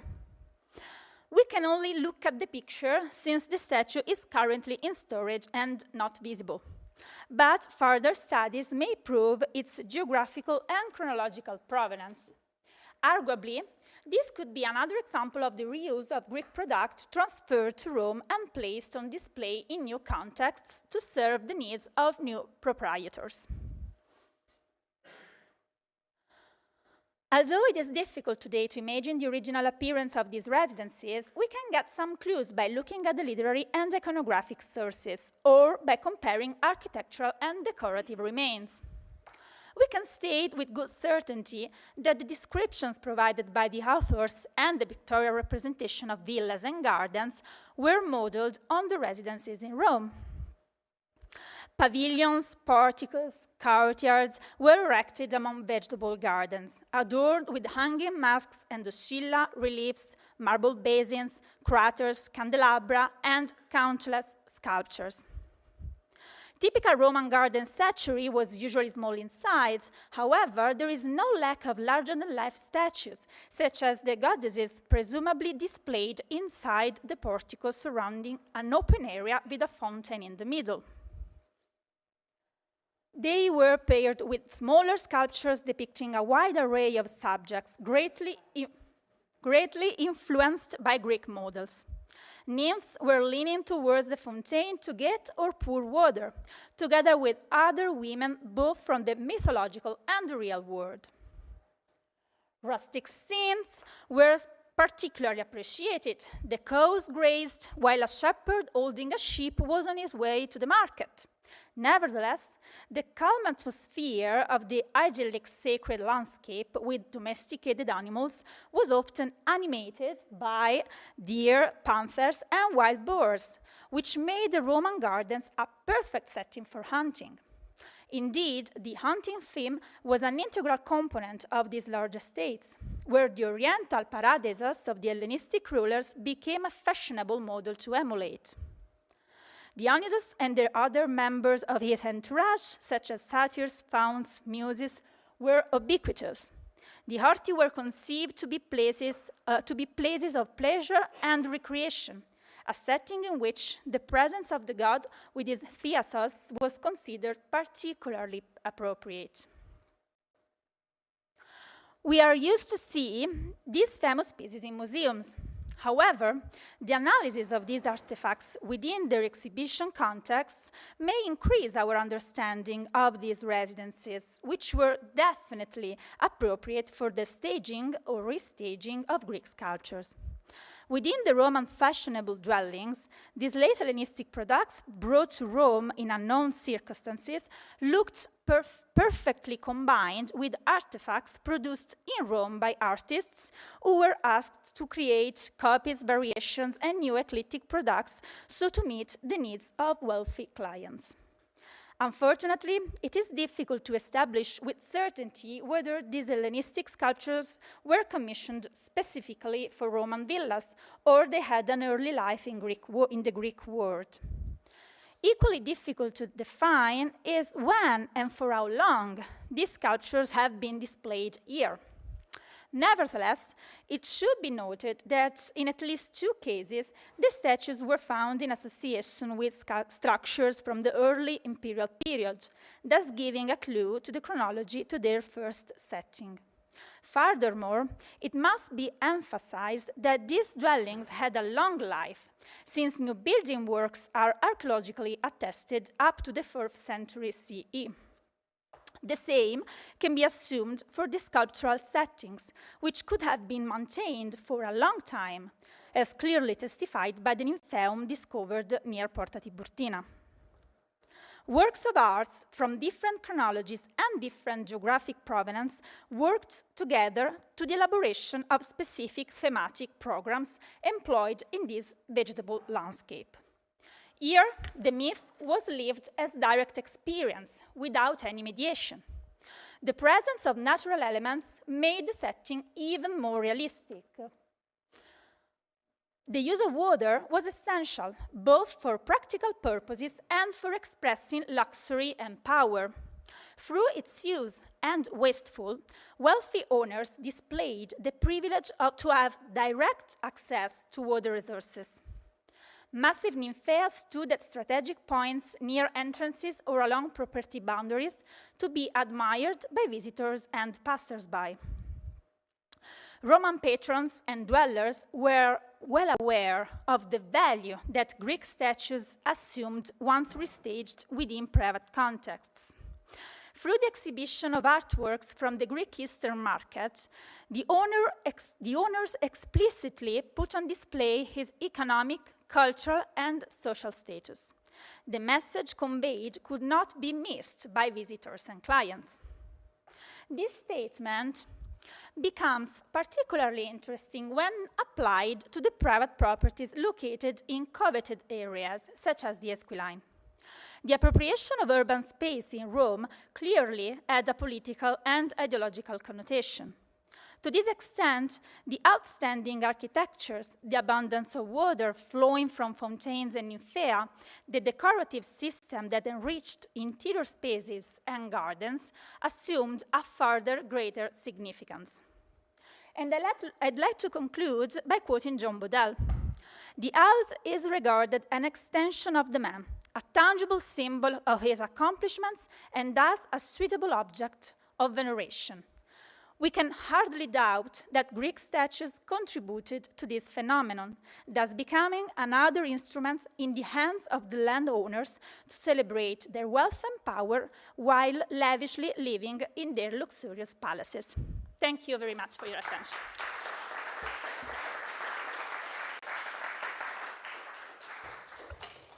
So thank you very much, Francesca, and congratulations for your PhD thesis. This is the result, because I think you present a different landscape in comparison with the previous papers, and I think it is a strange landscape. It's very difficult to define on topographical and archaeological point of view.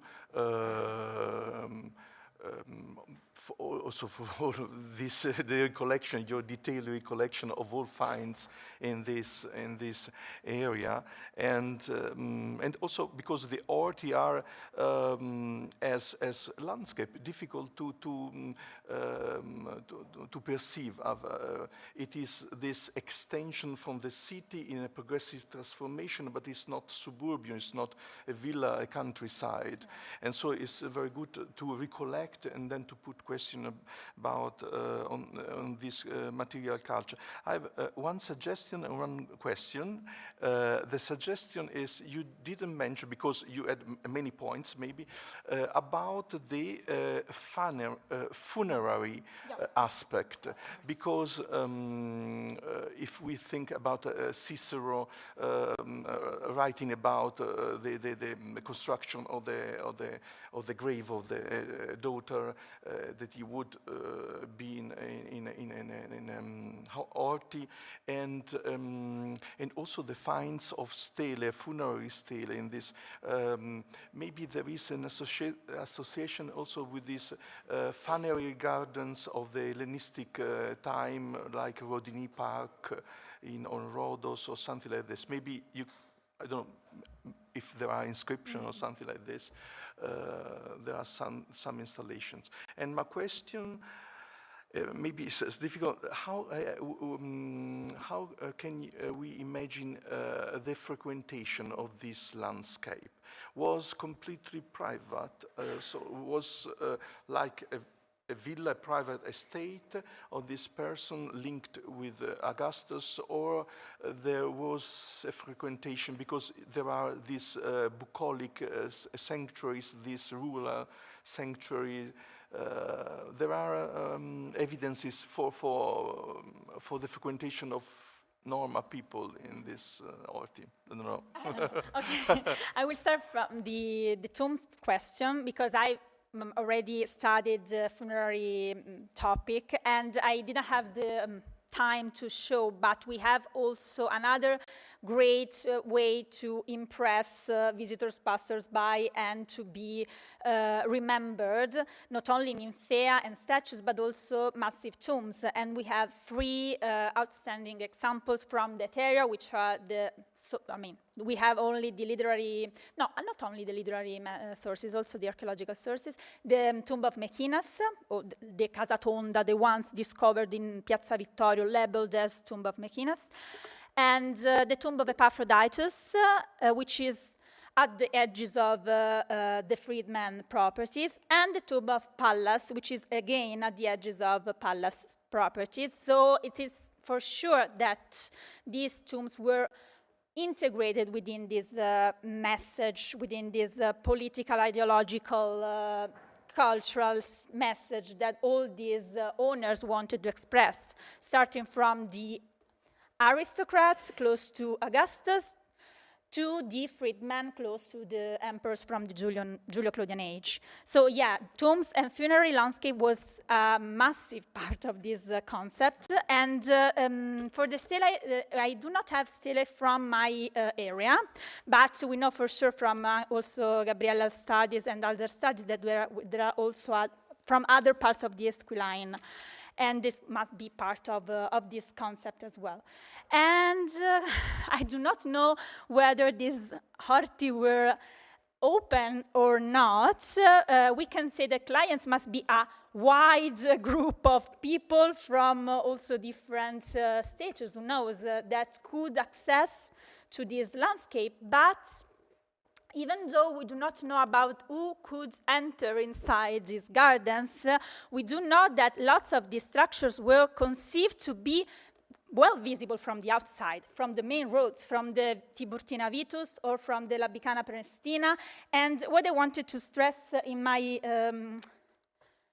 reconstruction, I used this map, which is Brocchi's map from the 1840s, more or less, and which is the only map that we can use for the morphological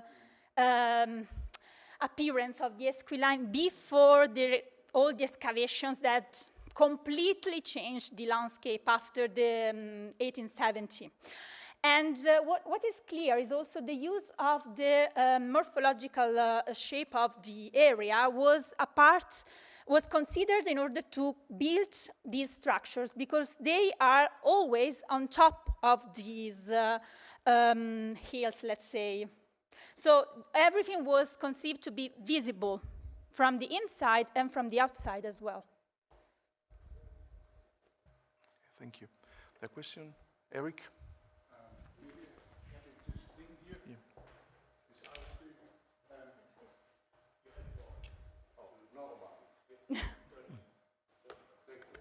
Well, I worked a little bit on the Esquiline as well already some decades ago and suggested that some of these properties were given, well, within brackets, of course, given or forcibly given to emperors. For example, Nero got a lot of these properties in the 60s, so in the time as he was constructing his Golden House area, which is maybe larger, maybe it's a little bit smaller. That's indeed also a point. So maybe the point of the emperors is to be dated a little bit earlier.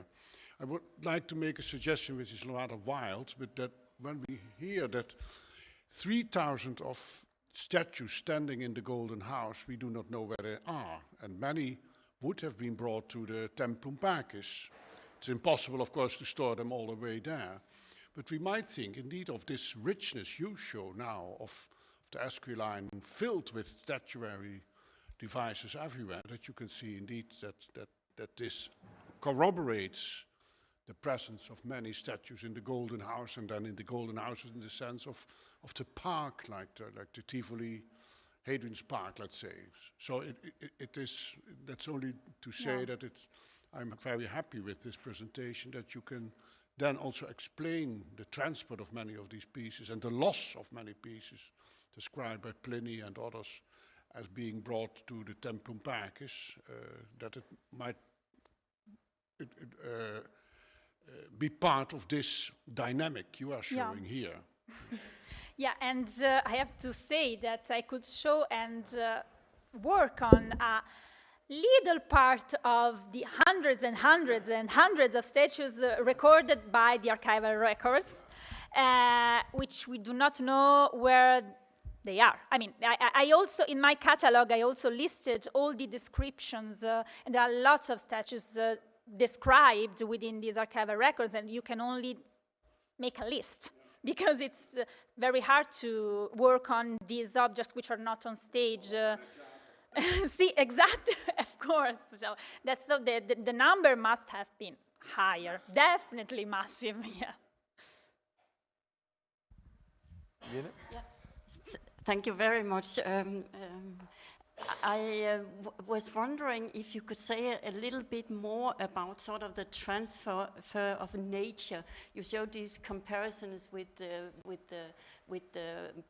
paintings from the Gulf of Naples, from different villas and houses, and Roman villas usually have a huge landscape, but we are now in city mansions. I know that the Horti, I know that there is some land around, but could you say a little bit more about the transfer of nature into a more confined place? Water is obviously an important element here. Do we have more evidence of that?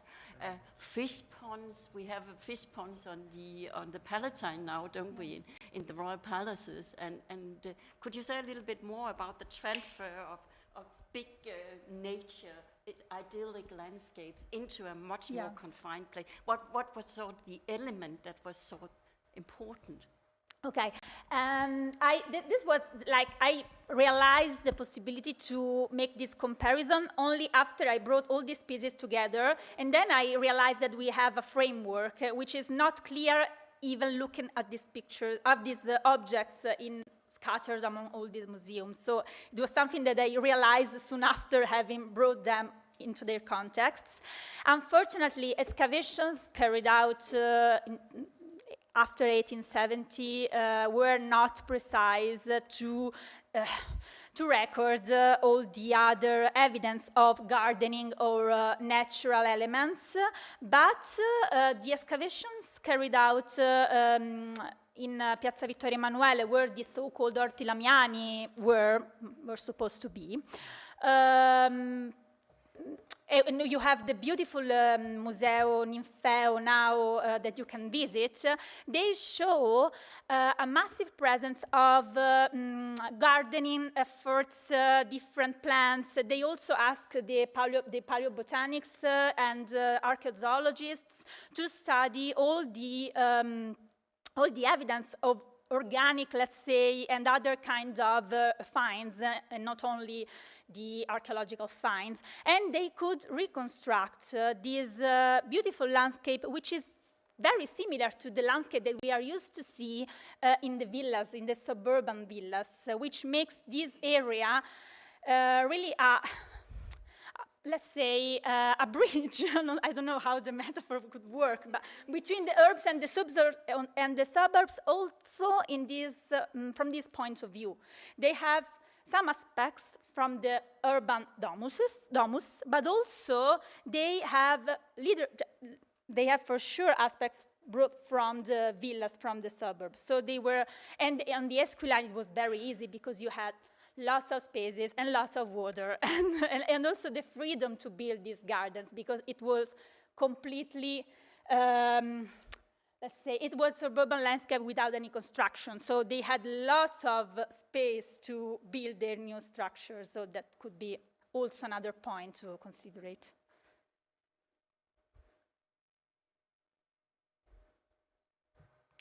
So I think now it's time for coffee break, and I ask Gianfranco. Me l'ero dimenticato. Thank you, Francesco. Sorry.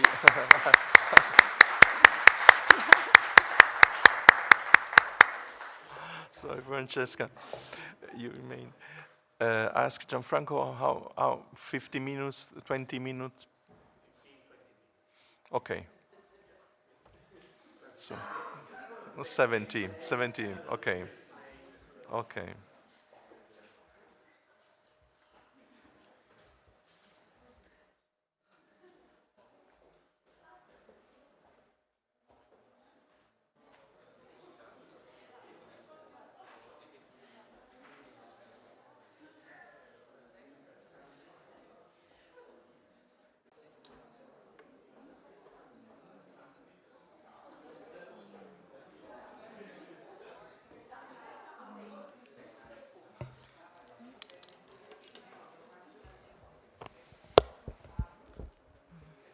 Here we are. We start with the last two contributions. Marina Caso, 2 frammenti di rilievi greci al Museo Nazionale Romano. Grazie Marina. Good evening to everyone, and thank you very much to the Pisa research team, and especially to Gabriella CIRUCCI for the opportunity of condivision about such rich, stimulating, and open to new reflection argument like this. And I will speak in Italian, but after we can talk in English, in the language you prefer. In occasione di questo incontro sottopongo alla vostra attenzione 2 frammenti di rilievi greci facenti parte delle collezioni del Museo Nazionale Romano, in deposito presso il magazzino Sculture delle Terme Diocleziano. Nell'ambito di una ricerca da me condotta diversi anni fa, tra i materiali non esposti alle Terme Diocleziano e incentrata sui frammenti di rilievo a tema mitologico, durante la fase di ricognizione emersero, tra i vari marmi di produzione romana, i 2 rilievi greci che esamino oggi. Entrambi i frammenti, muniti di numero di inventario, figurano nel catalogo del 1932 del Paribeni con una breve descrizione non corredata da immagini. L'assenza prolungata di un'edizione scientifica illustrata e di un progetto esecutivo di allestimento ha fatto sì che i 2 rilievi, insieme a molti altri frammenti marmorei di notevole interesse, non fossero oggetto di adeguati approfondimenti. Per quanto concerne il primo frammento, il contesto di rinvenimento è purtroppo ignoto. È possibile solo presumere la provenienza da Roma e dintorni per la sua presenza al Museo Nazionale Romano e la mancata attribuzione ad una collezione. Scolpito in marmo pentelico, è conservato in una lastra di gesso con cornice in legno che ne impedisce la visione del retro e dei margini. È frammentario sui lati, mentre la parte della cornice si conserva in basso e in minima parte in alto, mostrando diverse scheggiature. Si evidenzia altresì uno stato avanzato di corrosione della superficie del marmo. Per quanto concerne le dimensioni, l'altezza del frammento è di 36 cm, mentre la larghezza è di 19. Questo ci consente di immaginare in proiezione le dimensioni definitive del rilievo. Quantunque lo stato di conservazione del rilievo sia compromesso per la frammentarietà e la construzione del modellato, è possibile analizzare ciò che resta della raffigurazione. Sul frammento è effigiata parte di una scena che si interrompe sia a destra che a sinistra. Da sinistra è visibile una figura maschile in primo piano, conservata per intero, dal tronco in su, è mancante la porzione sinistra della metà inferiore del corpo. Il soggetto è rappresentato di profilo rivolto a destra verso la parte centrale della scena. Indossa un imation che gli lascia scoperta la spalla destra e il petto. La mano sinistra, che sembra stringere qualcosa in pugno, si intravede all'altezza dell'addome, mentre la destra è portata al petto con un oggetto non identificabile. A breve distanza dal soggetto fin qui descritto verso destra si nota una figura in primo piano di giovanetto nudo di prospetto, mentre la testa viene rappresentata di 3/4 volta a destra. La mano destra impugna in alto Timaterion, che arriva all'altezza della spalla. Al di sopra della coppa del Timaterion si scorgono, verosimilmente, dita che depositano grani d'incenso, appartenenti ad una figura posta di fronte al giovinetto. Tra il personaggio maschile ammantato e il giovinetto nudo si scorge una figura vestita di piccole dimensioni, verosimilmente un infante. Il piano di posa delle figure è rappresentato dallo spessore della cornice che circondava il rilievo con un alto listello. Sullo sfondo, tra i due personaggi descritti, si intravede una cline con drappi e cuscino, mentre in alto sulla destra è visibile quasi per intero, al di sotto della cornice che chiude superiormente il rilievo, un pinax con protomequina. La presenza della protomequina aveva indotto il Paribeni ad interpretare la scena come sacrificio ai Dioscuri, riconoscendo altresì nell'elemento d'arredo che fa da sfondo ai personaggi, in primo piano, una mensa sulla quale dovrebbero posare dei vasi, mentre nell'oggetto verticale sorretto al giovinetto ravvisa un candelabro. Gli elementi individuati nella descrizione inducono piuttosto ad interpretare la raffigurazione come un rilievo con scena di banchetto eroico di cui restano l'adorante capofamiglia, l'inserviente e l'incensiere, che, come anche suggerisce la protomequina, si riferiscono emblematicamente ad un orizzonte aristocratico ed eroico. In primis va incentrata l'attenzione sulla presenza della cline, che fa da sfondo sulla lastra come essenziale elemento d'arredo in scene da banchetto. Il Timaterion, per quanto abbia una destinazione eminentemente pubblica, è attestato anche nella sfera privata in occasione dei simposi e dei banchetti, seppur di rado, di cui si intende però rendere partecipe le divinità per il tramite della consumazione dell'incenso. La protomequina nel pinax, del pari che le raffigurazioni per intero o parziali, come ad esempio il quarto anteriore del cavallo, rimanda in maniera inequivocabile alla sfera aristocratica ed eroica. Il rilievo del Museo Nazionale Romano è ascrivibile alla serie dei rilievi cultuali rettangolari di forma allungata con scena di banchetto, prodotti ad Atene fra il 420 e il 300 a.C., che raggiungono la massima diffusione nel corso del IV secolo a.C. I rilievi ateniesi rientrano nella produzione amplissima di monumenti con banchettanti, cosiddetti totem-male reliefs, a cui è stata riconosciuta per lungo tempo la destinazione funeraria, attestati in tutto il bacino del Mediterraneo dalla fine del VI secolo a.C. La presunta valenza funeraria dei rilievi in esame, come è noto, è stata messa in discussione, in quanto i contesti di provenienza sicuramente accertati di alcuni di essi sono da identificarsi con aree santuariali e giammai con necropoli o recinti funerari. Determinati elementi, peculiari del nostro rilievo, consentono di ricostruirlo e inquadrarlo in modo fondato nell'ambito di una serie particolare di rilievi attici, contraddistinti dall'estrema variabilità delle dimensioni, dall'uso frequente del pentelico, e in pentelico è anche il nostro rilievo, e per quanto attiene allo schema strutturale, dall'impiego ricorrente, soprattutto a partire dal 350 a.C., di una cornice di inquadramento della scena che riproduce uno specifico monumento architettonico, il naiscos. La ricostruzione delle parti lacunose del pezzo del Museo Nazionale Romano è resa possibile dal confronto con due rilievi analoghi, conservati nel Museo Archeologico Nazionale di Atene, in cui, inquadrati da un naiscos, appaiono raffigurati in una composizione a dittico, a sinistra gli adoranti con l'inserviente e a destra i banchettanti. Sulla lastra numero 1524 di Atene si evidenziano adoranti nel numero di 4, con in testa il capofamiglia seguito dalla consorte. In primo piano, l'uno dopo l'altro, sono raffigurati due bambini e, conformemente all'iconografia tradizionale, il padre barbato e di profilo è vestito di un imation che gli lascia scoperti la spalla e il braccio destro. la cui mano si protende verso la spalla dell'inserviente, posto immediatamente innanzi di prospetto. Nel settore destro della scena sono effigiati il banchettante disteso sulla cline e la consorte assisa sulla parte posteriore della cline e poggiante ai piedi di un suppedáneo in primo piano. A destra sono raffigurati il tiumaterion e la trapeza imbandita, in sostanza ciò che manca integralmente al nostro rilievo. Nel rilievo del Museo Archeologico Nazionale di Atene numero 1531, in una composizione del tutto analoga, con il numero di adoranti ridotto alla sola coppia di coniugi, appare sullo sfondo in alto a sinistra la protomequina di profilo e rivolta verso il banchettante. Sulla destra, in primo piano, dinanzi alla trapeza, è rappresentato il tiumaterion, sulla cui coppa la compagna del banchettante getta con la mano destra i grani d'incenso, contenuti nella cassetta sostenuta dalla sinistra.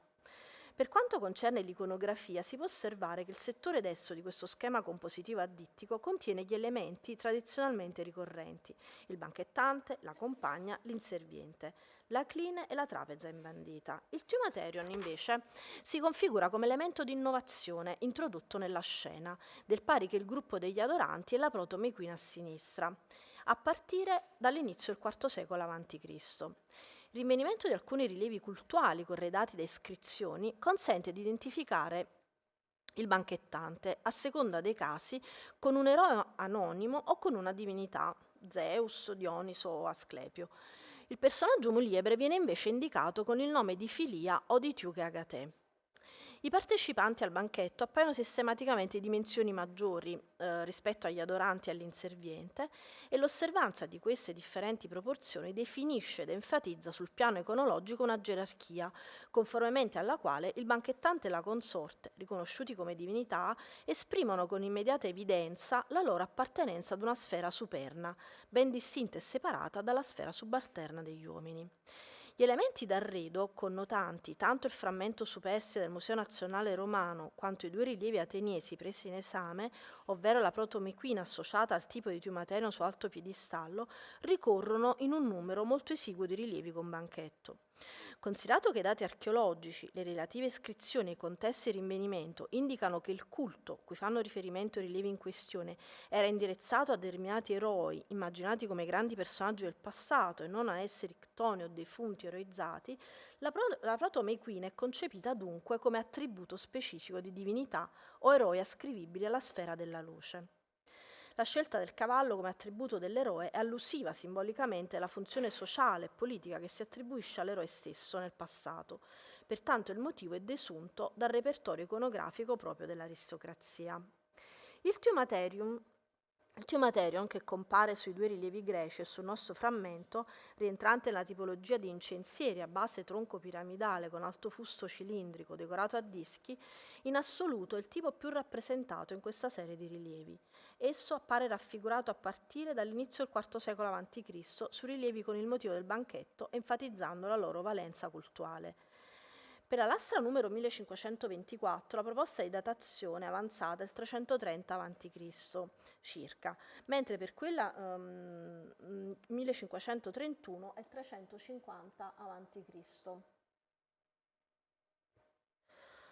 Ed è in questa fascia cronologica che si colloca il rilievo del Museo Nazionale Romano.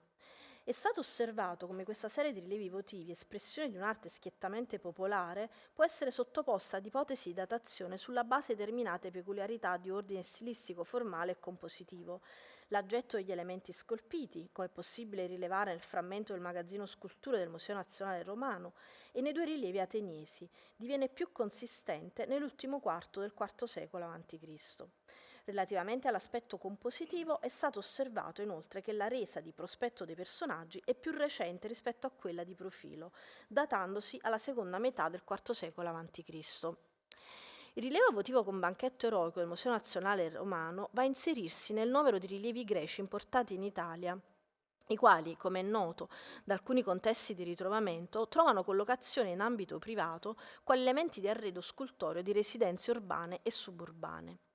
In assoluto, come si vince dai dati che emergono negli studi sul tema, tra gli originali greci rinvenuti nell'urbe e dintorni, e più in generale in Italia, i rilievi costituiscono il nucleo più cospicuo di opere greche collezionate tra la tarda età repubblicana e la prima età imperiale. Nell'ambito dei rilievi si attesta che quelli votivi sono tra i più numerosi, nonché quelli di cui più frequentemente si ricostruisce il contesto di reimpiego, in particolare in Campania. I cosiddetti totem reliefs, che rientrano nella più ampia categoria dei rilievi votivi greci, oltre ad essere presenti nel carico di Madia, si attestano tra gli originali greci a Roma e dintorni. Tuttavia, sempre con dati incerti di contesto espositivo, se non anche di provenienza, che ne inficiano una più profonda lettura critica del riuso, in termini di committenza, evocazione di contenuti in relazione alla sede espositiva, ovvero di nessi con gli altri elementi di arredo dell'allestimento, in generale di integrazione con l'architettura e gli apparati decorativi dell'edificio, nonché di soluzioni tecniche di reimpiego. Restano pertanto aperti interrogativi sulla rielaborazione iconologica in ambito romano di immagini e contenuti così peculiari.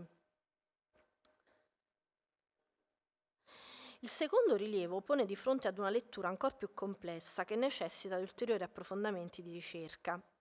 Il primo elemento di criticità emerge rispetto al fatto che nel catalogo del Museo Nazionale Romano del 1932 la lastra scolpita ha un'indicazione di provenienza dal Museo Kircheriano, dato che impedisce di circoscrivere la pertinenza certa ad un rinvenimento nell'urbe o nel suburbio, come avvenuto per l'altro rilievo.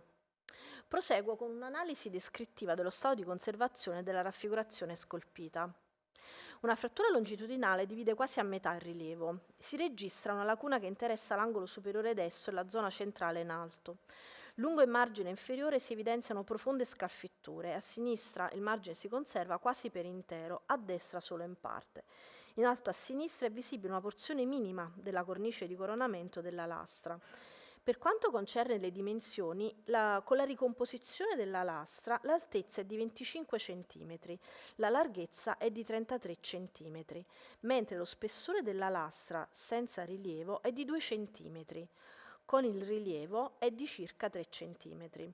La superficie del marmo si caratterizza per un avanzato stato di corrosione, dato anche proprio dalle caratteristiche del marmo, non soltanto dalle condizioni di deposizione. La tessitura del marmo si presenta a cristalli medio-grandi di colore bianco privo di vinature. Su di uno sfondo neutro decorato solo sulla sommità da festoni con burcani si dispongono specularmente due figure di cavalieri tra cui si interpone una figura femminile. Il personaggio maschile di sinistra è raffigurato stante di prospetto con il berretto frigio sormontato a una stella a 4 punte e la clamide, appena accennata sulle spalle. Nella mano destra stringe una lancia distesa lungo il corpo, la sinistra invece è protesa verso le redini del cavallo, rappresentato di profilo in secondo piano, con la testa rivolta verso il centro della scena e la zampa anteriore sinistra sollevata. Sul lato opposto della lastra figura il secondo personaggio maschile, conservato dalle spalle in giù, speculare rispetto al primo. Al centro della scena appare la figura muliebre di prospetto con i capelli annodati sulla nuca e la testa volta a sinistra, mentre nella stessa direzione la mano destra posa sul muso del cavallo, attorno all'avambraccio avvolto limateo che ricopre il chitone. Lo schema compositivo appare simmetrico e lineare, improntato alla semplificazione delle forme. Le superfici scolpite si connotano per lo scarso risalto plastico ed emerge altresì l'assenza di rigore per un rispetto pieno delle proporzioni.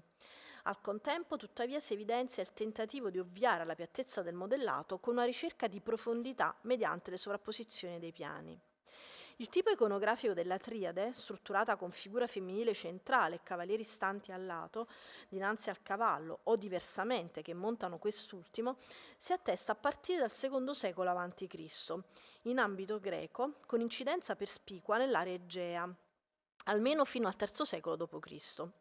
L'estrema semplificazione delle sagome, l'appiattimento del modellato e la struttura quasi geometrica dello schema, associate alla ricorrenza del medesimo soggetto effigiato, con minime varianti, risultano essere elementi identificativi della categoria in esame, molto eterogenea nella produzione sia sotto il profilo tecnico formale che delle scelte della sintassi figurativa.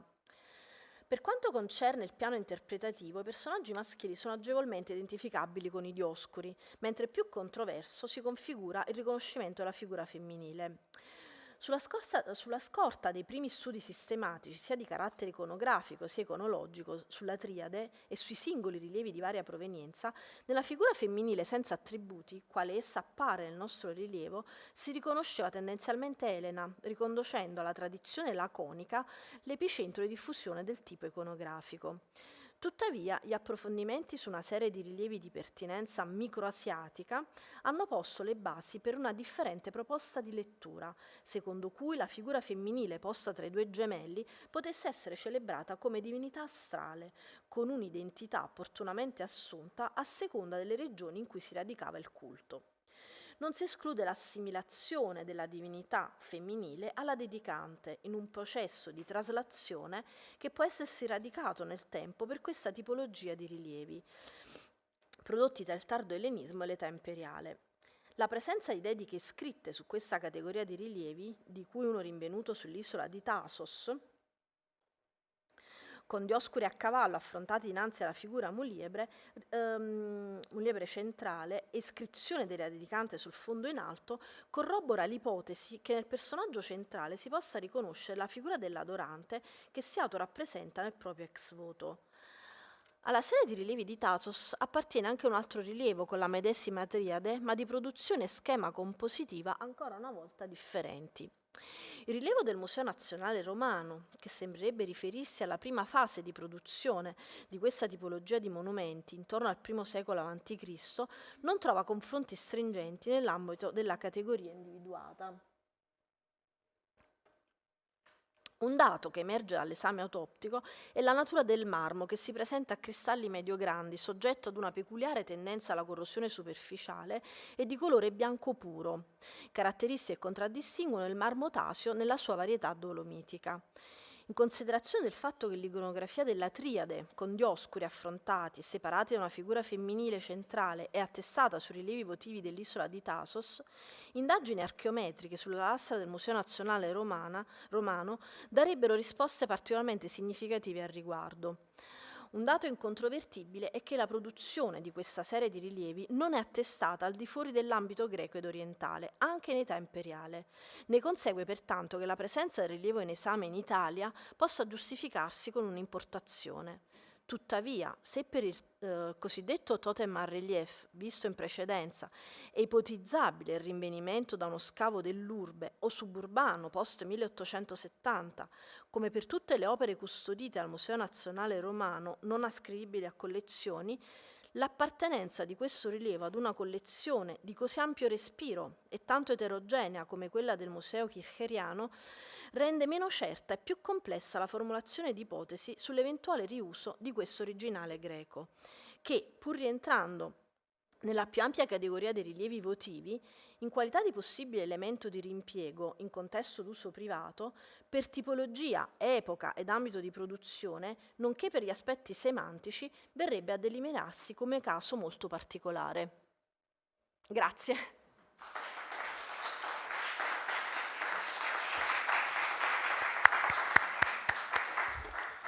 So thank you, Marina, for presenting object. So one of the most attested category of reused or transparent object. I didn't know this, and especially you said votive reliefs are mostly attested in Italy. Okay, this is very interesting, and your detailed presentation of the reconstruction, the iconography, and the comparison with the Greek items. I have a question about. You didn't mention the find spot of the two objects. Do you know something about the possible find? We don't know anything about the findings, and it is the difficulty. Fortunately, we don't have nothing. We can also suppose their presence in a villa or in a domus in Rome or in the suburban, but we don't have anything to anything to confirm this supposition. Okay. Yes. There's a question, two questions. Elena Ghisellini.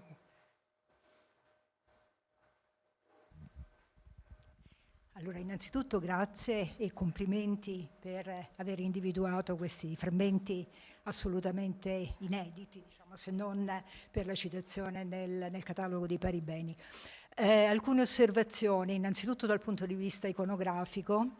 Mi pare che ci sia una differenza forse non trascurabile fra i dioscuri stanti davanti ai cavalli e i dioscuri sui cavalli.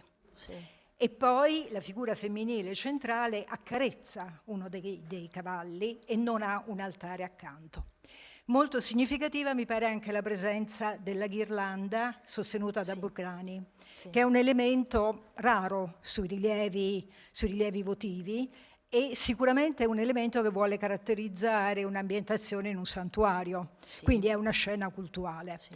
Allora mi chiedevo se non valga la pena battere alte strade, cioè cercare eventuali confronti in località in cui il culto dei dioscuri è ben attestato, e penserei in particolare a Sparta, ovviamente, e anche per la presenza appunto di una figura femminile che a me sembra sempre preferibile l'ipotesi di Elena piuttosto che non di una divinità astrale, perché non ha nessuna connotazione astrale.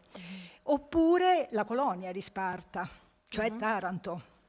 Però effettivamente a Taranto non mi viene in mente niente di simile, se non i Pinaches con le immagini di Dioscuri, che però appunto sono immagini a cavallo, sono di terracotta, le differenze insomma sono notevoli.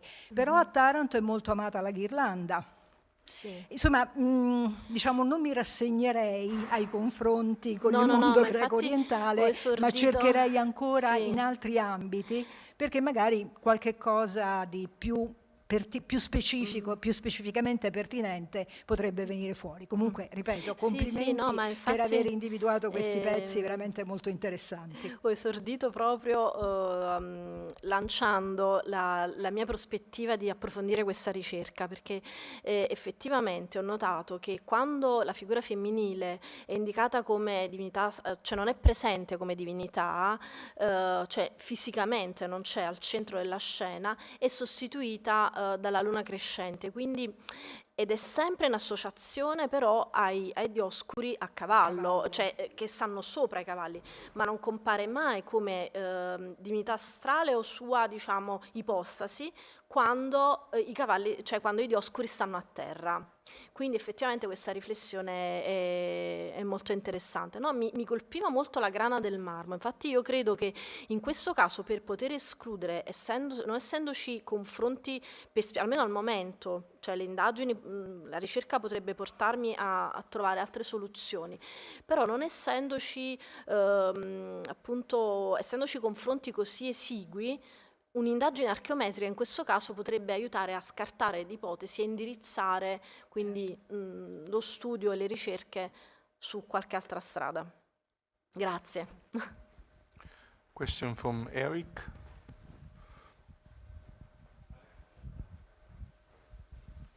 Marina, I liked it very much, this presentation.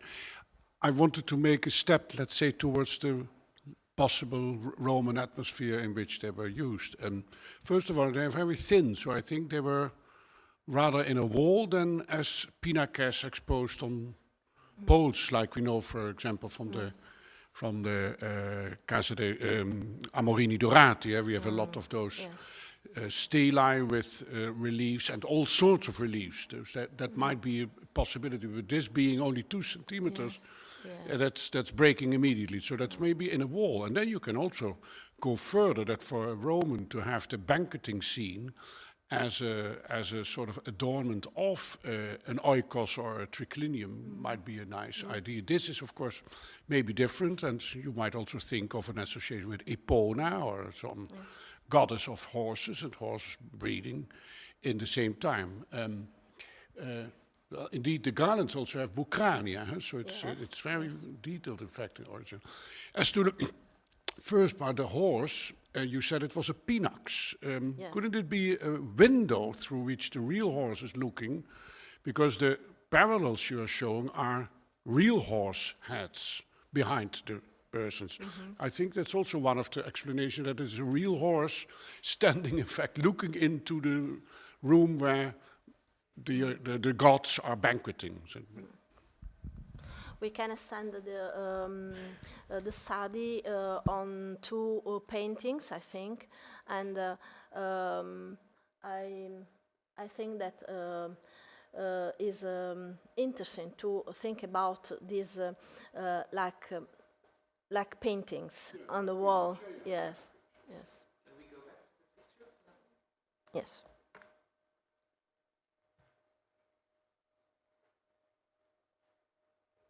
Yeah, here you see, take the other alarm. The other, no. Here you see that is a real horse. It's not Not a proton. Yeah. Head on the window. Yes.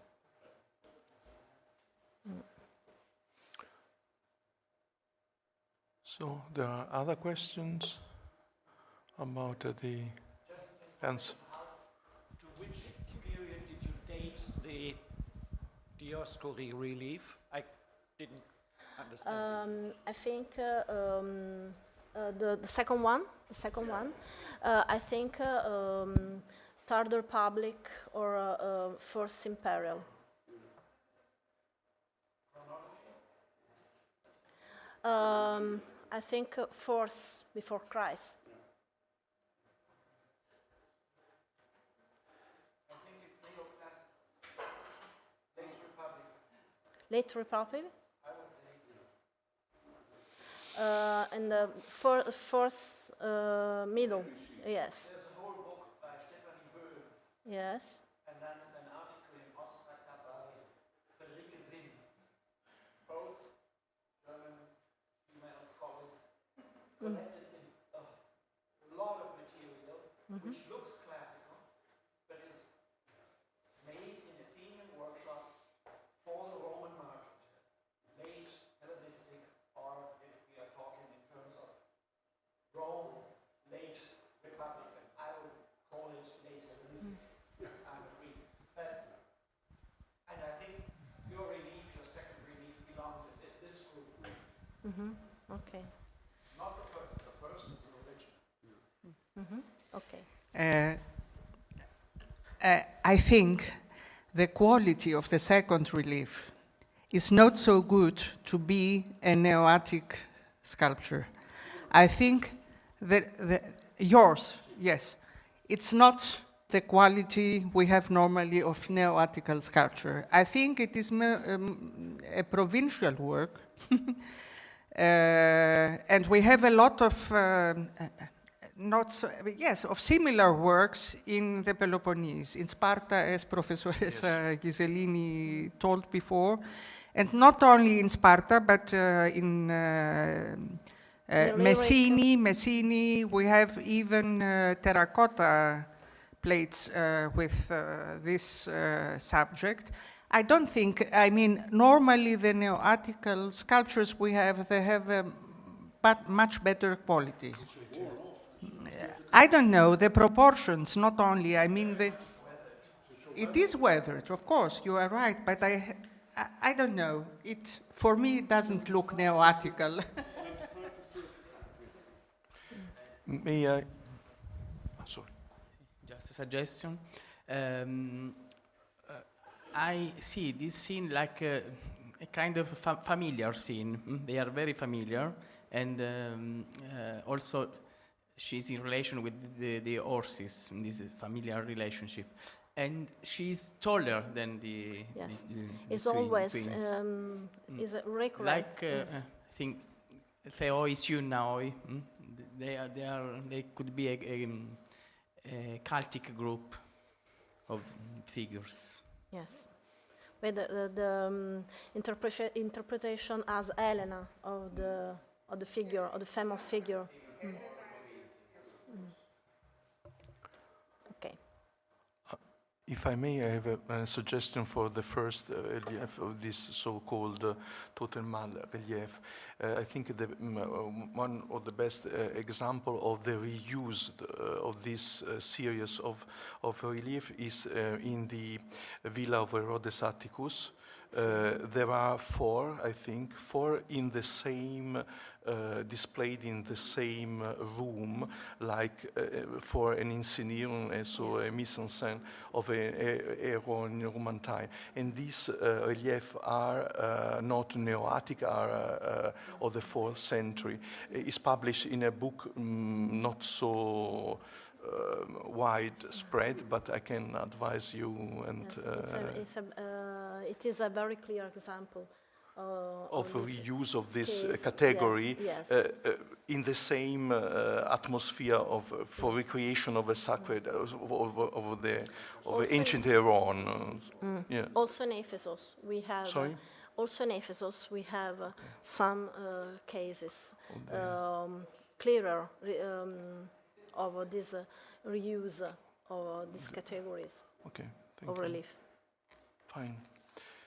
So we come to the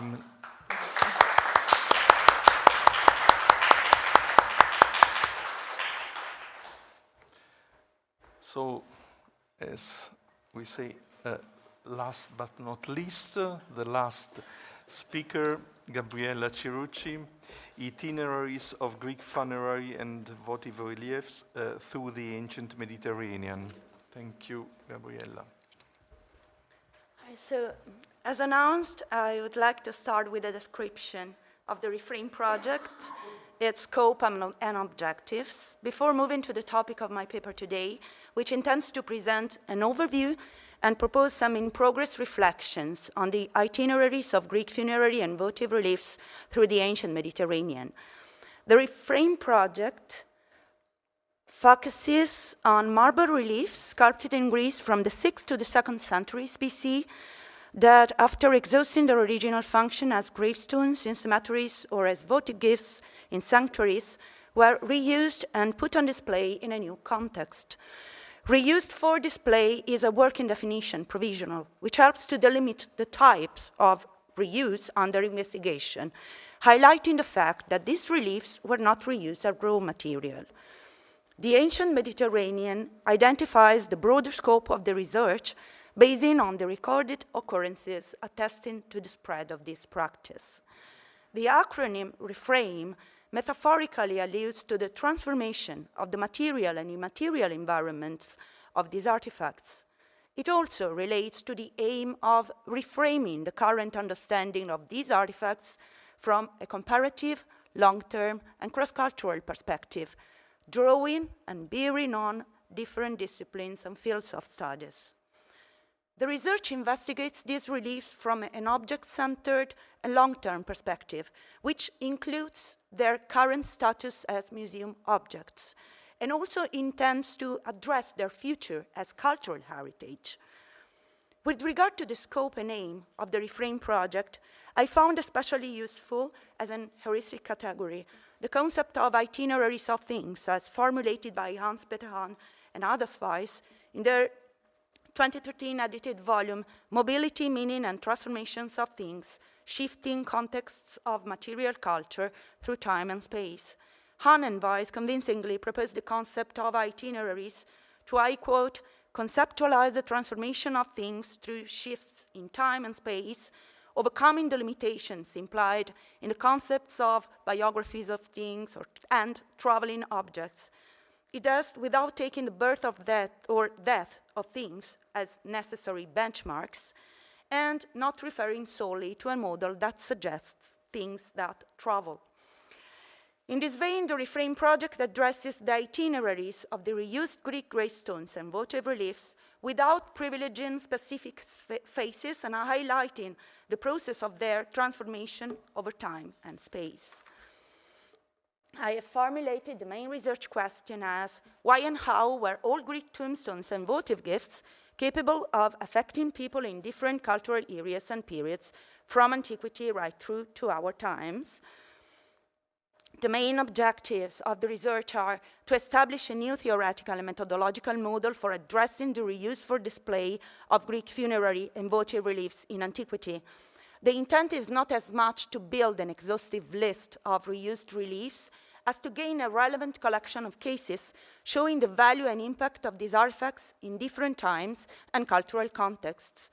However, the database also keeps record of the physical alterations that suggest the reuse for display of those pieces whose finding spot is unknown, since they document a form of attention for these artifacts that becomes especially relevant when we approach them as museum objects. The second objective is to provide new and in-depth knowledge of the Greek and Roman attitudes toward and interest in antique artifacts, disclosing new opportunities for comparative research in other historical periods and cultural areas. Comparing the different itineraries of different reliefs within the ancient Mediterranean aims to highlight continuity and change in the way these objects affected people over time and space, contributing to our understanding of interest for antique artifacts in the Greco-Roman world. By expanding the research network and by creating new synergies and collaborations, the Reframe project intends also to extend this comparison to other types of artifacts, cultural areas, and periods of the European history. The third objective is to develop a new museum communication strategy in order to bring knowledge to the public of the itineraries of Greek funerary and votive reliefs over time, bridging ancient and contemporary interest for antique artifacts. The main focus of the last phase of the Reframe project will be on communication, in particular on engaging different groups of museum visitors with the research scope and results, making people experience and understand the itineraries of the reliefs right through to their musealization and beyond. And in this vein, thanks to the generous collaboration of Christine Bögel Johansen and other members of the curatorial and educational staff of the Thorvaldsen's Museum, a communication model will be developed based on two pieces from Thorvaldsen's collection of antiquities. I would like now to give you an overview and propose some in-progress reflections on the itineraries of antique Greek reliefs through the ancient Mediterranean. The use of antique, more connoted than ancient, helps me to specify the type of reuse, so not as raw material, and to highlight a form of attention for these reliefs that is not necessarily based on their chronology, style, or provenance, but more generally oriented toward their antiquity, a working assumption that must be verified on a case-by-case basis throughout the research process. I will focus on a selection of cases which can contribute to our discussion today and help to establish a comparative perspective between Rome and other Mediterranean cities. Thanks to the extension of focus from literary sources to the archaeological evidence, recent research on the Greek originals in Rome has shown how the interest of the Romans towards Greek antiques was not confined to the great artists' names and the most admired works of art. More anonymous architectural sculpture, funerary monuments, and votive reliefs were similarly translocated from their original setting, often forcible, to be reused in Roman spaces. Based on what has been fortuitously preserved in the archaeological record, we may in fact achieve a slightly different view of the types of Greek sculptures that the Romans could own and display. With regard to the mobility of antique Greek reliefs in Roman times, it is worth mentioning the two Attic banquet reliefs and the votive reliefs for Cybele dated around the middle of the 1st century BC, found in the cargo of the Madia shipwreck, which is most commonly dated to the early 1st century BC, between 80 and 70 BC. The ship was loaded with around 70 large marble columns as its main cargo, but it also contained a number of bronze and marble sculptures and other luxury furniture whose chronology ranges from the mid-2nd to the early 1st century BC, when the ship sank, together with an Athenian document relief dated to 363-362 BC. In addition, the cargo included also other 4 inscribed but uniconic marble objects whose status of antiques remained controversial, and I refer to you my article for a detailed discussion of this topic. It has been appropriately suggested that the buyer of the luxury goods recovered from a ship should have been a wealthy member of the Roman elite, possibly of senatorial rank. Whether looted as spolia or acquired on the market, the presence in the shipwreck of antique reliefs translocated to the West, together with other sculptural antiques to be reused in a wealthy residence, is an important testimony of the value and desirability of this category of artifacts already in the early 1st century BC. However, we should avoid interpreting their value and desirability according to our presumptions and expectations about how Roman patrons and audiences understood the modern categories of art, originality, authenticity, and Greekness. In the city of Rome, the reuse of antique funerary reliefs is documented by several exemplars excavated in the imperial gardens on the Esquiline and Quirinal hills between the end of the 19th and the beginning of the 20th centuries. The slide shows 2 exemplars that may be assigned to the decoration of the Sallustian gardens. To the left, a funerary relief that is now kept in the New Carlsberg Glyptothek in Copenhagen, allegedly found in Rome near Piazza Barberini in 1888. And to the right, the lower part of a funerary relief of a warrior that entered the Roman market of antiquities around the same time, after being provisionally deposited in a tavern near Porta Salaria with other findings from the Sallustian gardens. Tombstones represented Greek citizens and families in lack of individualized portraits and without identifying inscriptions were not iconographically dissimilar from images of divinities or ideal figures. See the case of the funerary stele of an athlete in the Vatican Museum or the funerary stele in Grottaferrata, perhaps reused in a Roman villa as suggested by Elena Ghisellini. Originally conceived to honor the memory of young deceased individuals by praising their education, in Roman context they would have been in dialogue with the numerous images of intellectuals and athletes that decorated Roman gardens and villas. Keeping record and memory of their original function could have not been a primary interest of their owners, if aware of it, although their provenance and age would still be variable to their eyes. It is worth mentioning in this vein the reliefs from the area of the Esquiline Gardens, found in different times on a vast area and none of them in situ. Malcolm Bell, in 1998, suggested that the gravestones were all purchased by Maecenas to recreate on his property a refined evocation of the Athenian Keramikos. Even if we agree that the translocations of these reliefs was commissioned by Maecenas, it is important to remark that this very specific interpretation, which can hardly be extrapolated to other contexts, leaves crucial gaps in our knowledge of the itineraries of these objects. In particular, it does not address the transformation of this assemblage and of its components over time by change of ownership, audience, and place. And we have seen before as the topography of the Esquiline Gardens is still controversial, so are the borders of the different properties attested on the hill. And different owners, from Maecenas to Severus Alexander, commissioned new buildings and probably also changed the sculptural decoration of the spaces. In late antiquity, all the former properties were likely divided into smaller estates, and many of the sculptures were moved, intentionally buried for protection or reused as building materials. Well known are also the examples from Pompeii. I am showing more details of the finding context of an early Hellenistic votive relief of Aphrodite and Eros found inlaid in the peristyle south wall of the Casa degli Amorini Dorati, together with other reliefs of various dates that had been reused as wall ornaments after the earthquake of CE 62.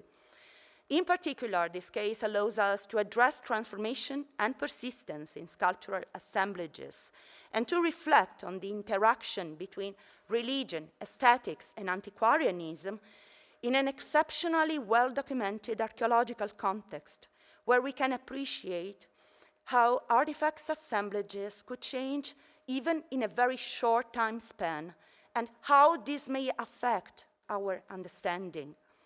It is important to know that even in such an exceptional context as Pompeii, There is not enough evidence that may help us to establish whether all the sculptures found in the house were acquired by its last owner or were partially inherited by him together with the house. More importantly, there is no element that allows us to establish a hierarchy based on chronology, style, or provenance among the objects that the owner of the house considered worthy of being highlighted in the porticos. Focusing on non-mainstream Greek material, such as funerary and votive reliefs, and widening the chronological and geographical frame of the investigation allows us to achieve a better knowledge of the range and variety of cases and issues at stake, and gives us the opportunity to compare different itineraries of different reliefs within the ancient Mediterranean. There are many gaps in our knowledge regarding the mobility of these objects and the possible motivations behind their reuse that this research might contribute to fill in. What were the sources and channels of supply and distribution of these reliefs? What made their provenance tell us about the transformation of Greek funerary and religious landscapes over time? What different motivations may we identify behind the attention for these reliefs in different geographic and chronological contexts? What can these forms of attention for antique gravestones and votive gifts tell us about Greco-Roman antiquarianism and attitudes towards the past? The scientific interest for this topic is quite recent and mostly focused on a limited set of monuments and individual cases. Particular attention has been devoted to the gravestones and votive reliefs of the classical period. However, the growing scientific interest in Greek and Roman sculptural reuse and recycling is broadening our knowledge of the extent of this practice, which was ongoing and widespread before the late Roman imperial period, and especially in the funerary domain. Systematic studies on Attic reliefs of the classical period, like the works of Bruno Smalz and Maria Salta, revealed that an impressive number of them were reused with the same function in later times, showing different degrees of alterations, from the rewriting of descriptions to the updating of the images to contemporary circumstances. A newly published article by Eva Christoph provides a systematic survey on the funerary reliefs produced in Asia Minor and in the Greek islands in the Hellenistic and Roman periods, collecting a significant number of cases. With regard to funerary reliefs, differently from what we have seen in Rome, in Greece and in Hellenized areas, the most common case is the persistence of the reused reliefs within the same domain.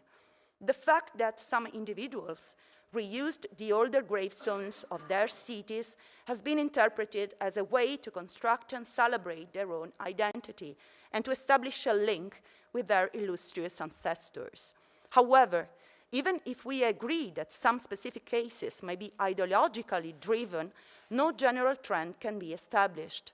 An object-oriented and case-based perspective can help in these cases to avoid over and misinterpreting the evidence, taking into a proper account practical and economic motivations.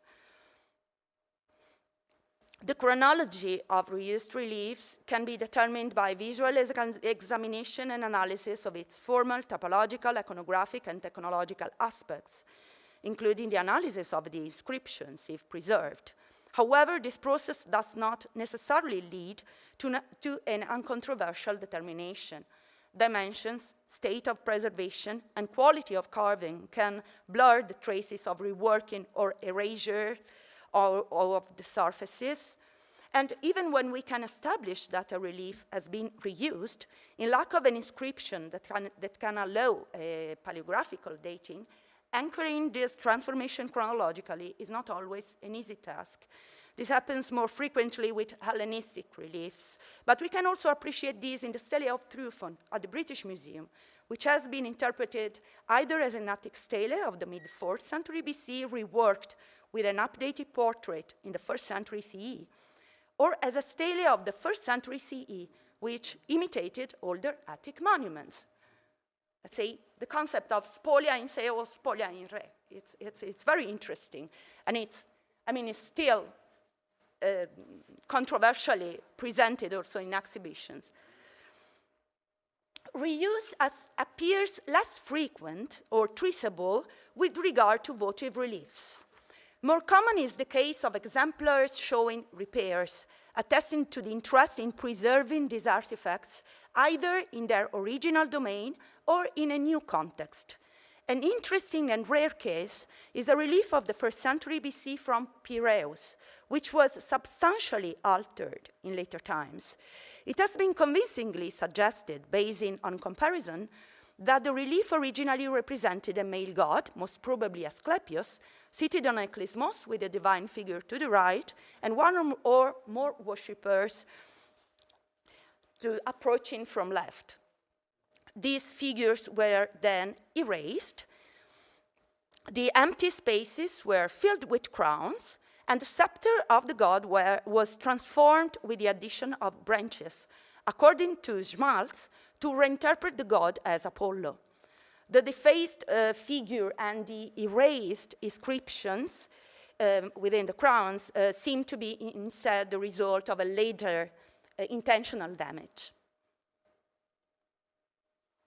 The importance of keeping together the funerary and the votive domain in the survey is clear when considering that our modern functional and typological categories might have been perceived differently in antiquity.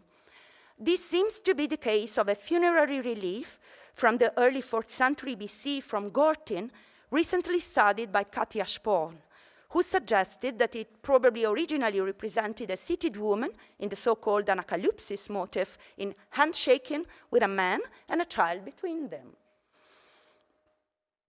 In Hellenistic times, the seated man was reworked into a male figure, and the inscription was, sorry, something is not working. It was written, but the female was seated and reworked into a male figure, and the inscription Zeus Eleutherius was carved on the stool. Katia Sporn argued, I quote, that this transformation and reinterpretation of the seated female figure to Zeus functioned at all was only possible on Crete because, so that this transformation and reinterpretation of the seated female figure to Zeus functioned at all was only possible on Crete because grave reliefs of this type were already extraordinarily rare in the late classical period. The type was therefore not already per se associated with something completely different, end of quote. I find this explanation very stimulating, since it highlights the relief as somewhat other and non-local in Crete. However, as we have already seen in Rome, it is worth to consider to what extent the original function of these antiques might be relevant to their reuse. To the right in the slide, you can see a similar case of crossover from Samos, recently studied by Brigitte Freyer-Schauenburg. The relief, dated by Rudolf Horn to the 3rd quarter of the 2nd century BC, shows 3 female figures that the presence of the god Pan identifies as nymphs, while weathering obscures the identity of the smaller male figure to the left. An inscription is carved above the heads of the female figures in 2 lines, mentioning Nais and Harmosyne as heroines, and a 3rd line runs on the base with the name Antusa. The first inscription has been paleographically dated to the 1st century CE, while the 3rd line might have been a later addition. Based on the presence of a calatos and of a folding mirror carved in low relief, along with the term heroinae, Horn and Freyer-Schauenburg have suggested that a votive relief originally dedicated to the nymphs was reused several decades later as a gravestone, with the addition of attributes typical of the funerary iconography, and perhaps under suggestion of the name of one of the deceased women. Extending the investigation from Rome and Italy to Greece and Asia Minor implies dealing with provenance, modes of acquisition and mobility from a different perspective. This is particularly clear when addressing reliefs reused in domestic contexts. I will end my paper with a last case, which illustrates well, on one side, the challenges that we may encounter when approaching the itineraries of reliefs that elude our functional categorization, and on the other side, the importance of addressing the impact of the antique objects, taking account of transformation and persistence in sculptural assemblages. With regard to these aspects, particularly telling are 3 funerary banquet reliefs of the mid and late 2nd centuries BC, found reused in the housing unit 4 of the terrace house 2 in Ephesus. This first one was found in C2, and in room 5, in a niche of the south wall under which a snake was painted. The second one, with a couple of banqueteers and 2 worshippers, was found in the same room 5. The installation of these reliefs has been assigned to the 3rd building phase of the apartment, which dates to the mid-2nd century CE, when the ground floor was reduced to the expansion of the housing unit 6. Consequently, the vestibule was moved from room 5 to room 4, and room 5 became the household shrine, as the wall decoration and other findings may indicate. In room 4 was found the 3rd banquet relief, characterized by an unusual number of worshippers. There are no elements that can help us to understand whether the reliefs were acquired in view of the renovation occurring in the mid-2nd century CE, or they were already part of the house decoration in an earlier phase. There are also other gaps in the itineraries of these reliefs with regard to their provenance and original function. The reliefs date all prior to the 1st building phase of the house, dating to the 2nd quarter of the 1st century CE. So they were translocated from a different context. Less clear is, however, where they were located before. Indeed, the banquet relief type could be used either for gravestones or for votive reliefs. So in lack of inscriptions or when they are found in secondary contexts, there are no other elements useful to determine their original destination. Even the presence of worshippers on the reliefs is not conclusive, and in fact, these Ephesian exemplars have been catalogued by Erol Atalay among the Hellenistic funerary monuments of the city. It is also important to notice that in the Hellenistic period, votive reliefs could be also originally installed in domestic contexts and could be preserved and cared in household shrines over time, coherently with their religious significance and with their acquired antiquity. And of this fact, it is crucial to take account in addressing the possible itineraries of those reliefs that bear traces of reuse but have no clear archaeological context, as it is for many exemplars in museum collections. Summing up, I would like to remark how the cases presented today also offer the opportunity to reflect on the possible limits and scope of a comparative investigation of the itineraries of Greek funerary and votive reliefs in the ancient Mediterranean. The chronological and regional specificities and variations encourage us to proceed on a case-by-case basis according to the object-focused perspective of this project. However, while some questions on the itineraries of these reliefs are inevitably time, culture, and regionally specific, others have instead a more universal character with regard to their impact, provenance, persistence, and mobility. Thank you.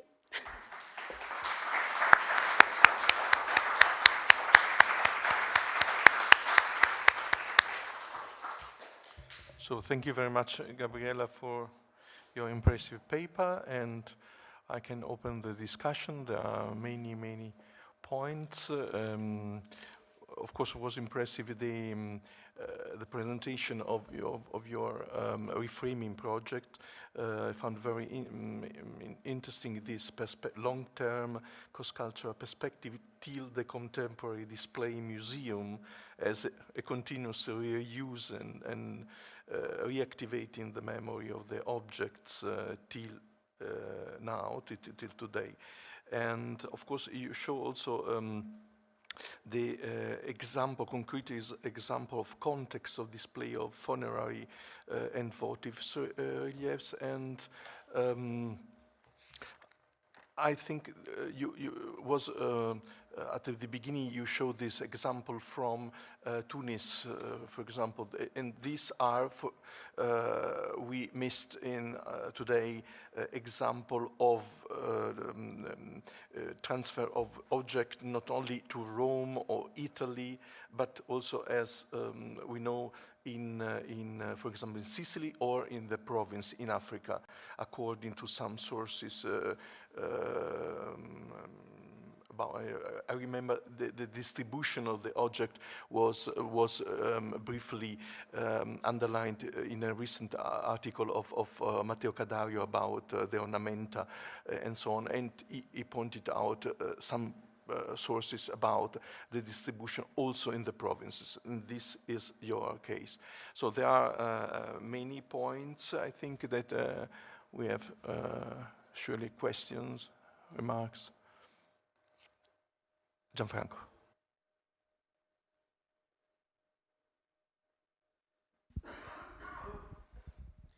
Thank you, Gabriella. This was truly impressive, since the comparative approach is very illuminating, and I see the results of years and years of work on this topic, growing up and becoming even more complex since the first time we discussed, and I learned a lot from your works. An interesting point is, if I may, usually when we look at Rome, for instance, the archaeological context and materials from Rome, usually in literature we find everything arrived in the early imperial period under Augustus, let's say. But I think that what you provided us and what you showed in this presentation, but also in your articles, is something that has different chronologies, different times of the reuse, and perhaps the strength of this approach of your work is to show different cases with peculiarities in different moments, different chronologies, different cultures, and I think this is something really sophisticated, very elegant. I found your presentation and also intriguing. So we have to widen the chronology of the reuse, of the restaging, and the appropriation of the materials. And also, in this case, the idea of semanticizations of the Greekness or the Greek originals is coming weak.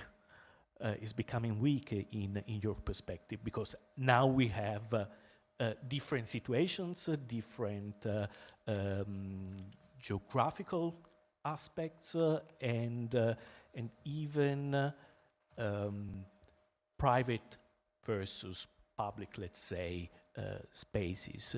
So can you help me to better visualize the complexity of this approach?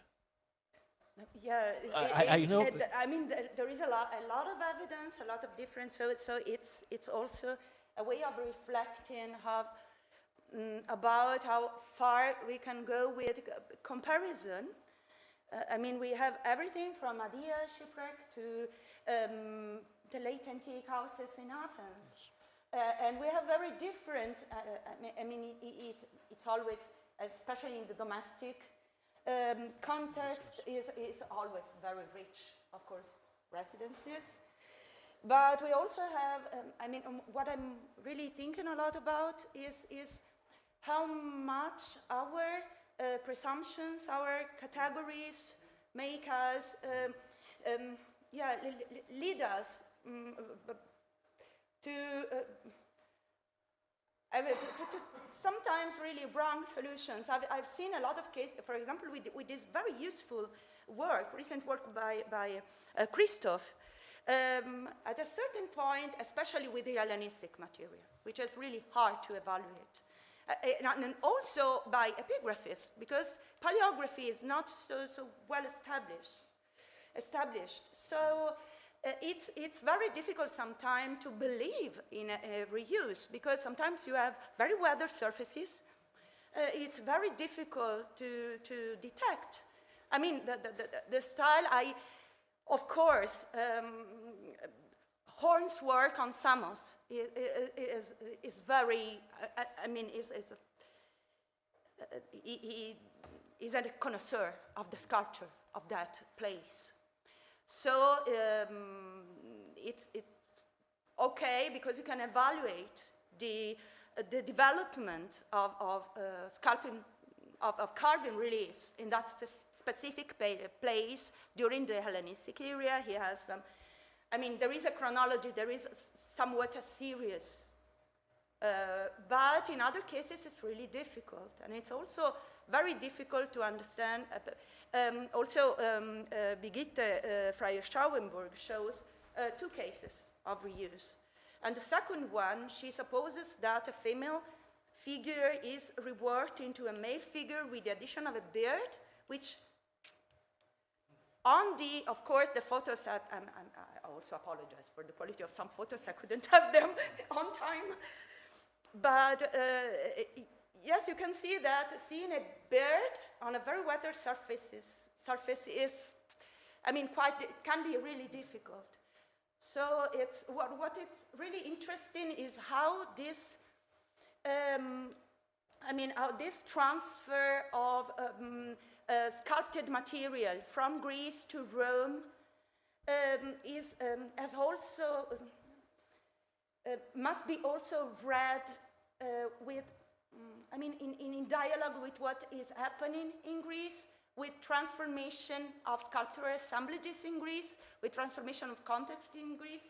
And one thing, for example, I was not thinking about this when working in Rome, but the fact that a Totenma relief could be also in a house, as was suggested by for 2 reliefs from Rhodes by Vassili Makaira, who published these 2 reliefs, and she said they could be, they could have been in this house for centuries. So we have to, it's not the case of Ephesus, but in Greece it can happen.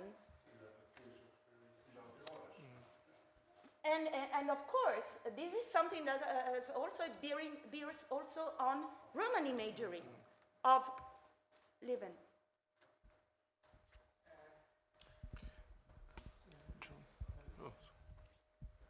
I was wondering, hearing you, and thank you very much for your presentation. I very much enjoyed it.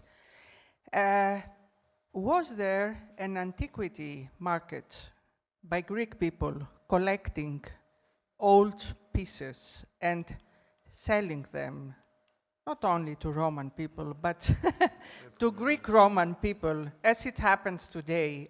We have to think about it. It's very difficult to decide which is, what piece is a market, antiquity market piece or not, but when I see all these Totenmal reliefs, and the same perhaps could happen with funerary reliefs, because in most of the cases, the families were no more there. I mean, who would be interested for this? Nobody. And perhaps it was an easy thing to collect, as today, I mean, to collect different ancient pieces and sell them. We have to think about this, I think. Yes, I think this is one of the most interesting aspects of this, the economy of old sculpture, how this worked, and of course it's no more a matter of, I mean, when broadening the scope. I started with the reliefs, classical reliefs, so let's study the archaeological evidence, let's focus on 5th and 1st centuries BC, let's focus on classicism. But then at some point you can see that this is happening with Hellenistic reliefs, and as a matter of fact, this is happening with Roman reliefs.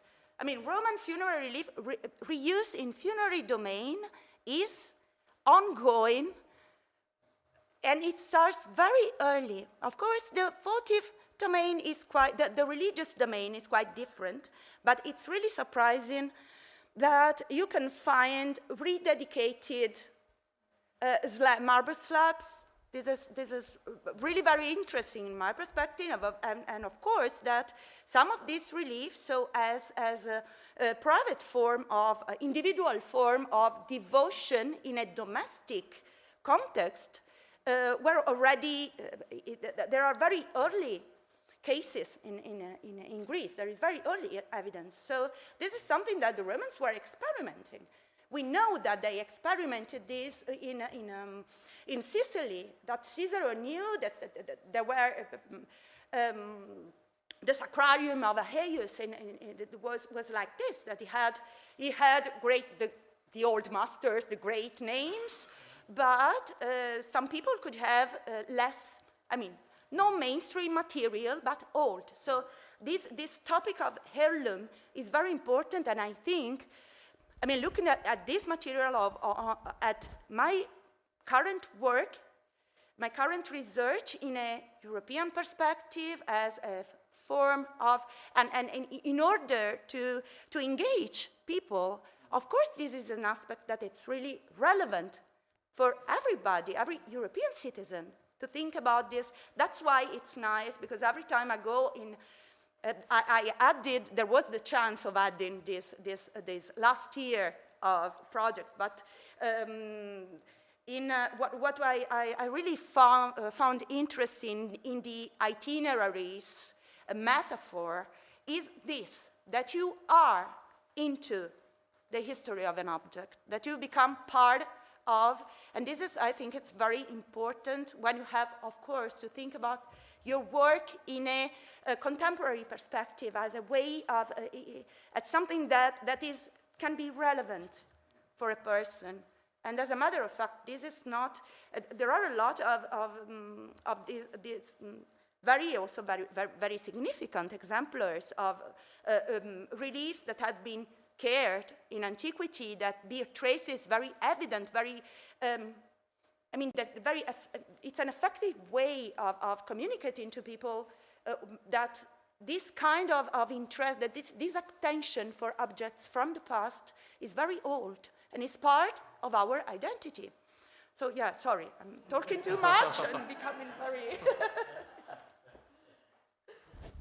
Yes, question. Yes, no, Gabriel, thank you very much also for this passionate plea to include, of course, our reactions to objects today, because that makes much more clear about also those different phases. And what I like very much is that, of course, you start from the other side. So in the old days, we thought there would be a kind of system. And of course, you have seen it is on purpose that for this meeting we put Greek between inverted commas.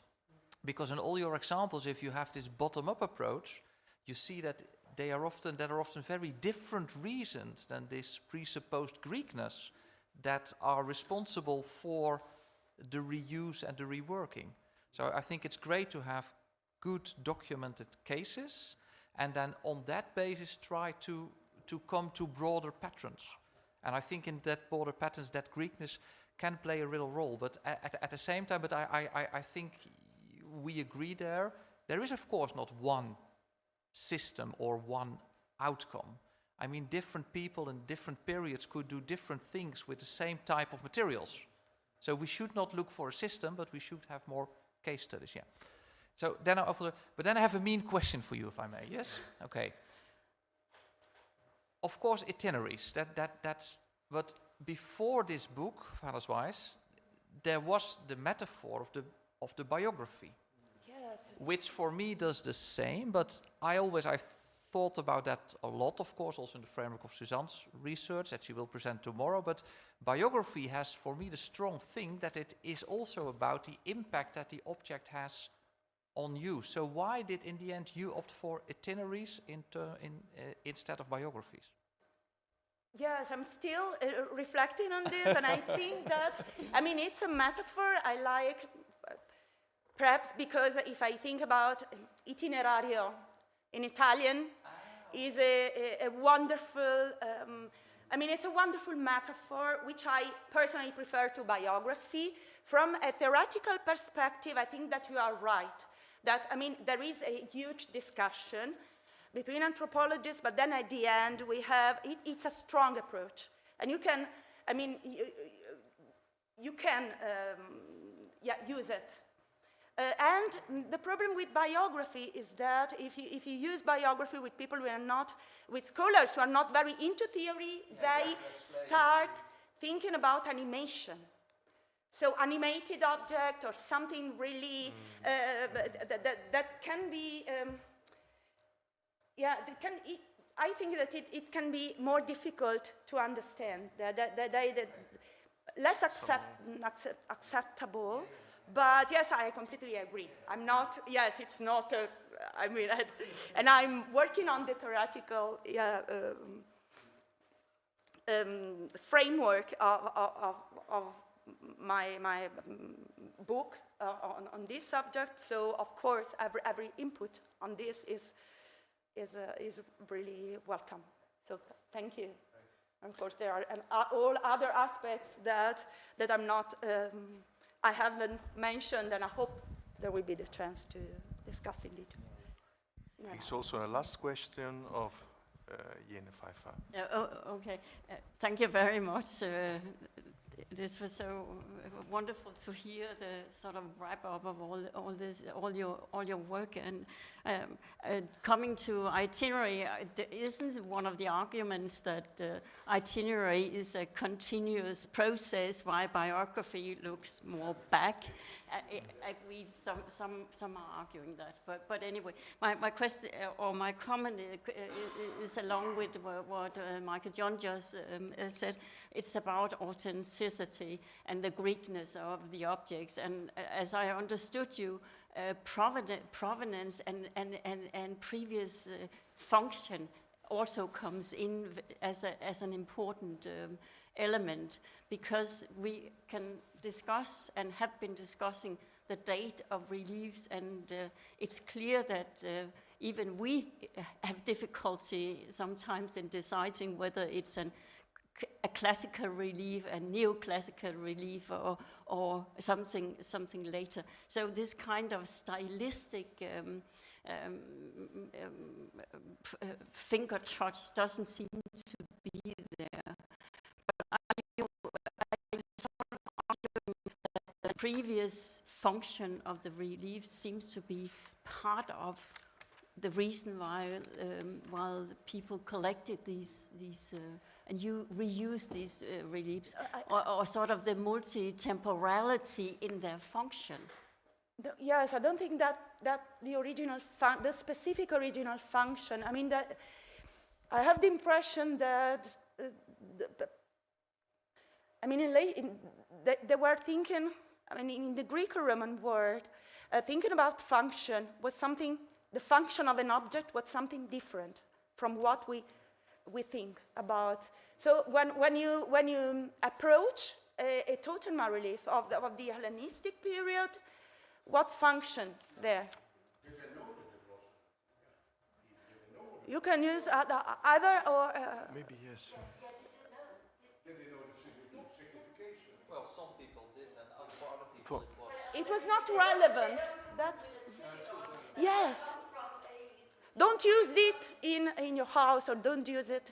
This is really, because at the beginning when I started this investigation a long time ago in Rome on translocated objects, that looked very strange. Wow, they were reusing classical reliefs it's a tombstone.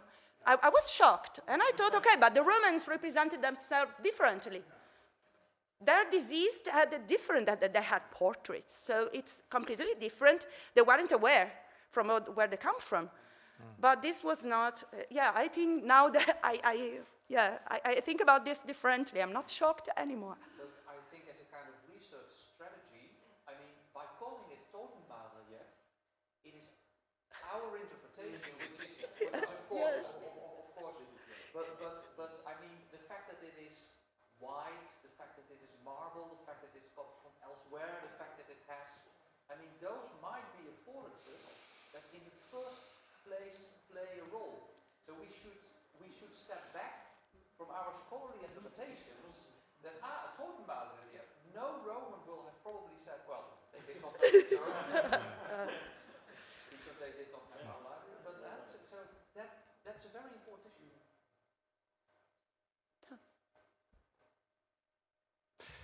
So, thank you, Gabriella, again. Thank you. For the many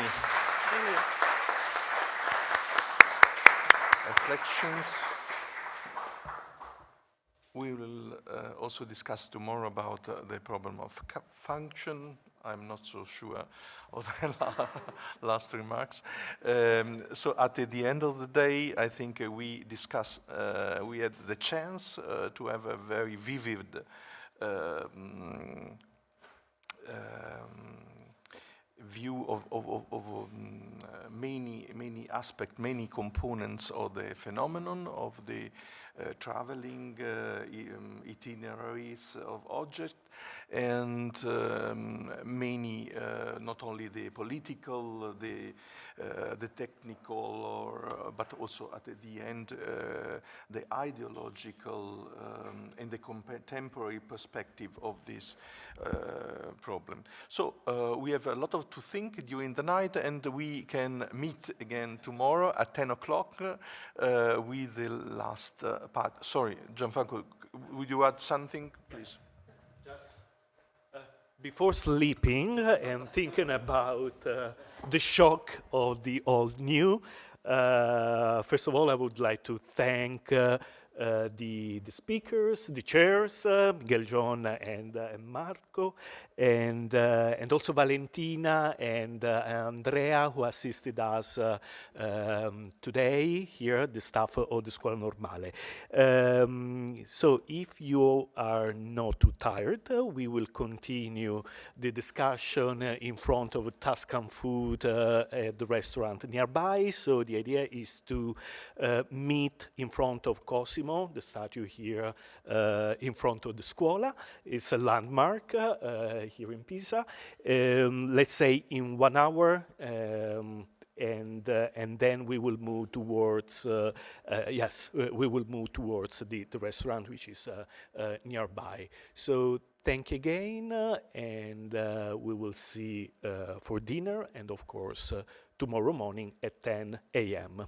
Thank you very much.